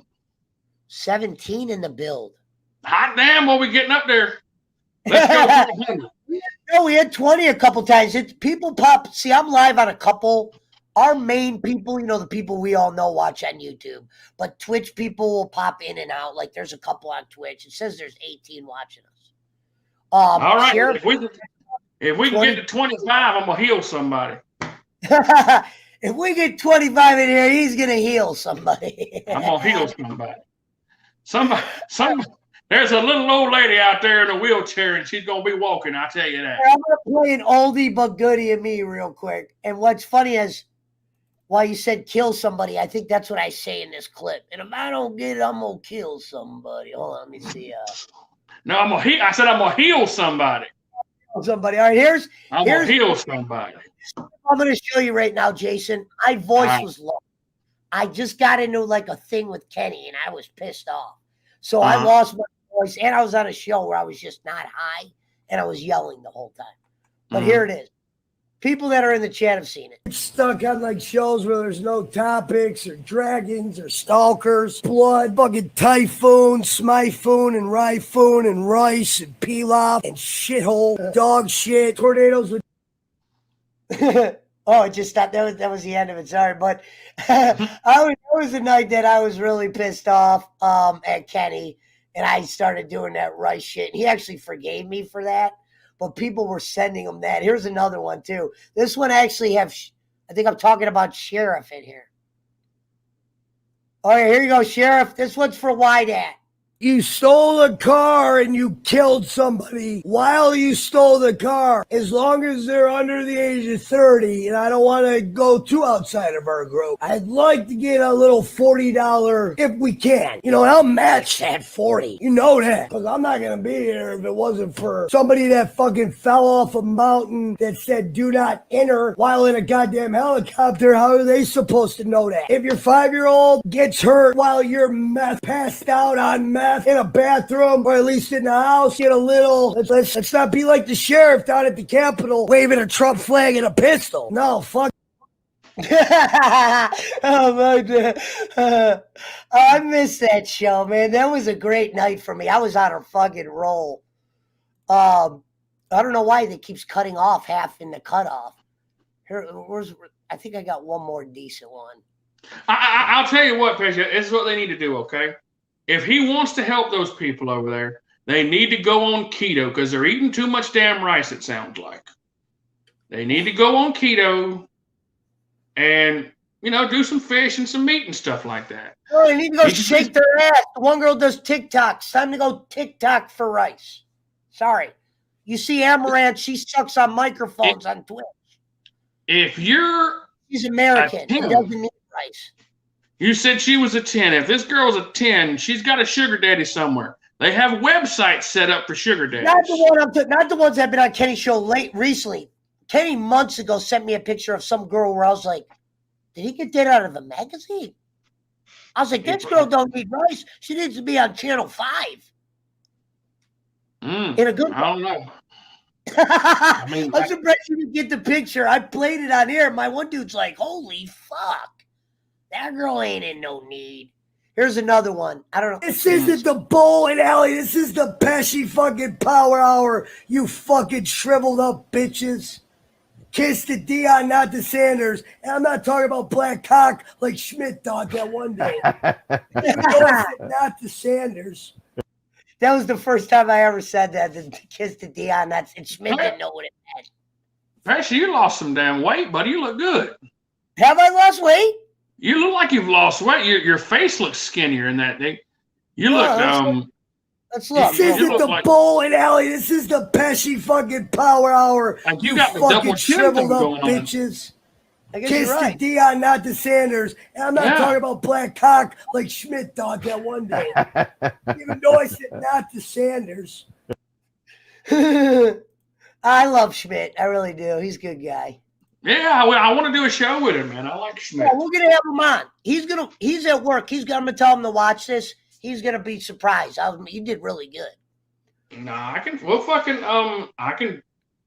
try. If y'all want to send me some money, I'll donate it to somebody. Squiggles, you just missed a giant. If you do, you want to go back and watch something, Squiggles, we just did a giant. This is a Cobra Kai guy, a friend of mine from over on the Game Chasers Network. But yeah, we just did a long talk on Cobra Kai. And next week, me and him are going to do, if you could finish it in a week, if it takes a couple days extra, no biggie, we're going to try to do season 1 of The Walking Dead.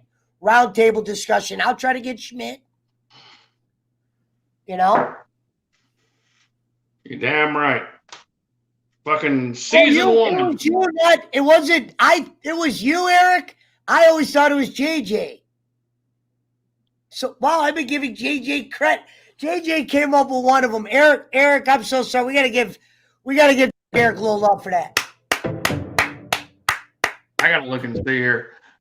The only person I know is freaking the Mountain Man, and I'm very sorry because I thought that. Yeah, I gotta remember who these people are. Like I don't know who that. Huh?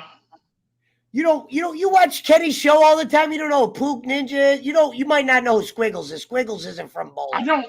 I don't watch Kenny's Eric show. was the guy that was on Bowling show every day. I haven't watched Kenny's show in a little while now because it's just like he's he's bitching about something or he's yeah, exactly. Or you try to feel bad. I wonder if that one day that was the real Jason Robbins then. Well, now it's a badge only show. So remember, because there was a fake Jason Robbins. I forgot about that. Because you're like, I watched the show recently. And I'm like, didn't I see you over there a week ago? Yeah, I think I still got a badge, but I don't know. Oh, you might have a badge. Okay. Did you come on there when I was on there and say hello?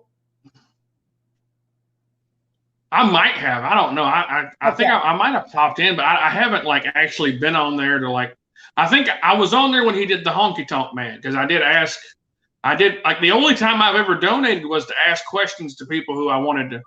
Well, you're right, DJ Rick. I feel like a fucking asshole because I always gave JJ credit. I couldn't remember if it was you or JJ. I knew it was one of you two. I feel like an idiot. Well, JJ, we still love you, but fuck off. Is that the bald guy? Who's the bald guy? J.J. Arwood was the bald guy who was a fake producer. Bolin called him a producer, but he was a fake producer. I used to have him try to do things for me, and the guy was just not as good as Frank was. Yeah. Hey, question for you. What in the blue hell is this whole thing with Sheriff, is he in jail? Hold on. Is this real? He's in jail? Can we pay his bail in rice? Not in America, Sheriff. They're not even going to accept the flag. They want cash. But yeah, Boss Man, he's a guy I met over from Kenny's as well. Mountain Timer was on the first ever show I was ever on, and Sheriff was the guy that nicknamed me Pesci on Bowling Show. Mm-hmm. So, I like all of you. Even the ones who I don't know.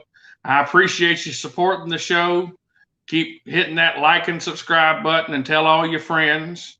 And as soon as we get 1,000 subscribers and we get that little $sign down there, I'm gonna start coming on here, and I'm gonna be preaching some good word for you, and you can be we're gonna be getting some love offerings. I might even become Pastor Pesci. Yeah, I can ordain you. I can ordain you right now. Yeah, you're Pastor Pesci. That'll be great. I'll tell you, man. I'll get there. Like, I'll be at work sometimes or whatever, and like we'll just be talking while they're loading our trucks, and I'll just be like, I'll just get like that little fire come in me or whatever, and I'll just be like, I'll just bust out with it every once in a while. I'll just be like, well, we're gonna go out here and we're riding the byways and the highways, and we ain't worried about that code. No, we ain't worried about it. Because I know that's what you do. You're a driver for UPS? FedEx. Got you. FedEx, yes, sir. And what's FedEx Express. Now? Do you ever get nervous delivering, or it's just easy peasy? I deliver to the suburbs. There's not really that many bad areas down here. I mean, like, there's some neighborhoods that we don't really go to. Yeah. But like, there's, Charlotte is enormous. Like, it's fucking, like 1,000 square miles or something like that. It's like, oh, you're fine. It's a big city, man. No, I deliver close to my house, so it's not too bad. What I'll do is I'm gonna smoke this final J, and then we'll end stream. But yeah, we'll definitely hook back up next week. We got 4 hours in today. I might go live again later, but it's just to play video games. Jimmy swaggered, yes, sir. My grandparents had given like a lot of money to Jim Baker at one time. What's this? Whenever he was freaking deacon. Yeah, he wants to be the deacon. What's the deacon? The deacon is a helper in the church. He's like he helps out, like he helps the pastor. He seats people, and like he takes up offering and stuff like that. He's not the altar boy. He could be the I like the nickname Reverend Robbins, though, for some reason. I'm still I'm in the state of North Carolina. I am still considered an ordained minister. That license never expires, so interesting. If I wanted to go out there and preach, I could. You need to go look up Sam Kennison, man. Sam Kennison is just so fucking hilarious. And like he used to, I gotta look. I probably know him. He used to be a preacher, but he decided to be a comic, and it's just like he's the one. He gets up there, he's like I was watching on there. They were talking about all the hungry children over in Africa, and I seen this guy on there, and he was talking about it. For $5 a month. Are you serious? You can send us $5 a month, and it'll help feed so many hungry, needy children. And then I was thinking of Bruce Lee, and then I started getting a rice craving when I was thinking of Bruce Lee. But then he gets it there, and he's like, I'm gonna solve world hunger for you right now. I'm gonna solve it for you right now. He says, you take all those folks who are hungry, who are sad, who are destitute, who are having to eat dirt because they don't have any food around. And this is what you do. You save up all that money, and you take all of them and you move them to where the food is. Because why are they there where the food's not? Bring them to where the food is. And I know you might be down to that last dollar, and you're wondering where that last dollar is going to go. I'm going to tell you where that last dollar is going to go. You're going to go find $5 more with that last dollar, and that last dollar is going to come on down to me. And I'm going to make sure I get you we'll just bring that $5 down to me, and I'll make sure you get some. Sorry, I like playing around there. Oh, it's fun, man. It is fun. You get that. So what you got? I'm going to tell you how you do it. It's fun. You gotta get that little ha and a huh and a yeah and a ha. Yeah. Because I mean that's the whole concept. Whenever you have to make it sound like you're struggling to get these words out, because it's just so important. You know, you got to sound like James Brown, who has to go take a shit or something like that. You know. Right when I thought the Lord couldn't help me, He got me a swiper. So now if you don't got that damn extra change, but you got that plastic, you got a place to put the plastic. And then I just type in the number, oh, Jesus. I might not even need to know and even ask your name. I'm going to know what your name is. And you're going to put it in the swiper. See, I'm not talking about a penny.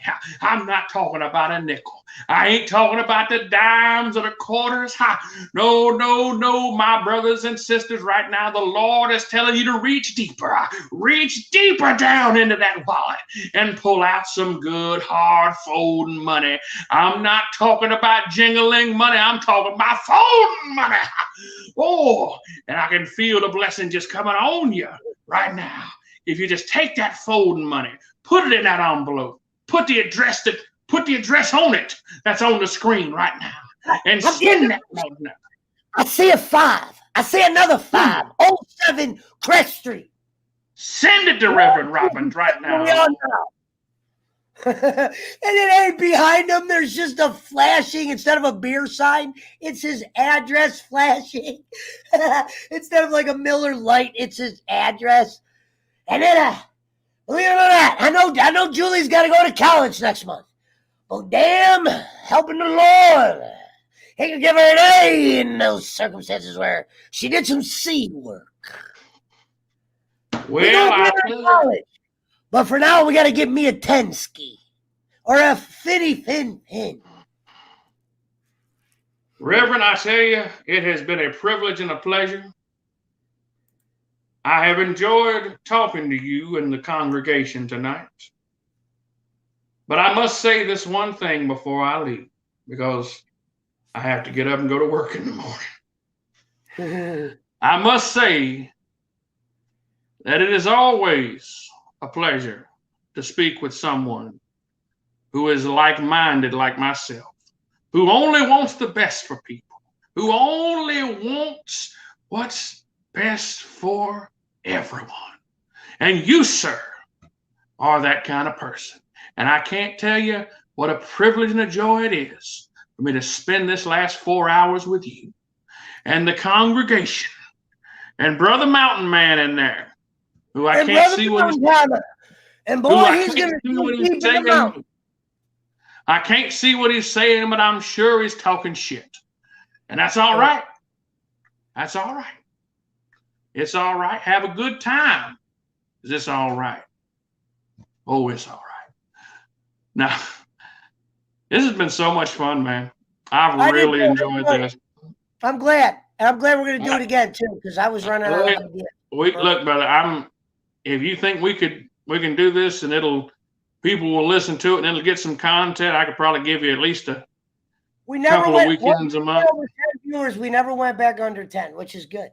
They say if you could get 10 people to watch you for like more than 2 hours, that's not bad. It's not the greatest thing in the world, but they said you're on the start. Mm-hmm. And we held that average. People were probably in and out. But we had our hardcore people here like Puncho, Wydad, Mountain Timer, Gonzalez, DJ Eric, Pook, Boss Man, Wise Dog. I forget anybody. Boston Spencer was here earlier. These are all like the guys that have been around for a while. Mm-hmm. Yeah. We'll definitely do it again. Need an organ. Yeah, we need an organ, or at least the organ music. Yeah, good job.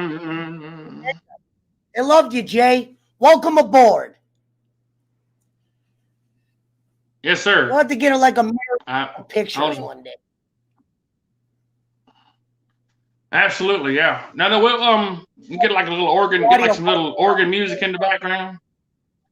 Yeah. Because I can't tell you. I mean, I can tell you that chances are I might break out with the old Reverend every once in a while. Because it just bubbles up inside of me. When I get that, listen, I'll tell you what we're going to do. When I get those 1,000 followers, the first night we're going to do a Reverend show. Yes, sir. Yes, sir. I'll put my robe on. We'll be in good shape, brother. I'll have my bishop's robe on, and we'll make a couple of we'll make some good donations that night for the folks down in Uzbekistan or wherever we're going to send that money. Uzbekistan, yeah. Uzbekistan, yes, sir. We're going. That money is going to be would put. Probably hate if he knew that I had you on my show tonight and you've never been on his. I wonder what he would think of that. He'd probably go, "Oh, it was probably a terrible show." Does Jason know Giggle Pickles? Yes, he watches. I've seen her before, yeah. My organ itches right now. Rome. Oh, Rome's in here. What up, Rome? My bad. Is Rome in here? Rome's in here. That's the Stone Man, because he does. Jason Robbins right here. Yeah, that's the Stone Man, because he does. He works with stone or something, right? He works at that. Yeah, floor. What is it, Home Depot or something? Flooring. No, it's not a Home Depot. It's an actual place that sells this flooring. He's more of like a floor sales guy, I think. Cool. You know what I mean? Where you got to do some kind of commission, but it's based off of flooring. If you're out there, shout the name out, Rome. That's cool. For the kids in Catman Doe, says Sheriff. I'm sure you know Sheriff. He's been around forever. Oh, yeah, I like Sheriff, yeah. Brother Love, LOL. Yeah, people enjoyed it. Rome, you coming on, or I might be ending soon. That's why I said I got to get this taped, and I might do another show. Pesci is the Stone guy, pretty much. Come on, Rome. I want to talk to you. You want to come on, Rome? Rome, if you come on, I'll stay on for a few more minutes. I'll stay on at least until 11:30. I'll drink an extra cup of coffee in the morning. We're good. The church is Pesci, the Pastor Pesci, and Reverend Robbins. Dude, that sounds awesome. Pastor Pesci and Reverend Robbins. Put your hand on the computer screen. I'm hungry. So if you got to starve your kid tonight to get daddy some food, you got to feed the Lord. Oh, God, we'll probably get in a lot of trouble. I'll be in the chat. Perfect, Squigs. Love you, brother. Oh, finally, Schmidt. Schmidt, if there's one show you got to watch tonight. Jason wants to do a show with us again. We're thinking about reviewing season 1 of The Walking Dead. I know you work, Big Washer, but so does Jason. Maybe try to get season 1 in your head, and next Saturday we'll do a season 1 roundtable. And then if we talk about some other stuff, we talk about some other stuff while we're talking about The Walking Dead. But this is Schmidt. Take a left, dishwasher. That's Schmidt. And just remember, if you don't watch it, Rick is the guy who's the main character. So just if you got to, just go, yep, and Rick did, and then just let us fill in the blank, and we're good, brother. But it's been a while, but I'm going to do a rewatch. So it's I haven't seen the first season in like 14 years, so I got to watch them. Probably like 10. How many seasons has there been? There's only been 10 seasons, 10, 11. Oh, yeah. So it's been 10 years since I've watched the first season. I remember he got trapped in the tank, and I was like, that was so cool because I wish he would have drove that tank. Remember when he got trapped in the tank? Yeah. Oh, yeah. That was so cool. I was like, See, I liked when they were in the city. Then they leave the city for too long. Now we're going back to the city. I thought it was a little too long. Yeah. No, I was. Yeah, But, we're gonna definitely hit some homers with that because there's a lot of people who like Walking Dead. So even if we're doing it live and they're all watching that night, people will watch those on another day. Like you said, they're reviews. Me and you watch reviews on random shows all the time if it's a show we watched. Oh yeah, man! Like some of these review shows are getting like 100,000 subscribers or better, man. And they're not even as good sometimes. Like sometimes they're not even allowed to be as mean as they want. You hear these guys saying their videos are being taken down because of how hard they were on a review. If I can't go hard, I'm not going in. Well, I mean, I don't think we said anything here to get you a striker. Kind of a good saying. If I'm not going hard, I'm not going in. Hey. They make pills for that shit now, so you're. Oh yeah, I'm taking them. I've taken them. I've taken one before too. I'm not gonna lie, I've taken them before. I remember I was with a couple chicks. I took them before. I might about timer. I gotta go freshen up. I might jump back on and play my game a little bit. I'm kind of hooked on this game. You know when you get hooked on something, Jason? I tell you, man, I'm hooked on fucking what do you have? You have an Xbox, PlayStation 5 or what? I don't like to play 5. Right now I'm doing PC shit. I got a 4 and I got Xbox One. I haven't been able to find one. The only people who have them are scalpers, and I'm not paying that money. No, yeah, I've seen them. I've seen them come up here and there, but like they're doing that on purpose so they can drive the price up. But they're hip to the game because Japanese, they don't care about scalpers. As long as they sold their product, they're never gonna go, oh no, one per person. No, that's not how it works in foreign countries. It's get all that shit out. Ask questions later. But you can't get them. They're if you do, they're $750 plus, and I'm not going that deep. Because they don't got enough exclusive shit for me to pay $750, and I got a top end PC. You know what I mean? When I mean top end PC, I got 2 screens right here, and then I got my big boy here. So there's a 49-inch curve, right? With another curve there that I don't have on right now, and then another flat guy here. Yeah. That's what I said. If I'm getting into the business, I'm going in hard. Double hands. Nice out there, yeah. You see that giant speaker? I bought that. That's a giant speaker, which makes the house go does. That's why I always say, if I'm never at this chair, I can hear you. I got the speakers set up everywhere. I just got the walls painted green. I still got to do some finish painting there. Rome never answered back. It was okay. Rome, does that mean you're coming on? Oh, he said, yo, waiting. Oh, okay. Let me send him a link real quick. Hold on, Rome. Cool. You should have messaged. No, I've been playing Far Cry 6, man. Like I'm infatuated with that game, man. Yeah, see, that's another one I'm gonna probably be playing here eventually. I was gonna do the Far Cry. Yeah, me and you think a lot alike. I think we like some of the same shit. Yeah, like you remember Breaking Bad, right? You watched Breaking Bad, right?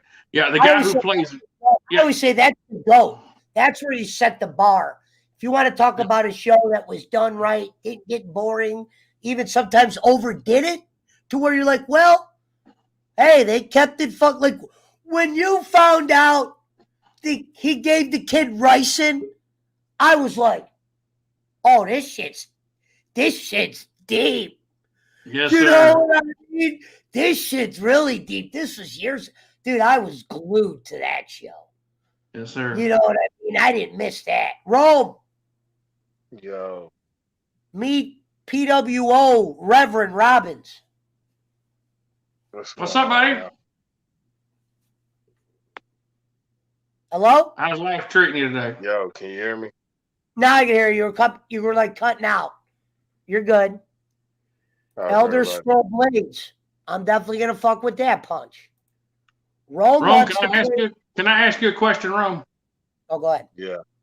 And that caption there on the picture that we see, you're laying down on what looks to be a pillow, but you have your sunglasses on.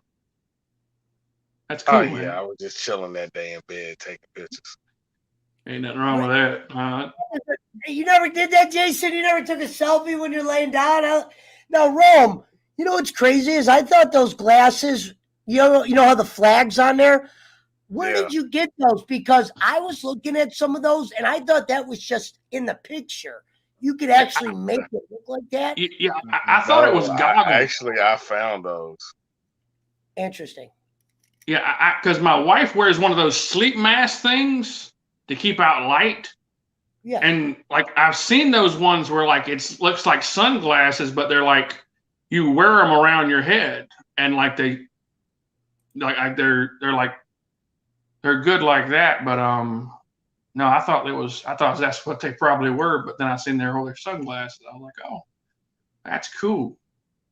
Because you wear your sunglasses at night because you can. Right. Well, I do a lot too. I've always worn my sunglasses at night. It's always been a thing I've done. And I like wearing glasses. Come on, Pesci. You know me. You and Teddy Long Jr. I used to wear the glasses at night. Yeah. No, I know it. I've always loved wearing glasses at night. The ex Teddy Long Jr. The ex Teddy Long. Now we just call him the Prez. Was y'all busy, Rome? Oh man! As soon as we opened up the door at 12 noon today, and people, I was glad I had at least 5 cashiers there today. Mm-hmm. Interesting. Yeah, I went and got a rental car. My other cars are buried in snow, and that's how lazy I am. Man, them people was in the store today like we were having discount sales on everything. Now, let me ask you this, Jason. Is delivering you're happy being a delivery, or is there another thing you want to step up to from being a delivery guy? I've been doing this for like 10 years now, so it's really physically tolling, like my back hurts and shit like that, but I make good money, and I'm usually off on Saturdays and Sundays, so that's cool. it's like I get it's not it's a sweet gig. It's better than I could see myself being a truck driver. I know that sounds crazy. Oh, and that's that's the best part about it is my bosses, they never call me because they're always afraid if they do, I'm gonna ask for something, and they never want to bother me. So it's like I'll be out there, 8-9 hours a day just by myself, and that's go at my own pace, and I ain't got to worry about it, Now, Rome, is there another position you want to get to at that flooring place, or you're comfortable where you're at? I'm ready to work for myself. I told you I want my own restaurant. Oh, okay. Oh, so you want to get out of that business. Interesting. Oh, I just want to work for myself. Have you thought? I'll tell you what you should look into, brother. Just to start out with, is I've seen these damn, like, I know down here, I've seen like some of these damn like these food trucks going for like. Yeah, Rome, you ever seen a food truck? I thought it was a food truck. No, I thought about it, but for me, I would rather have a stable place. Okay. Yeah. You know what I mean?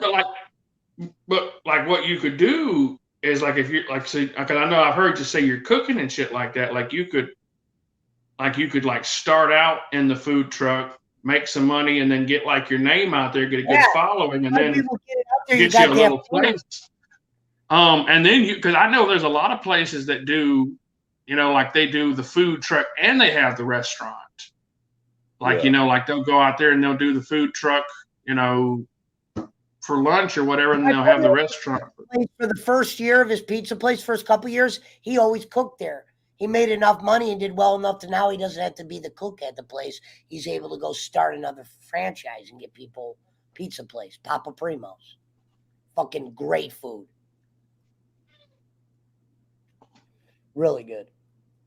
Yeah. And I'm a big pizza guy, but I like my pizzas made by kind of like personal, like you go to a place and they'll have like a specialty pizza. For me, I like brick oven pizzas. I can't get away from. Yes. I thought all pizzas were cooked like There's that. nothing better in the world than having a fire brick oven pizza. I love brick oven. I ate at a place recently that's brick oven. Get off the table. Get off the table. Because the crust gets evenly cooked. You get that nice bite in it when you bite into the crust. You get that nice crunch and the bite in it. Yeah. Yeah. She wanted to come up here and get in my face, and I'm like, no, get off the table. Oh, cat. I'm a dog guy, but my grandma had some cats. I have a dog and I got a cat. And then the second thing is that I wanted to do was I wanted to really travel the world, try different food to a certain extent. Like that would be fun. I'm not gonna be like that one dude. If it looks good, eat it. Nah, I'm not. I ain't gonna do what he did. If it don't look good, I ain't gonna touch it. Yeah. You gonna be out there eating those Rocky Mountain oysters there, Rome? Hell no. I love it. No, is Schmidt coming on? Schmidt, you coming on or you working? I sent him a link. I think he said earlier that he was working tonight or something because I did a show this morning before I went into work. What time is left? Well, we only got 5 minutes left anyway. We're definitely gonna Yeah. Hey, Rome, buddy, question for you since we're friends. Because I'm trying to get a good recipe for what do you normally put in a good dry rub? You got to put like brown sugar and shit. Whatever you do your ribs. Home, one that I use, I'm gonna tell you the basis of it. I can't tell you the my secret ingredients in it yet. But okay, if you get your basic like brown sugar, a little cumin, put your dash or two of chili powder in there, a little salt, a little pepper, a little garlic, a little onion powder, and put your little paprika in it, and then just mix it up. You can add whatever else to your taste, But me, when I make a dry rub, I do it in steps, in stages. I start, with my brown sugar, and I build it from there. Do you put it like Jason? We're trying to get another guy. Rome, we're doing a cooking show where we're going to do tailgate foods. We're going to have Schmidt on there, Rome. We need a third guy. I wanted to have Mountain Timer, but I don't know if Mountain Timer wants to do it or not, but we need another. We could actually have 2 other guys. If you want to join us, you can as well. If we could get 2 more guys, it'd be perfect. All we're going to do is everyone's going to cook tailgate food, but they're going to explain why they're doing it or where they learned about this dish. If you ever want to do that, you can. Yeah. I can do some fucking mean fucking pigs in the blanket. I would like that show. I'm not really a cook, so I might not be the greatest part of that show, but I'll host it. I might even buy a foreman just to bring in the living room. Who knows? Have you ever had pigs in a blanket? Is that a hot dog in bacon? That's like the little cocktail weenies, and you wrap them in like the croissant rolls and put some cheese in there, or like the biscuit rolls. I just don't know how to make them. It's like a poor man's corn dog, pretty much. Let me tell you, I have made one, and it's called the Super Pig in a Blanket. Mm-hmm. You wrap it up the same way, but you wrap bacon. Before you wrap the hot dog, put some cheese around, wrap it up with cheese and bacon, roll it up, then bake it. Well, so what are you using? Are you using like Ballpark Franks or Nathan's Follow or? me, guys. I'm bringing drink. I mostly use Angus. Okay. I use Angus hot dogs when I do those. Those all beef ones, yeah. I like the Nathans, man. Those Nathans have like that nice snap to it. You know, you put them bad boys on the grill and we're trying to lose. I'm getting ready to start doing the DDP yoga. I don't know how that's gonna work. I think before the weather changes, I'm gonna try to throw a pot of gumbo at them Oh yeah. before this weather change with no okra. Mm. Yeah, I like some damn good corn succotash, man. That's that's one thing I wish my wife knew how to make us some damn cornbread, man. I don't know. That Jiffy mix don't taste good to me. Heck no, Smith said I'm going to go work with him at the barbecue place with him. Man, if I work at that barbecue place, I'll put every last one of y'all out. Because I tell you, first of all, if I don't like your recipe, I don't like it. First of all, if I go to your establishment and y'all say your barbecue sauce is off the chain and whoop-de-whoop-de-whoop, and I taste it and that stuff is watered down like the Coke that be coming out of the pop dispenser, man, you can forget it. I'm trashing you on Google. Yo. Pesci, we didn't stay on topic not one damn bit tonight. As a matter of fact, if your barbecue sauce sucks and is watered down, I'm gonna trash you about as bad as Pesci bash Fabio's on Yelp. Jason, we did good tonight. We hit a lot with Cobra Kai. We did. Yeah. Oh yeah, we got most of it in. We got most Jake of it in. came on, and Jake loves the DiBiase story. I knew somehow we were talking about DiBiase. Look, I knew Jake was coming on, and I set that up when I brought up DiBiase because I knew once Jake heard DiBiase's name, he would Speaking want of to talk. DiBiase, did you hear the breaking news, my brother? No, go ahead and tell us. Shane McMahon is resurrecting WCW. How can he do that? He's a McMahon. And Wait a if minute. you remember the last part of the last year's, remember the last show of WCW? Who was the owner of WCW? Shane McMahon, but wasn't that a work? That was actually his company when it went defunct. James comes across as an employee if they just fired his ass.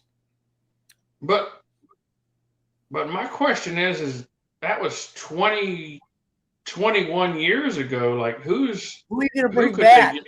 Who could they bring back? Like they're gonna wheel Hogan? They're gonna wheel Hogan out there and let him? Or I think they're going to pull every independent wrestler that McMahon fired. But a lot of them have gone to AEW though. And a lot of them have not. They either went to Ring of Honor or independent Japan Wrestling. That would be a good way to. Wouldn't that be an interesting way to support or to use his inheritance? Jake, I know that's you. Relax. Wrestling company. Relax. I mean, but why not bring it back? Yeah. Well, my thing is, his dad bring back WCW, but you don't got nobody to put in it. I mean, but his dad, did what he did. That's the best vengeance I can see. I don't think legally he could own WCW. I could be wrong. Legally, if his name was still on the WCW, and when, he was still at that time, he was still a part of WWE. If Shane McMahon's name was still on those documents as owner of the But WCW isn't name, that a work? That had to have been a work. When you Yeah, do the whole I'm pretty sure that I don't think that anybody. I think it's just like the WWE Corporation's name is on the. and this is a story I'm familiar with too, Rome. This is the WWE bought that. They wanted the library, and McMahon bought it. It had nothing to do with Shane. Shane doesn't care. I don't know. I mean, I could see Shane starting up a company. I could see that. Sure. But It's not going to call WCW. but I'm still thinking that Shane's name is still on that company as sole owner. Or so, you know what I'm saying? God bless it. Yeah, I get it. If that's true, that's true. If he can do it, I'll watch it. But I don't. I just don't see who he would bring back. I mean, he could sign up. He'd have to have at least. I mean, he's not gonna get Sting back because Sting's at AEW. Yeah, I mean, he's working for the Turners again. So, where did you read this shit? Did DJ Eric come over today with some fucking Dave Meltzer? What? I just couldn't pick. No, I'm kidding. But I'm saying I couldn't picture Shane McMahon. Talking about Shane? Yeah, everyone. No, that was on Google. Everyone from WCW would be in their 50s by now. Or at least they're Kevin Nash and the NWO wouldn't do too much damage now. No, I mean, it would, if he did it, like, who's he going to get? What TV would he get? I wonder, because AEW's got Turner. Honestly, Rob, that guy would go work for AEW before he would start WCW, unless he thinks he can get all these Impact guys and all these. That's where, if anything, he should have went to take over Impact. Wise Dog said he'll get Hornswoggle. Or if he was smart, he would take those hundreds of millions of dollars as he has and move to Florida and sit in the sun like his mom and them did and fucking just enjoy because that's too close to Florida Championship Wrestling, and he can't do anything in Florida as long as WWE has their school down there. Oh, I mean, just retire. I mean, just say fucking just sit on the damn beach all day. This man, I mean, he's got a family too. He's got mouths to feed still, but he's got to be. If Vince McMahon's really going to be a butt and not try to, I mean, for me, that's why I barely watch any WWE now. It just, I mean, I'm in and out depending on how good the first couple of matches is, or I just watch a couple of matches and then I'm done because it's not entertaining. It's not trying to keep my attention. I mean, when you stuck in your old ways, you're going to be stuck in a rut. Yeah. When you make changes like AEW did, where they can do basically almost, well, they have control of their own characters. Who they want to be, they control who they want to be as far as their wrestlers. Vince McMahon has named every character that came across their table. Every character, from Goldust to Stardust to The Fiend, Alexa Bliss, Alicia, all them names were either made by Vince or they sat down and collaborated on a name. Well, I was gonna say, I'm pretty sure that smoking this shit. Yeah, I'm pretty sure that they're gonna sell. Either Comcast or Disney's gonna buy it before anybody does anything. I'm pretty sure it's gonna get. I give it by the end of the year or next year, it's gonna get sold because they're looking to cash out. That's what they're doing. They're trying to lighten their talent roster so they can look on the books like it's. But let me tell you, when you lighten your load, okay, look how much they lighten their load, and they had to reach out to TNT for Mickey James to come in the Rumble. Yeah. they had to reach to the Bella twins, who were somewhat retired. Melina.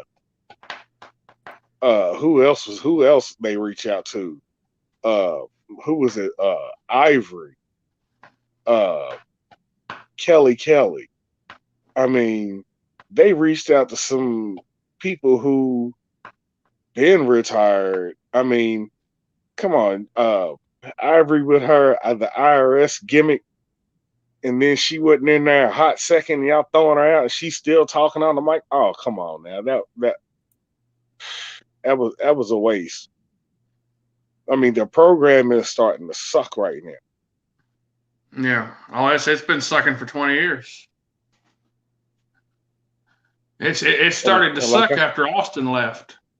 Like I told Pesci the other night, I said, heck, my WWE 2K19 can make better matches than what Vince could ever do. Yeah. You could talk about making better matches than they're making. Because, I mean, me and Pesci, we just sat here and watched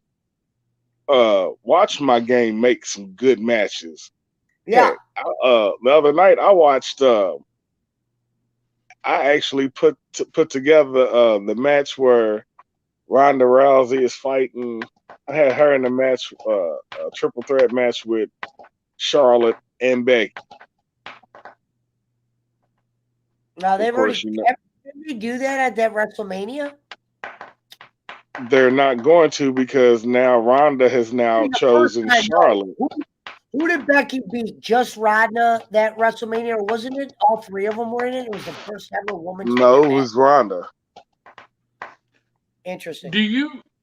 So you got Roman. Is right about this. They just reported this. Okay, so hear this out, Jason. They just reported that they made the most money they've ever made as a company this year, because they have to report that. They can't. Well, yeah, because they're getting billions from streaming rights, and they're not doing house shows, and they're cutting contracts left and right. So of course they're making money.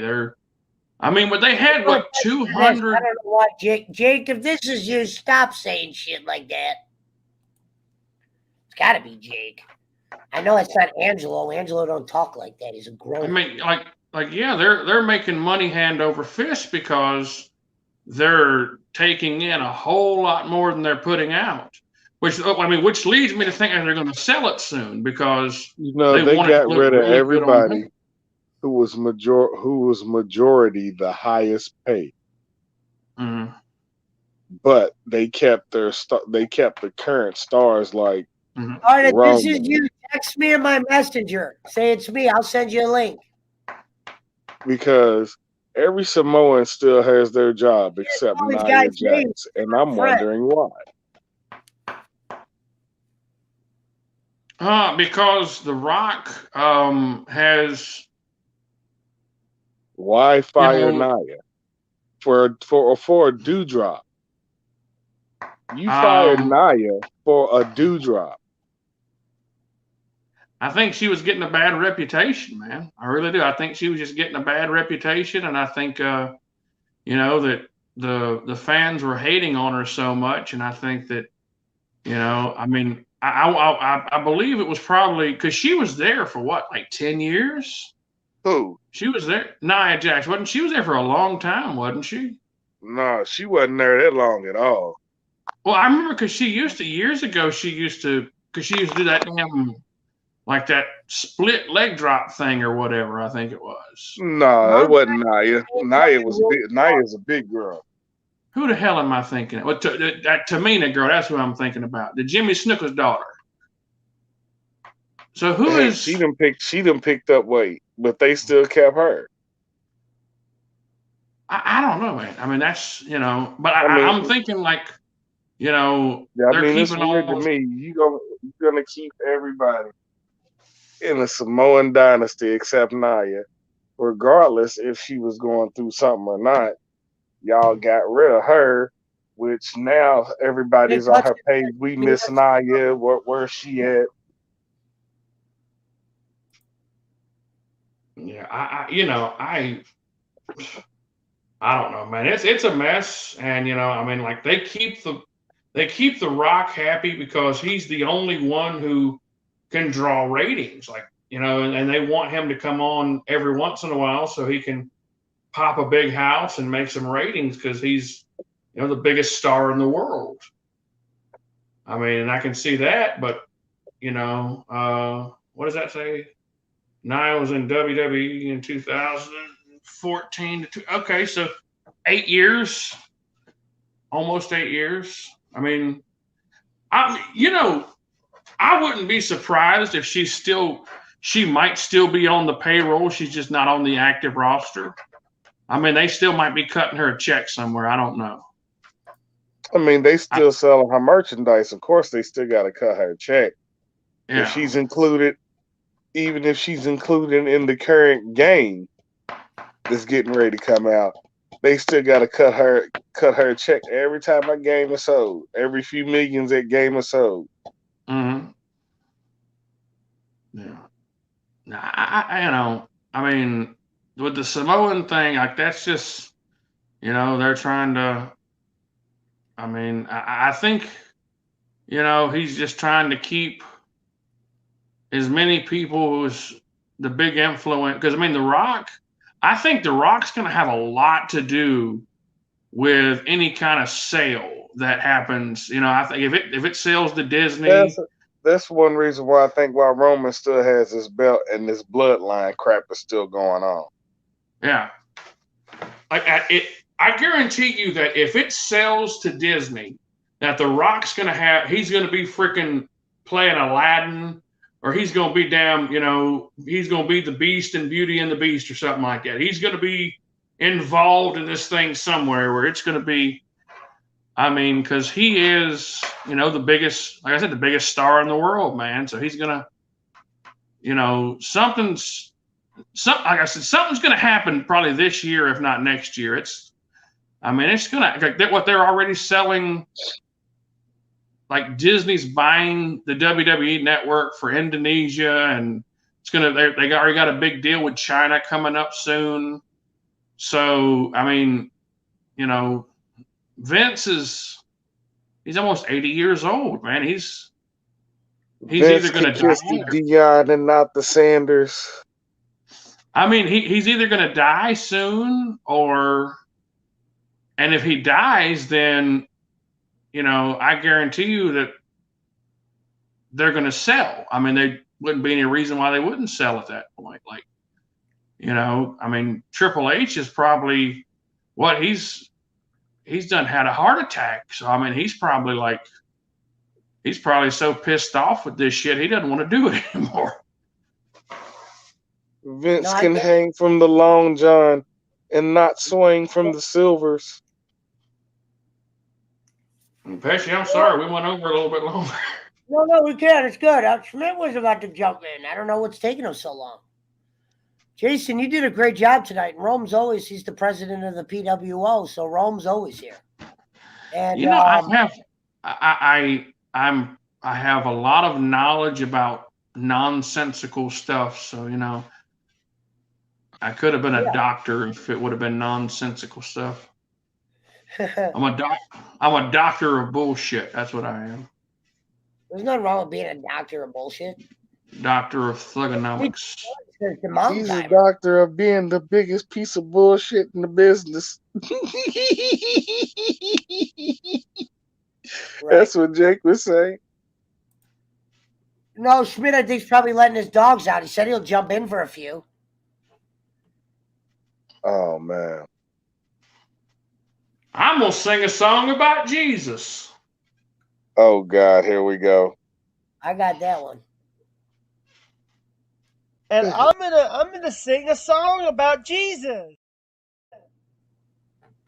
He said, Pesci said I was rolling so hard after that. Yeah. If you go back and watch that episode, that was probably one of the best episodes we ever did. Me, Jake, you. Jake was having a great night that night. We were having a fun time. No. Wait a minute. You've also had a classic episode. Matter of fact, you got a Hall of Fame episode. Oh, I got a few of those. And one of the Hall of Fame episodes was by me. This isn't a clip I have. It's the whole video is it. If I'll have to cut it up. I don't have the clip no more. I erased a lot of that shit because I wasn't trying to play it. You know what I mean? We talked about it. I was trying to go. Right. I understand. No, you're good. But you still had a Hall of Fame show for me, though. That's the night I went off on bowling. Oh, that was another night. That was a good night, too, the Christmas episode. Yeah, tonight's show is going to be the Hall of... Tonight's show is going to be the Hall of Shame. Right. Okay, here comes I think Pesci wrote about 5 blunts at night when I was look, yeah. I was going off. I think Pesci just sat back and smoked and just let me talk. Schmidt's coming He out. didn't say nothing. He was just back there rolling, smoke, rolling, smoke, rolling. Every once in a while, he said, it's that time of the hour. And we did our little dance and whoop-de-whoop-de-whoop, and then right back to it. That's how it means. It's the Schmidt time. As now we're going to dive into the remainder of the evening. Special shout out to my man, Jason motherfucking Robbins, for doing a kick-ass job tonight. The president is in with the Rome Report. And without further ado, the guy that has set a record for running laps around Kenny the King Bowling. Without further ado, the lab dog, Christopher Schmidt. You all right, Schmidt? You look like you're sweating. He was running laps, I guess. I was running laps around. Hold on. You were running laps around Bowling. Somebody throw a snowball at your face? No. Did you have a birthday in between those laps? I was busy running wraparound bowlings, and it was very exhausting. I could not help it, my friend. I would have drove my car, but I only had a half a tank of gas. Let me tell you Mr. Sovrap Sink, I don't know who you think you are, but my name is Hank Hill. You shut your mouth. I take cigarette and put it up your pendejo, sir. I'm trying. Who in the hell is that in that picture? That's Sovrap Singh. Sovrap Singh. They call him the John Madden of Australia. He's like a cricket or a rugby announcer. Oh man, okay. I thought it was I thought it was that guy off of Parks and Rec. What's his name? I thought it was the guy off of Parks and Rec. What's his name? What you're talking about, the little guy. Yeah, Aziz. We know who you talking about. Yeah, he always gets compared to everybody that looks like that. He always goes, they always say it's me. Yeah. I mean, no, because it's hard for me to see because I'm on my phone. I'm trying to. It looks like the little guy from Parks and Rec. We do not all look alike, my friend. Oh, Pesci. Remember? Yeah. I guess he knows that I called out Mr. Dinkelberg, right? Yeah, Rome called out Fred Dinklage after Hornswoggle called out Fred. You can kiss the Peter, but not the Dinklage. Yeah, there you go. But you know what? I found out right after we had found out, and I called out your boy, that he's in a movie now. He's a midget, and he fell in love with a woman that's taller than him. But he's swinging a sword that's bigger than him. Well, but he doesn't want. He doesn't want the little community to do the Seven Dwarfs movie. Yeah, when that gives work, that gives like the best work that those little people are ever going to get in movies, and he's trying to eliminate work for them. But I must have missed this shit. What are y'all talking about? You didn't see it, Patchy. You got the clip. Peter Dinklage, the little guy from Game of Thrones, and he was in Elf. He was the little dwarf. Yeah, I know him. Yeah. Okay. Yeah. Well, he's protesting, or whatever you want to call it, that Disney or whoever wants to make a live-action remake of Snow White and the Seven Dwarfs, and they're going to use like actual dwarfs, little people. Yeah. And he's mad because he's against it. They're wanting to like use dwarfs. Well, yeah, it's called Snow White and the Seven Dwarfs. And like Hornswoggle said, it gives work to a lot of dwarves. What job are they going to have? They're all on disability unless they work in show business, wrestling, or something. You know what I mean? They can't work a normal job unless they're like behind a computer or something. You know, you can't go, hey, let's hire this 3-foot dwarf with a miniaturized keyboard. Shelf. It's not Snow White and the average you want to height. be a part of this show with me and Jason next Saturday, or do you got to work? I think I have to work next Saturday. Are you okay, You're buddy? welcome to join us. We're going to do a review on season 1 of Walking Dead. Oh, okay. Oh, God, it's been so long since I've seen that. Huh? Smith, you're sweating like crazy, but you're wearing a sweater. No, I'm not sweating. I just look greasy from work. Say something about me. Oh, okay. I'm not sweating at all. Thought you had like one of them sauna rooms or something like He's that. just daddy. He's just a daddy boy. No, I just look greasy because I've been all around all the work I do. Trust me. Everything I own, you don't realize how much grease is in especially an Italian restaurant. What? Where are you dancing that you got to oil yourself up like that? You ain't know. Now you know how I felt when I used to work at Indies, coming home smelling like chicken every night. Oh yeah, same way. Now you know what it felt like when I smelled like Domino's coming home from Domino's every night. Yeah, greasy. You should imagine smelling like chicken and wings. Well, that's not so bad. I thought that was like baby oil where you was out there stripping or something like that. No. Oh, that way, instead of coming home like food, you can come home smelling like sadness and shame. And he's stripping at the barbecue. He did a really good job tonight, man. He's definitely going to be a future on here. He's good. No, me and my wife. Is it just me or does hold on? Is it just me or does Pesci's camera look a little blurrier than usual? It might need white. Me and my wife, we used to love to go to the damn the Crazy Horse over here. They used to have an all-you-can-eat buffet, and we used to love to go there because they'd have like $4.99 steak and eggs, and it was some good shit too, man. It was like freaking filet mignons they had out there. I mean, I'd go for that. You talking about a strip club? Yeah, at the strip club, they had like a little restaurant in the strip club. They had like a buffet. You got 2 off days, Rome, or 1? 2. You know I'm off tomorrow, brother. He's always off Sunday. No, Sunday. What's the other day? I know you're off Sundays. What's the other day? I'm sorry. Thursday. Schmidt, are you ever off on Thursdays? Yeah, I have been lately. I'm off Thursday. You can do it next Thursday. Hey, is that a good day for Rome? Or do you have family and shit you got to handle? What talking about this Thursday? Well, don't it? Or the next one. Whatever. I'll let you know. Whole show based around you because you're the one that came up with the theme. So I really need you. It wouldn't feel right doing it without you. Right. So what we doing, like an Iron Chef? A la cuisine. You can make a hot dog for all I care. Let's just everybody be cooking something tailgate oriented. I might do a little dip. Who knows? I might also dip. You know the Iron Chef comes from Louisville, Kentucky. I'll have to do the. You're welcome to join us if you get free moments. You can cook. You can tape the dinner or something. And I can do. You know what? Me and Schmidt probably gonna have to meet up and do the show at his. We gonna do. Me and Schmidt gonna cook at his house. All right. We could. I'll think about this. Still send you guys both links. I could just I'll just do my smoker and do ribs or chicken or something on the smoker. Yeah, something because I'll make it like a 2-3 hour show and we'll all cook. Maybe even I'll hard boil an egg and throw it on a burger or something just to make it. Hell no. He said hard boil. He said I'll hard boil an egg. Or not hard boil an egg. Fry an egg and throw it on a burger. Why did I say hard boil? I'm an idiot.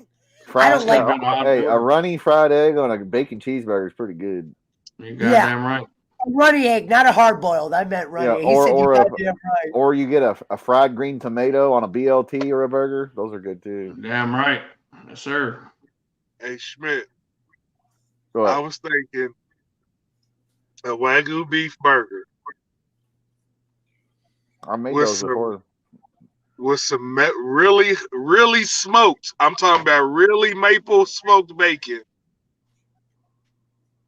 some Gouda cheese,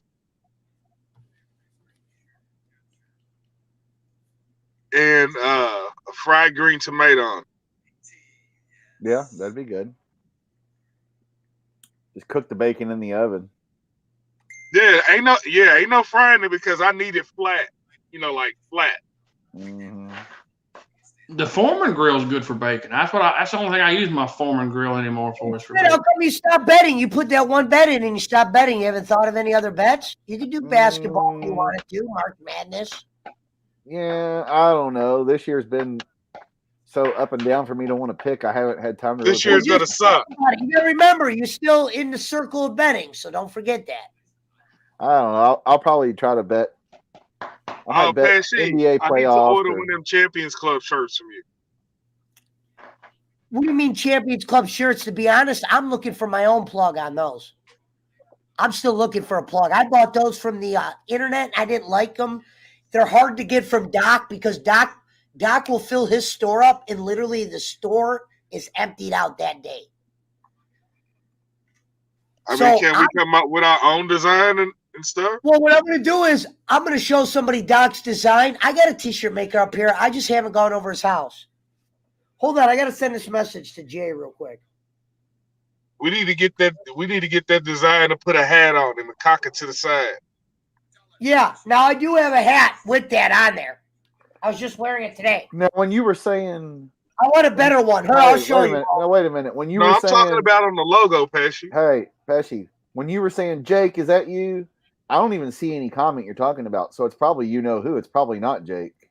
Because I can't see his comments at all, like I've told you before.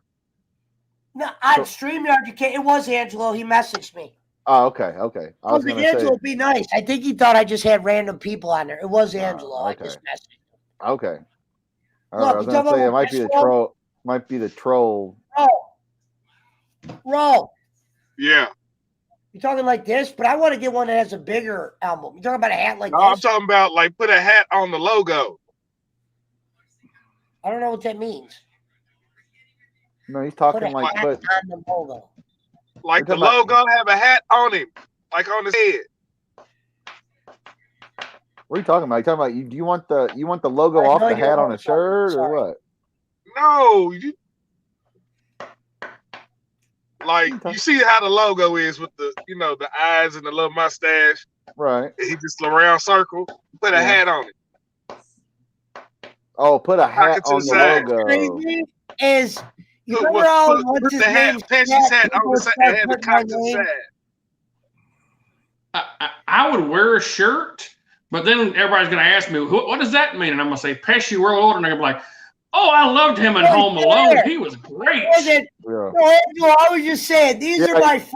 They might say stuff, but they're my buddies. They're actually Angelo, but you never know around this place or Boland's place. So you never know around this show. That's why I said message me on Messenger. We love you, Angelo. Trust me, you're a great guy. I've told people that. I was talking about Angelo last night. Pesci has acquired all of Boland's residual trolls. That's what he said. That's what Boland always says. Now, I did say, hey, Rome, I did say you were off by the Shane McMahon thing. This is what he said. You said this guy doesn't know what he's talking about. There's no way Shane McMahon's going to start. I know what Rome saw. Rome, that was kayfabe news. It's pretend articles. It's joke stuff. That's what you saw. That's why Angelo put what he did, because he did something a little ridiculous. But but he can't. The company owns it. True. It's a publicly traded company. The only person that could sell that would be Vince, and he would have to go to the board and the shareholders to get their agreement to be able to sell it. He can only hire and fire people. What if Shane's name was actually on it? That's a work. Well, they'd have to. If it was, they'd have to buy him out. Then Shane didn't have enough money to put money out of his pocket to buy nothing. That's all I'm saying.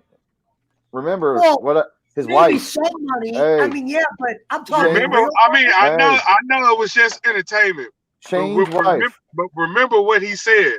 Shane's wife. There's a McMahon. The name on the contract says McMahon. Yes, but that was storyline, bro. But then he said it doesn't say Vince McMahon. Now, but like I said, Shane's wife is Marissa Mazzola. Angelo, you can come on if you want. I can send you a link. Okay, here's the thing. Shane's wife is Marissa Mazzola. Mazzola oil that you see everywhere, vegetable oil, every fucking country, every fucking state. Shane has more money with his wife. His wife has more money than Vince ever dreamed of. Really? So theoretically, because Shane was going to buy the UFC years ago. That's a known thing. Shane was going to buy the UFC. Yeah, but Vince, if he had so much money, why did he need to involve his dad?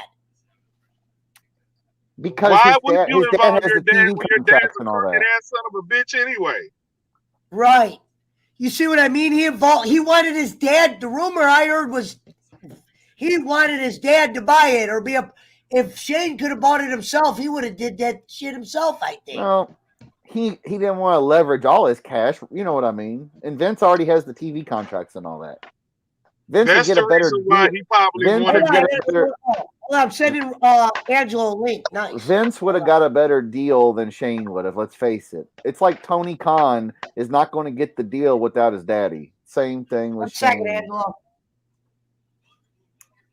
You know, Shane has money from Vince. Yes, he has his own money. But Marissa, his wife, Mazzola Oil, they're the big money. It's like Senator John Kerry.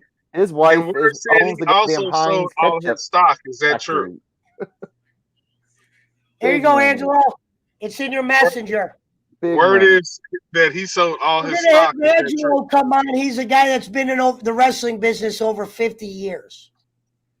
Either way, The Rock is going to buy it. Nick Khan is The Rock's old buddy. They're business partners. $7 Productions, The Rock's ex-wife, Danny Garcia, blah, blah, blah. They own the XFL. They got the deal with Under Armour. Terramana Tequila is the fastest selling. They've outsold George Clooney's tequila, which Clooney sold for $1 billion. So The Rock's got the loot. They'll buy WWE, and The Rock will, have a controlling interest. So is that who? Theoretically. So is that who he's trying to get rid of all these people for? Well, to make the most money on the sale, because when you sell a company, you go, look, we only have $35 million in debt and we got $2 billion in profit. We want you to pay us $1.8 billion or $4 billion for the company because you're going to make that $4 billion back in 2 years. Okay, that's not the numbers, but I'm just saying that's how they do it. So yeah, I understand where you get there. Get rid of the debt. Get rid of any old buildings that they might have owned and old shit and old contracts and Jimmy in accounting that's making $800,000 a year. He's been there forever. Retire his ass. Clear up some money. Because that's what I was saying. That's what I was saying because they fired. If you go back and look at everyone, they're firing everybody. Fired, Triple H is done. Triple H almost died from his heart issue. Almost every main top superstar. Well, that they had on the roster that were good. Nobody is saying this, not even the dirt sheets. But Triple H almost died from his heart issue he had, a surgery back in last year, whatever. Triple H is pretty much done with wrestling. Not saying he won't make a comeback and be on TV or whatever the fuck, but Triple H almost fucking died. Triple H wants to spend time with his family. He's got children. That's why I said he's done. He's not ever coming back because when you said the other day that on NXT got rid of everybody but Shawn Michaels that worked with him. Why do you think it was in the old NXT 1 week and then the next week you were seeing all these colors and shit and what the fuck is this? Yeah. NXT 2.0. Let me go pour my drink before what's his name joins us. But yeah, I mean I won't say who, and it's not Bolin for anybody who wonders. I won't say who told me that about Triple H. No, a lot of people have said he's done now, but I've known this for months that he almost fucking died in the hospital. It was way worse than they played it off. Where it's like, oh, he had a routine heart procedure. No, the motherfucker's heart gave out. He was having like a heart attack or a clog or an artery or a valve. I don't know exactly. Remember Arnold Schwarzenegger had the same thing, valve replacement and yada yada. Lifting all them weights, doing all them roids for all them years. It's hard on your heart. Your heart is a muscle. You overwork it. Okay, yeah. So he had a blockage. He almost died. But he sold his I want to say it's been here recently. He sold his house in Connecticut. And he's I think he's just got his house in Orlando now. So, because Linda McMahon's already down there, she's already retired. The kids are with Grandma and him. Schmidt, I mean, hear me? look. Yeah. How much do you think he'll get from this damn sale? Because he owns like 4 or 5. He owns he owns like Let me a bring piece of the somebody in real company. quick, Jason. I know you can barely hear me, Well, but let me bring in he's somebody already got real- enough money, and Stephanie has enough money for Schmidt! both of them. Schmidt, are you fucking hearing me? I don't mean to be an asshole, but I just said 4 times. Let me bring somebody in. I don't know if you guys can hear me. I sound I like can I'm hear you. I'm sorry. Oh, okay, no problem. I'm just like, damn. You guys we got to couldn't make hear sure you. you can hear me. I'm sitting here like an idiot. Ladies and Yeah, I gentlemen, our didn't hear next anything you was guest saying. is the host of Wrestling with the Future and Mob Talk, and he's a great guy on top of that. Ladies and gentlemen, Angelo, the Psychic. How do you pronounce your last name, Angelo? I don't want to butcher it. It's Discipio, Pesh. Discipio. Okay, let's hear. Come on, you're Angelo Italian, has to Pesci. say You should what know he it. just heard. All right. First of all, let me smarten you up a little bit. Hold on. WCW is a wholly owned company of WWE. Lock, stock, and barrel. Yeah. The company, whether it exists on I'll paper be right back. or physically, is owned by WWE. It is their intellectual copyrighted property. And they can do whatever they want with it. That's number one. Number two, you'd be hard pressed to get Shane McMahon into the wrestling business to do anything. He's making so much money outside the wrestling business, it's not even funny. It's not even funny how much money this kid has. In fact, some estimates report that he has more than his father, and that's sizable. His wife, man. His wife's got the big money. Well, he Mazzola married into Oil. a lot of money. Yeah, Mazzola Oil. They're everywhere. And Jason, are you still there? Hold on, let me see. Did we lose Jason? Well, let's be clear about something. Let's be very clear. We need to be very clear about what we're talking about here. His wife's money aside, that's one issue. Shane has enough on his own, setting aside whatever his wife has. And his wife's parents, particularly her father, is a very influential guy. He's got a shit ton of money, probably more than Vince and Tony Khan, quite frankly. Exactly. Interesting. Big money. They know money. that. Well, think about it, That's Pesci. Everybody buys factual. Mazzola Oil when you buy vegetable or whatever oil. Yeah, well, that plus the mafia connections that they have. Well, The McMahons had mafia connections? No, the Shane McMahon's in-laws. Shane's wife, the Mazzolas. Got you. They're Got from you. up in Connecticut, New York. I'm blind to that. I didn't know who his wife was, Angelo. I didn't know none of that. Yeah, nice Irish people from Brooklyn. Yeah, like Don Corleone with the olive oil company. They have the other oil. Absolutely. Yeah. Now, So- let me explain to you guys something. I need to smarten you up a little bit. And it's really important because I take my wrestling seriously. I've been involved in this business for 48 years, okay? That's a long time. And I'm considerably older than all of you. Okay? Understand something about wrestling. It's a business. It's a very lucrative business that makes a lot of money each and every year. There are millions and billions of dollars that are traded back and forth in advertising revenue, in live production, all the year long, from every company that's got an opportunity to put on a show, from the local independent guys to the big feds like AEW and WWE. Now, understand something. Tony Khan, although he's a well-intentioned individual, and I'll say this about Tony, he's a wrestling fan, but Tony Khan is also a wrestling mark. He's a money mark because he's listening to the wrong people. He should be listening to Dustin and Cody and Brandy and Tully and Arn and Jake, and he should be listening to all of these people he's got on his payroll instead of listening to the people in his audience. That's the problem, gentlemen. He's listening to the wrong people. Okay? There was a guy one time, I don't know if you guys ever knew, his name was Bill Watts. Okay?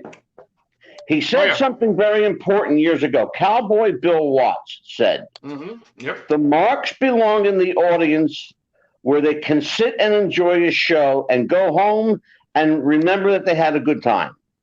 Now, all the marks are in the business and nobody in the audience is all the wiser. The problem is that there are no fans anymore. Everybody's a smart mark. Everybody thinks they know. You don't know shit, okay? Pesh, if you need to bleep me out, go ahead and bleep me. But no, this is rated R. You're good. The guys don't know shit. You don't know what you're talking about, okay? I mean, and I hate to be the one to burst the bubble, but you really don't. There's so much at play behind the scenes. You really just don't know what's going on, do you? This is a power play for television revenue. This has shit from Shinola to do with wrestling. Wrestling is an afterthought. This is all about ad revenue. That's what this is all about. TV contracts and streaming. Thank you very much. What are your thoughts of them making the most money they've ever made this year? They just reported that. Your thoughts? I don't believe it. And I saw that report, and when it came out, I still didn't believe it. And I don't believe it now. I don't believe for one moment that they made record revenue. Okay. No, I think the numbers are fudged, and I don't believe it. When they make that kind of report. Hey, companies lie about that for their shareholders. Let me tell you something. Let me tell you something about. Wouldn't you have to pay out more, Angelo? I'm looking at it from a tax standpoint. Why say you're making a lot that you're not? You're going to owe more, I would think, right? It's better to owe more down the long run. There's an advantage to it. I'm going to tell you what it is. You can take the shortfall penalty for fudging your numbers, okay? Yep. Okay. Long term, paying that money off is in twofold. Actually, threefold, if you want to get around to it. Number one, you've established a relationship with your creditors, number one. Number two, they know you're good for the money. That's the most important one. But number three, something that people don't think about. The eyeballs are going to follow wherever you go. Yep. The eyeballs meaning the public. And people don't think in those terms because they don't understand how it works. And what were your thoughts on this week, even though this is an AEW question? They had the CM Punk MJF main event match, but they still dropped 14% in the ratings and in the demographic. That's due to one factor. One factor. It has to do with Brian Kendrick. Interesting. It has to do with Brian Kendricks. They were supposed to bring him in. He was supposed to wrestle this week. Yes. The guy made an anti-Semitic remark 10 years ago. Yeah. Right. 10 years ago. Some of the shit was like 12 and 14 years ago that he said. But it's at least 10 I we know don't of. think that they could do that. That is bullshit. Yeah. Here's the point. That irrespective of the time period, we know it was at least 10 years ago. That's number one. Number two, Tony Khan has some of the best information available to him. Are you going to honestly sit there and tell me that he didn't see this coming? That he didn't know? That he was not vetted on this? I have a hard time even conceiving that he didn't know about this. First thing companies do is check your social media history. All you got to do is check Twitter. Right. Okay. Hey, if you go work for, I got news for you, brother. Twitter is more accurate than CNN. Okay. Hey, if you go work for the University of Louisville, no shit. Hey, I got a clip that. That was great. If you go apply for a job at the University of Louisville here in Louisville, Kentucky, they tell you, do you have social media? Because if you do, you might want to go home and deactivate it because we're going to check everything. And first of all, that's completely illegal. It's against the law. Your social media is located in your home. Okay? Private. Interesting. Home is defined as anywhere you are. Okay? Exactly. It's true. Understand that. Your car is your For domain. someone to tell you what you can write on your... I didn't know he was going to be on Vindictive. He said, why didn't you announce? I didn't know. We didn't know. You know, so here's the thing. You have social media. Everybody's got social media. Twitter, Facebook, whatever the case is. That's considered personal and private. Yep, just like your car. Your workplace has absolutely no right to even ask you. It's a violation of your civil rights for them to even ask you if you have social media. Like, what are your political beliefs? It's none of their fucking business. Right. It goes along that they can't ask you about your political beliefs or religion or sex, gender, orientation, whatever. They cannot even ask you how old you are, other than they say they can ask you, are you over 18? Right. Or That's over 21. Yeah. Right. And they can't ask you if you have children. They're not allowed to. It's against the law. Exactly. So why can they get rid of you because you were drunk with some chick in 2010 at 4th Street Live in Louisville? Because you allowed it to happen. But Brian Kendrick wasn't what that show was sold on. That was sold on Punk and MJF. Were you surprised it didn't hold a million average? It actually dropped to a 950. Yeah, no, I'm not surprised. I'm not surprised at all. Okay. Because ad revenue across the board is down. Plus, think about it, Pesci. You got a lot of people like Donald Lord that would see that and go, "Fuck them! I ain't watching tonight." Yeah. Okay. There's gonna be I got news for him. Pesci knows this. Pesci was on my show Thursday night. Okay. Oh, I know. I was watching. Schmidt was in the chat. The interesting thing is, I do a professional wrestling podcast, and I have for a very long time. And I've been involved in this business for 48 years. I haven't seen, this is the truth, guys. I was going to say gentlemen, but none of you are gentlemen, you're all guys. Okay, so here's the deal. I haven't been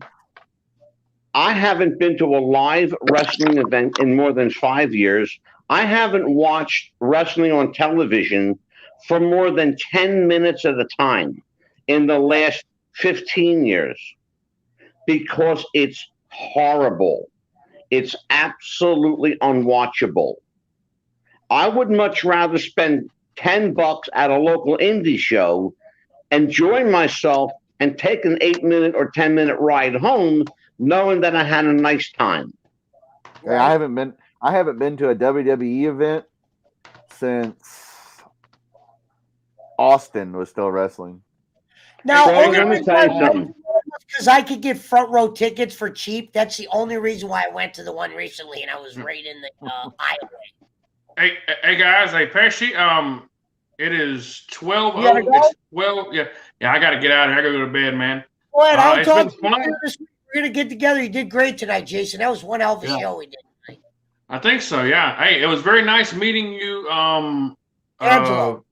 Angelo, yes, sir. It was very nice meeting you. My Rome, pleasure. Schmidt, stay greasy. And, give me a call, Jason. We'll talk about what we're gonna do next week if we got time. Yeah. We gotta wait a couple days later. We'll figure it out. Yeah, I'll probably see you later on this week, and just so I can use this messenger next time too. No. Next time it'll be a whole new one. Okay, cool. But I know how to do it now, so now you know how to do it. And welcome aboard, brother. All right, man. I appreciate it. We'll see you guys later. Later. Take care. Later, dude.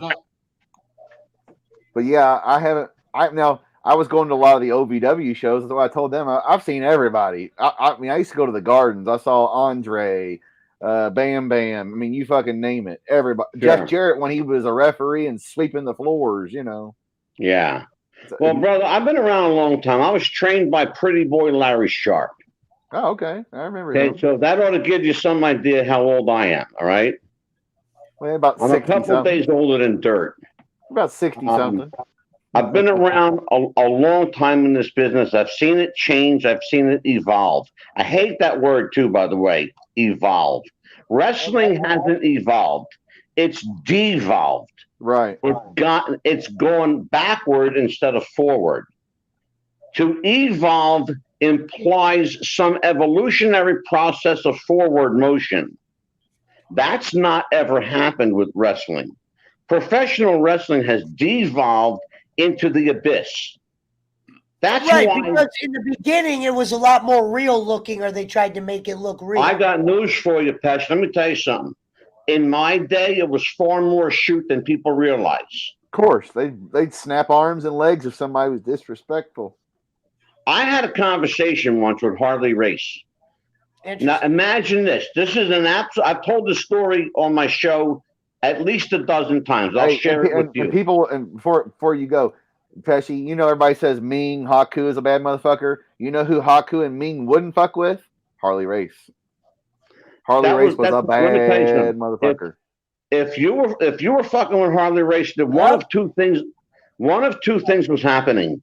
You were either drunk, number one, okay, stupid, or stupid, okay.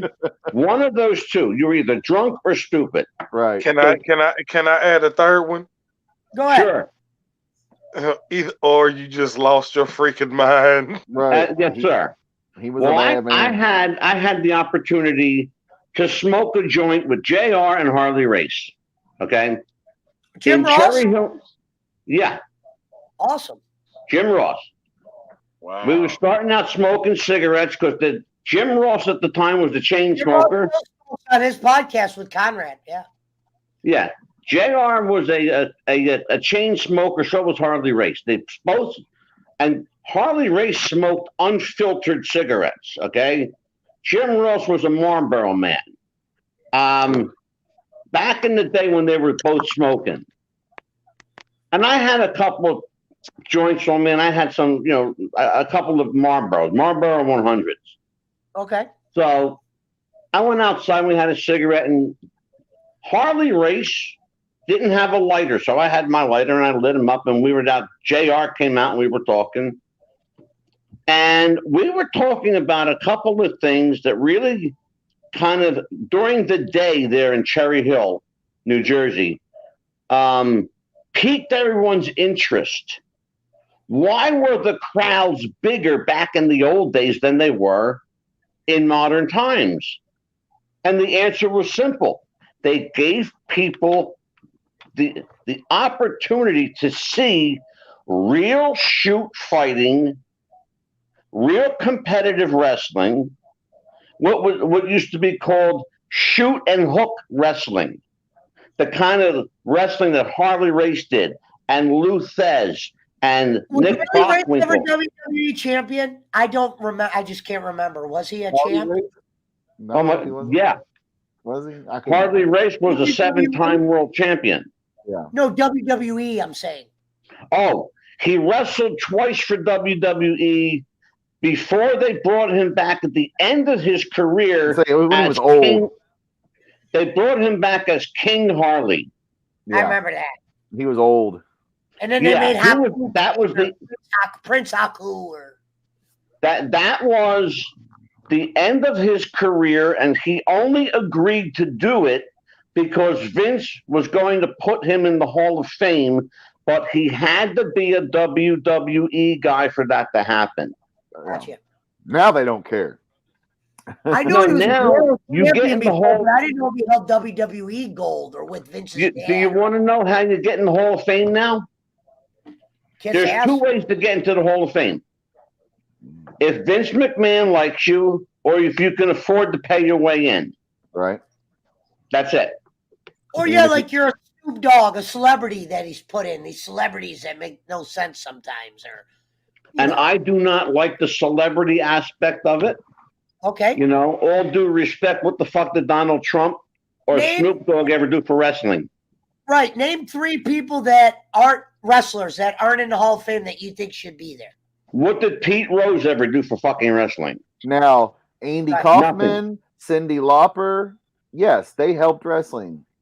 They helped promote it. you know, They whatever. had They helped what they did. Let me tell you what they did. They didn't promote shit. What they did was they put asses in seats. Right. Yeah. Remember something. Listen to me. Listen to me. It's all about fucking money, okay? It's a money grab, guys. It's a money grab.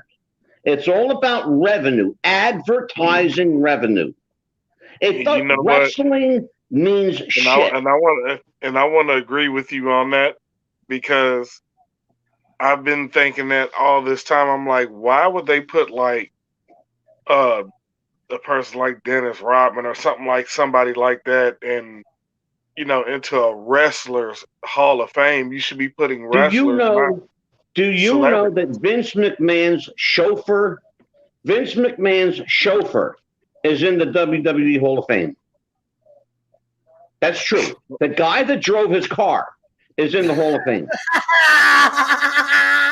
I just thought about that. Like, he wasn't ever advertised, though. Straight shoot. I'm telling you, my brother, straight shoot. Must have been a good gig. Hey, listen, El Presidente, tell me if I'm lying. Tell me if I'm lying, El Presidente. His name is Rome. He's the president of the PWO, which is my thing, the PWO. The Oh, okay. You telling the truth? Wearing my shirt in that picture, that's my T-shirt. Okay, cool.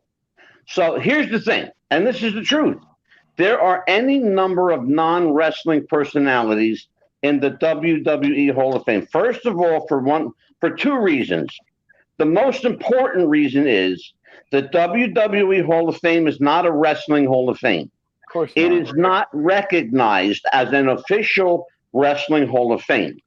It is the WWE Hall of Fame. And they do not now and never will have. Never, and I assure you of this, they will never have a brick and mortar building. They can't afford to, for two reasons. Number one, they don't own their merchandise. That's a fact.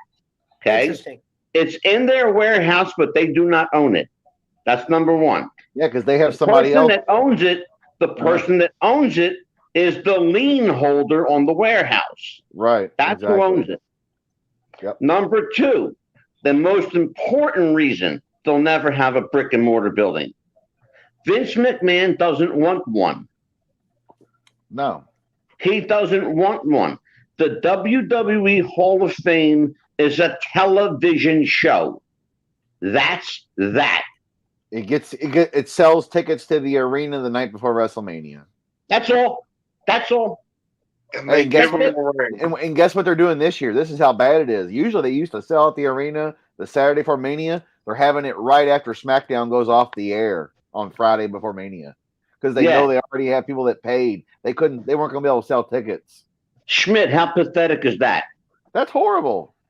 Thank you. Well, they don't want to put the right people in either. That's the problem. They don't know who the right people are. Like Scott Steiner. Well, Steiner's might get in now that their kid is in there, but I'm just saying Vince has this grudge that if you ever let him call himself a bad, Steiner. What were your thoughts of that, Angelo? They wouldn't let him call himself a Steiner. Yeah. Don't call him a Steiner when he looks just like Scott and Rick. Yeah. Well, and that's another thing. I don't know if you guys know this or not, but Vince McMahon takes a great deal of pride creating characters with original names. Do you know why he does that? So they can't use that name. Oh, so they can't reuse their shit. He wants to own your name. That's one reason. The other reason is more financial. Merchandise. Copyrights and merchandising. Absolutely. Yep. Hey, because guess what? Vince owns the American Dream, Dusty Rhodes name. Cody tried to trademark his dead father's name, and WWE fucking fought him on it. Fuck them, dude. That's bullshit. Wait a minute. Let me ask you a question. How did Adam Cole get away with taking his name with him? Because he probably had it in the. He was Adam Cole in the Independence in Japan. Well, let me explain something to you. The American Dream, Dusty Rhodes, was around long before Dusty joined WWE. Exactly. Okay. Exactly. I have a problem with that holding up. Exactly. You find a good lawyer that can drive a whole. Let me tell you something. Any lawyer worth their salt is going to drive a truck through that hole. Okay. I guess Cody didn't have a good copyright lawyer or patent He attorney. didn't win it. Oh, he did win it. He did win it. He could call himself Rhodes now. Well, but he can't use the American dream. Well, he's not. He can't use the American dream because it's not. It was never. It always belonged to Dusty. Right. Yeah. Okay. In WWE, Dusty must have signed something while he was working there. But by all rights, though, the WWE can't use the name The American Dream. Think about what happened. They bought the name, okay? They supposedly, and I'm going to quote, air quote here, own the name. But in all of these years, even since Dusty died, they have not one time, not once, used it. You know why? Because they fear being sued. It's okay if Vince sues other people, but he don't like being sued. Yep. Because guess what? His win-loss record is against him. He's lost a lot more suits than he's won. Yeah. He don't like being sued. Now you're from Jersey. You know the Bayonne bleeder, Chuck Wepner, that fought Ali, and Rocky is based he was a Jersey boy, absolutely. And when Vince told Stallone, he said, settle. He said, settle immediately. Because, Wepner sued him. He's like, you stole, Rocky fighting a wrestler and all this shit. That was Chuck Wepner's fucking life that Stallone based it off of. Absolutely. The Bayonne bleeder. For you, brother. Chuck Wepner made a fortune on that. Well, of course, he should. He was a fucking liquor salesman and a mob. He bought himself a nice $18 million mansion up in Bergen County, New Jersey. Hey, good for him. I like Wepner. He's a nice guy. I met him one time. He's a tough son of a bitch, too. I got news for you. He came down here to Louisville back about 20-something years ago. We had a little Ali Cup exhibition, amateur boxing tournament, and him and Ken Norton and Foreman. I got to meet all of them, got all their autographs and everything. Ali, Norton, Wepner, Chuvalo, George Chuvalo, if you remember that name. God knew it. There was another one. Yeah. Foreman. And I think Holyfield or somebody else. Schmidt? Oh, yeah.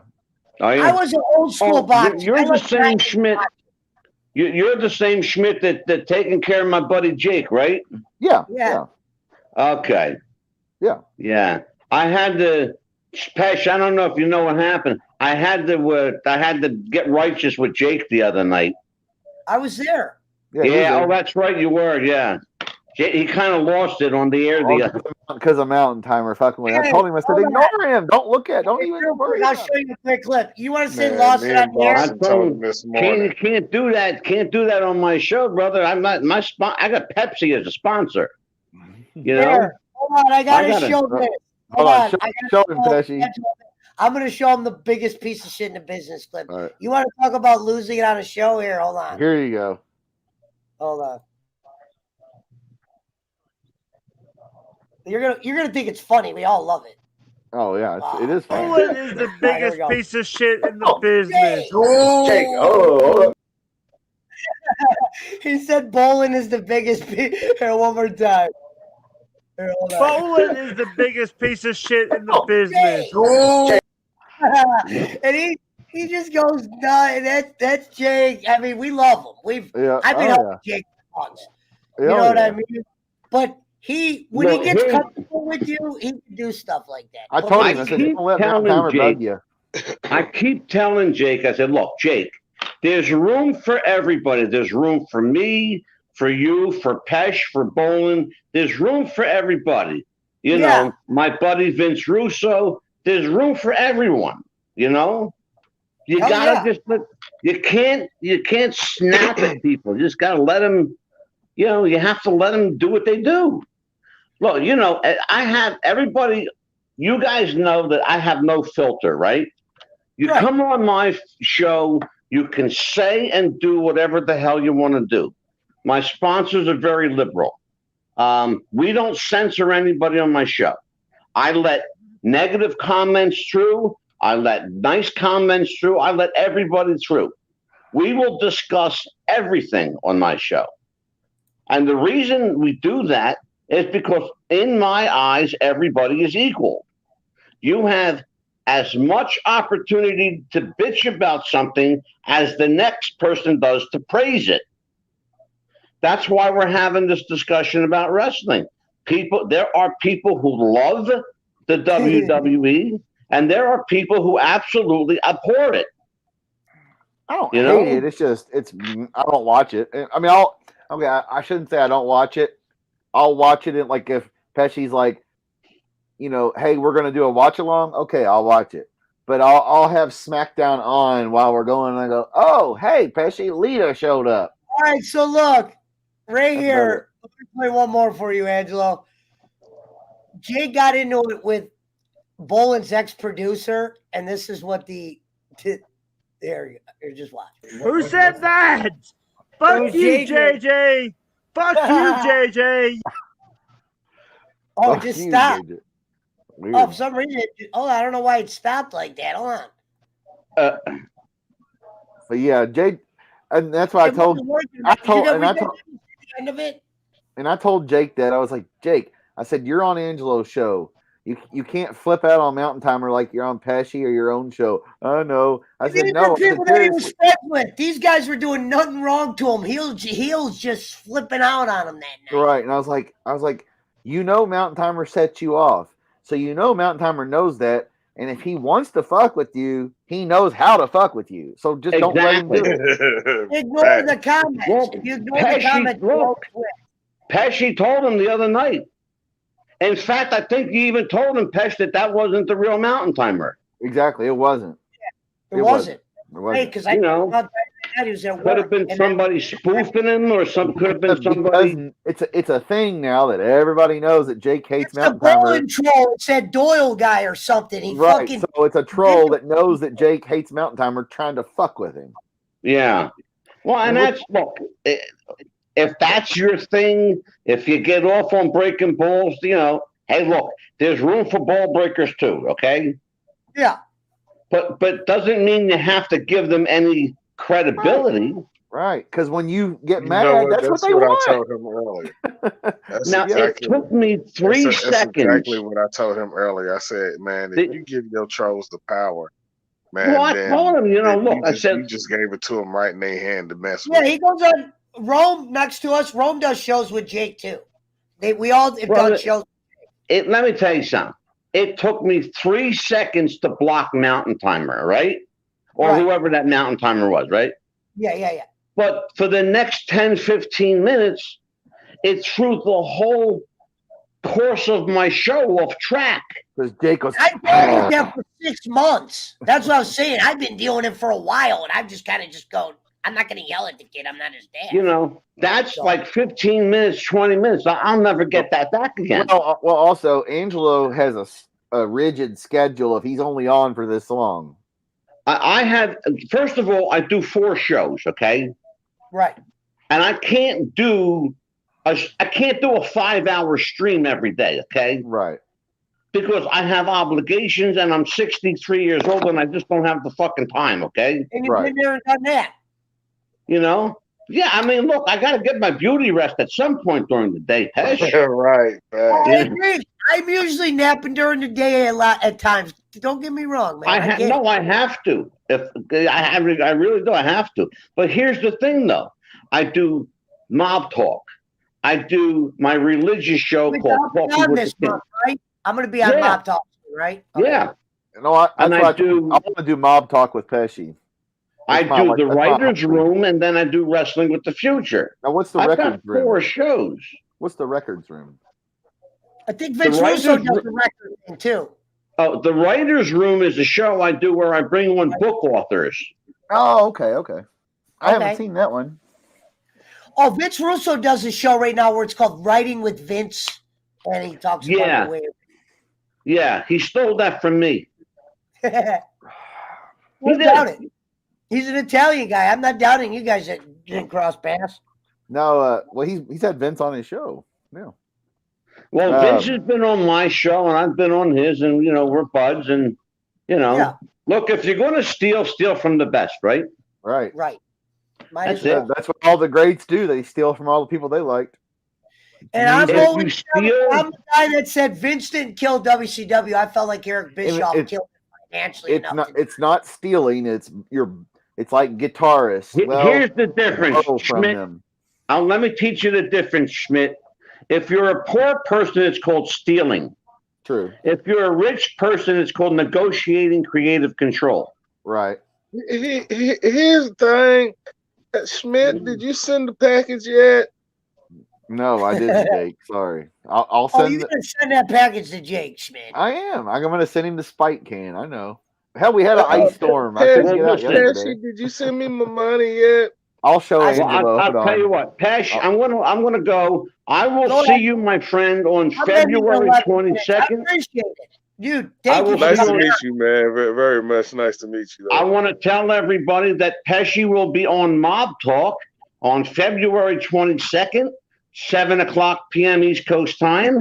And we will have and we will have a 90-minute show with Pesh, and I will surprise Pesci with some information that he doesn't know I know. And we're going to talk about it. Psychic, so we might see some psychic shit that night. I just want to do the Mob Talk show one time with you. Did Schmidt come on the Mob Talk? He wanted to be a part of the Mob Talk. Why not? Why the hell not? Sure. It's one of my hobbies. All right, gentlemen, take care. Have a great night, you guys. Mike, thank you very much. Take care, my friend. You're the man. All right, hold on. Let me get me to where I need to be. Boom, boom, boom, boom. What is Paige called? Wow, ladies and gentlemen, how about that, Angelo? Motherfucking Discipio, or whatever. Did I say it wrong already? What's in that? Ladies, let's. Where's Hollywood Hudson? Where's the House of Hudson? I'm bringing Schmidt. Hey, I'm working here.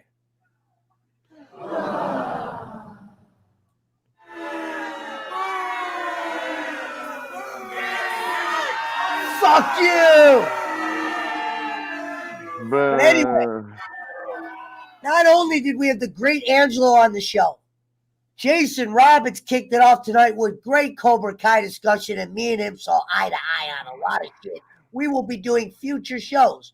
We are 9 minutes away from 6 hours, and then I got to go join the Game Chasers over there at the Shady J Network to get some of my videos played, because they're good guys over there. They're not like Kenny. They don't want to just see me in the lake. They want to see me flipping with the Dolphins. So while I'm playing flipper and Schmidt's playing skipper and Rome's being the president, we will be kicking ass and smoking grass on the Pesci Power Hour. It's on YouTube. It's called Wrestling with the Future. Look it up on YouTube. Wrestling with the Future. When I'm on that night, I'll probably broadcast it, and I'll probably put it on my channel as well, even if it's not live. But Angela's interesting. I like to see him talk. That was like a good break. You just have a guy like that. See, that's a good guy to have, especially when he's been around that type of old shit. He's like that good old school reference. You know what we should do, Pesci, though? Have Angelo do guest segments on the show, and when he does, you just play the do do do do do.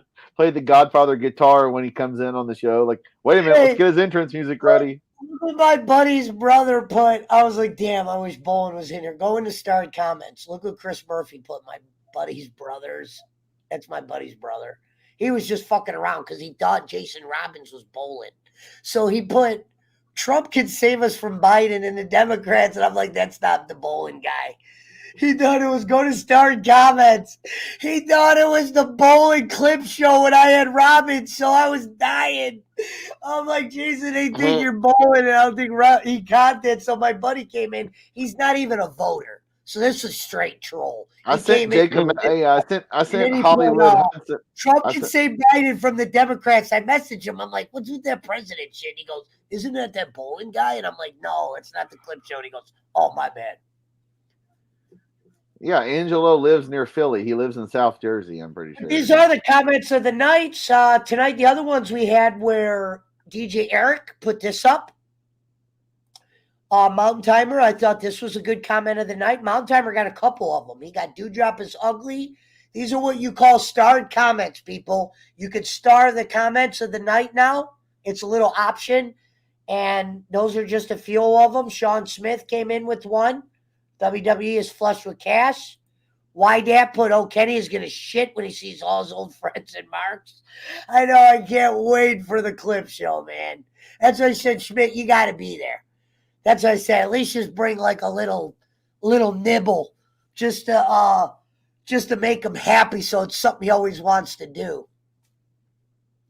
But yeah, those are the comments of the night. Gaming Alpha stopped in. Thoughts on NFT. I didn't even know what that was. We got 6 minutes left till 6 hours, and that's when we'll end it. Special thanks to the president, like always. Rome. Special thanks to Yo.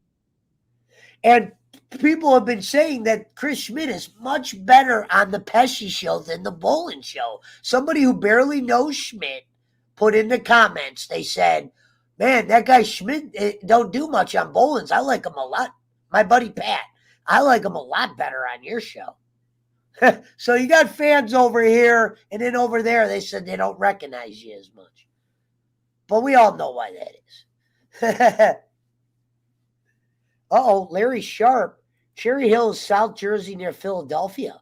Interesting. Mob. Yep, so I will be doing mob talk. Now, interesting. So, Mountain Timer, you know how you could prove that wasn't you? If you come in on the Wrestling with the Future thing and you say hi to me when I'm there, if your comment doesn't show up, then that means that account was you. If your Mountain Timer thing shows up, that means the account he blocked was fake. Hold on, let me think. Where was Bam Bam Bigelow from? He was from Asbury Park, New Jersey. That's right. Which is South Jersey, right? Asbury Park. Gonzalez says piece of shit nothing. Hey, I guess Jake's mad at us. you should have. I forgot to let Jake know Angelo's on the show with you. If Jake had a link, if you would have knew You should have Angelo's Enzo Amore's I told him, I said, hey, I said, Angelo was on the show. I said, why don't you pop in? No. I sent him $5 too. Oh, wow. I don't know. Maybe he's busy. He He'll said be thanks fine. for the money, though, so that was nice. Yeah, Asbury Park's on the Jersey Shore. I know that. That's where Bam Bam Bigelow. Cutting off right at You know what I heard? Yeah, Asbury's not real far from Philly. It's in between. Oh, damn. Philly I and New missed York. Cavs again tonight. Man. Yeah, Cherry Hill is right across. It's near Camden. Like, Camden's like the hood in New Jersey, across from Philly, where Milt Wagner and Billy Thompson are from. Oh, Cavs did not play tonight. That's Nice. where Milt Wagner's grandson is playing for Camden. And he's probably going to, if Kenny Payne coaches U of L, he'll be coming to play for Louisville. He's the highest rated recruit ever. Higher rated than any other recruit since those magazines have been around. Higher rated than LeBron in high school or whatever. Wow. Higher rated than Jordan in high school. And who's getting them? Well, U of L will if they hire Kenny Payne as their head coach. But we'll see what happens. I can't remember his name. DJ Wagner. He's DeJuan Wagner's kid, Milt Wagner's grandkid. How long is our goddamn point guard out for? Let me tell you something, Mountain Timer, you piece of shit nothing. Mm. You know it was you, Mountain Timer. You know it was you. You know what you did. Hold on, Schmidt. I got to ask Google something. How?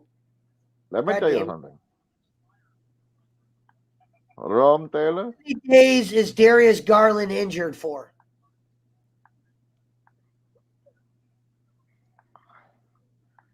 1 week. Wait a minute. There was a reason we sent that. Here's the thing. You know, Pesci, I brought you to the dance. You know, big dances. And, you know, I just want to say I'm good. I'm doing good. You know, Mountain Timer, I know you were lying, you piece of shit, nothing. Hey, my favorite of all time is when Jake goes, Brad, now I'm going to unblock you, but you're not getting your mind back. Now, Brad, why don't you just have another drink, Mountain Timer? How much weed do you smoke? That's what he said. He goes, I don't smoke weed. That's Pesci. That was the best of all time. You know, dude, Jake might be the most legendary, funniest guy of all time. You know, that's all I just want to say is, you know, Brad, you know, have another drink and go take a drive. You know, fuck off. So we got real Jake Hudson for a minute. I had to make a donation so real Jake Hudson can make an appearance. Wow. Since Jake wouldn't answer my call, I was going to call him first to let him know. Then I sent him the money. And he probably asleep. You know he got to get up at 3 o'clock to do a show in the morning. He just answered me like 2 minutes ago on Messenger. I said, I was just calling you to tell you I was going to send you $5, asshole. And he said, thanks. He's playing sleep. He's literally 3 minutes ago. He said thanks. Literally 3 minutes ago. He's still active. Now, I'm so glad this was one hell of a show tonight. Fucking all right. I'm ending stream right now. Ladies and gentlemen, we love you all. Let me end with a little music. Come over to the Jake Hudson Post Show on Twitch. Go over to the Jake Hudson Post Show on Twitch. You know who you are if you're the bad ones. Special shout out to my guest, straight from Bowling County, Schmidt. Down underneath the president of the PWO and the champion of the PWO, Rome, Hong Kong. Shout out to Angelo DeSapio. And Dingleberg, you still want some, you little midget piece of crap? Jake Hudson was actually on the show earlier for 10 minutes. Shout out to Jake Hudson.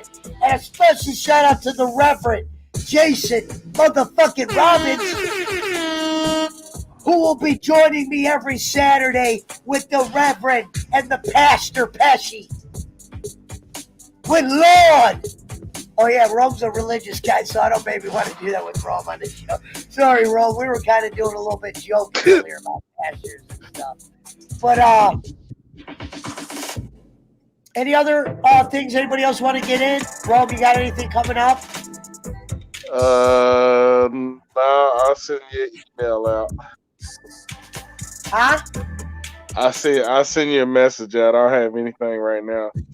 Oh, okay, perfect. Schmidt, you got anything coming up? No. He's gonna be on Bowling Show all week. You will see Schmidt at the bowling alley. We got the clip show coming up 21st of the month on my channel. It'll be, let's see. I'll be doing Mob Talk. Tuesday will be the earliest I'll be on Bowling Show if he does one Tuesday. Until we meet again. Oh, shit. Phil Harford's all of a sudden in the building. Phil, you missed it. We had a dude. One hell of a show tonight. 6 hours, action-packed. Jason Robbins. We had Wrestling with the Future. Angelo DeSippi, the Psychic. Jake Hudson, the president of the PWO. The Pesci Power Hour. Rome was in the building. The lapdog, Boland's lapdog, Christopher Schmidt. Phil, you know I love you. I got a rental, by the way, so I'm in all-wheel drive. You know, I ain't getting a shovel with no boots. Love you, Phil. Phil Harford's the biggest piece of shit in the real estate business. What the hell is Cobra Kai? Quit lying, Gonzalez. Hey, I love you guys all. He said breathe.